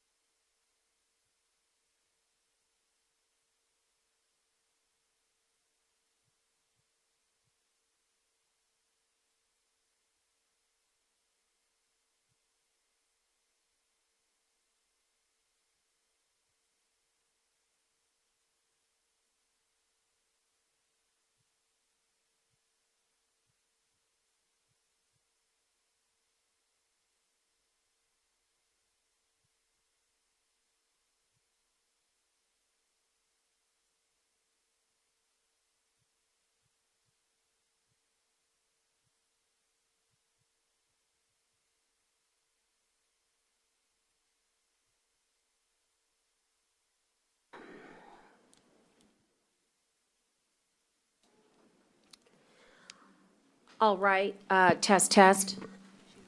We need to let Lorenzo set up here. I've got one more for you up here too, Lorenzo. Literally everything about my desk. Everything is hot, Judge. All right, we're about to come back on the record. I appreciate it. You're ready for us, right, Lorenzo? Right. All right, so we're going to come back on the record at 2:47 PM and announce that we are out of executive session. We had 3 items to discuss in executive session, and I'll take them in order. Item number A, in the cause number 220CV-00191, Elizondo, and lawful heirs of the estate of Ronald Elizondo Jr.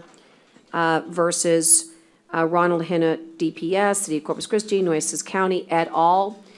Do I have a motion on ratifying the hiring of outside counsel to represent Nueces County, the district attorney, as named defendant and related matters?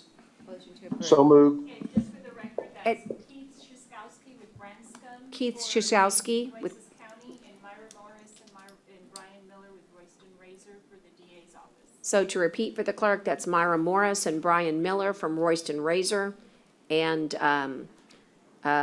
what is the name of the law firm for Mr. Szyskowski? Branscombe. Oh, the Branscombe Law Firm. Sorry, I missed that. And so do I hear a motion? So moved. And thank you. In a second? Second. And all those in favor signify by saying aye. Aye. Aye. Aye. Aye. Opposed, same sign? Okay. And then for item number B, consult with the county attorney. The item had to do with cause number 2020 CCV 61304-3. And that is Moses Estrada, Maureen Mayfield, Becky Moeller, Susan Reeves, Charles Siders, and Linda White versus Kara Sands in her official capacity as Nueces County Clerk and Nueces County. And once again, we are ratifying the hiring of an outside counsel, Mr. Michael Terry, with Heartline Barger LLP, to represent the county at this time. Is there a motion for that ratification of hiring outside counsel? So moved. All right, I'll take the motion and the second, and all those in favor signify by saying aye. Aye. Post same sign. Aye. Okay, thank you. Okay, the last one is consult with county attorney on legal matters relating to RFP number 3137-20. It's the medical services for the Nueces County Jail and Juvenile Center. And ladies and gentlemen, this one is, first let me ask for a motion. You're going back to the purchasing agenda item. Okay, so we won't be taking the action to table here? Not on the executive. Go back to the purchasing. All right, I need to get a list of what number that was. That was, D2? Two. C2. Okay, calling up item C2. We did have the opportunity to visit with our counsel. We did have a number of legal questions. They all related to the actual RFP contracts that each company submitted. And we were not able to reconcile at this time, but we have a very good solution, we believe. And that is that we would like to have Ernest Garza, an outside auditor who helps the county on all kinds of auditing opportunities, work with Michael Robinson and the county attorney's office to help, in a way, sit with each of the finalists and go over the, really, the proposals that you put forth. Because each of them have differences. I wish it was so easy that it was apples to apples, but it really just isn't. And so the opportunity arises for us to do this and gives us confidence that we're making the best decision in the interest of the county. I do not believe this process will take long. It's going to be suggested by myself that our next court date is October the 3rd.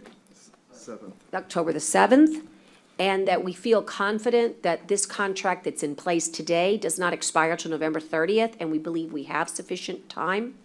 I also believe by taking the committee, except for Michael, out of the process, we won't be reevaluating the same things we did before. I think that it will bring a new set of eyes.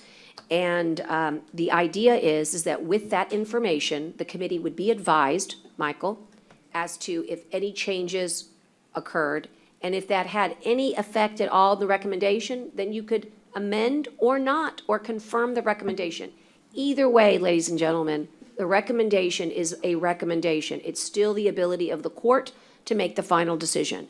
And so I think this is a good process. It gives me confidence as the judge to say to both of you, thank you for being here today. I'm going to suggest that no time is ever wasted if good governance is given. And so I know it's been a long day for you and the result was not given, but I do believe this will get us the confidence that we give. We've also advised the sheriff that we are doing this, and so he was not a part of the decision-making as the policymaker, but at least a part of the process. I've also asked if he wishes to attend, Michael, completely, there's not a problem at all. So with that, we have a motion, I believe, at this time. Or Motion to table, Judge? thank you, to October the 7th. Correct? I need a Yes. date. All right, and do I have a second? Second. Second. All right, and all those in favor signify by saying aye. Aye. Aye, opposed, same sign. Okay, and what I'll do is have Belinda or another attorney, depending on who is assigned this task, reach out to each of the companies through Michael, but it'll be swift and soon, okay? And again, I thank you so much for the time that you've given to me. So you can see that we care about medical services in our county. We care very much about making good decisions for the taxpayer. And so every dollar matters, and this is what the purpose of this exercise is. Okay, with that, court, I believe I have tackled all of the executive session items that required an action. Belinda, will you confirm? And if so, I would like to suggest that we ask for adjournments in memory. Commissioner Chesney, virtually, do you have any? Okay, Commissioner Modis? No, ma'am, sorry. Okay. Oh, Commissioner Gonzalez does. I'll let Commissioner Gonzalez proceed. Mr. Miguel Leon passed away on September the 8th, 2020. Miguel came to Corpus Christi in 1983 from Mexico with a vision to establish a home and a better future for his family. He worked hard with his vision of establishing his first business became a reality when he established his first business, Taqueria Jalisco, on Ford and Ruth. Has now grown as a family-owned business, has become a big part of the community.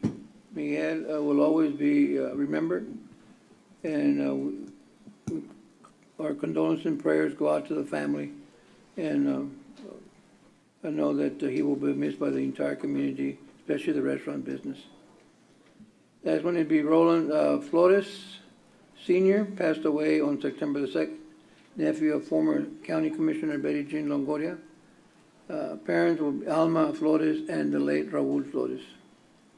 That's going to be Agustin Maldonado, a proud veteran, did a lifelong realtor, and his wife of over 50 years, loved the Jalisco restaurant on 18th, where he spent a lot of his mornings, and he will be missed by all friends and family members, and our prayers go out to the family. And I know he takes with him a lot of taco mouths. Thank you.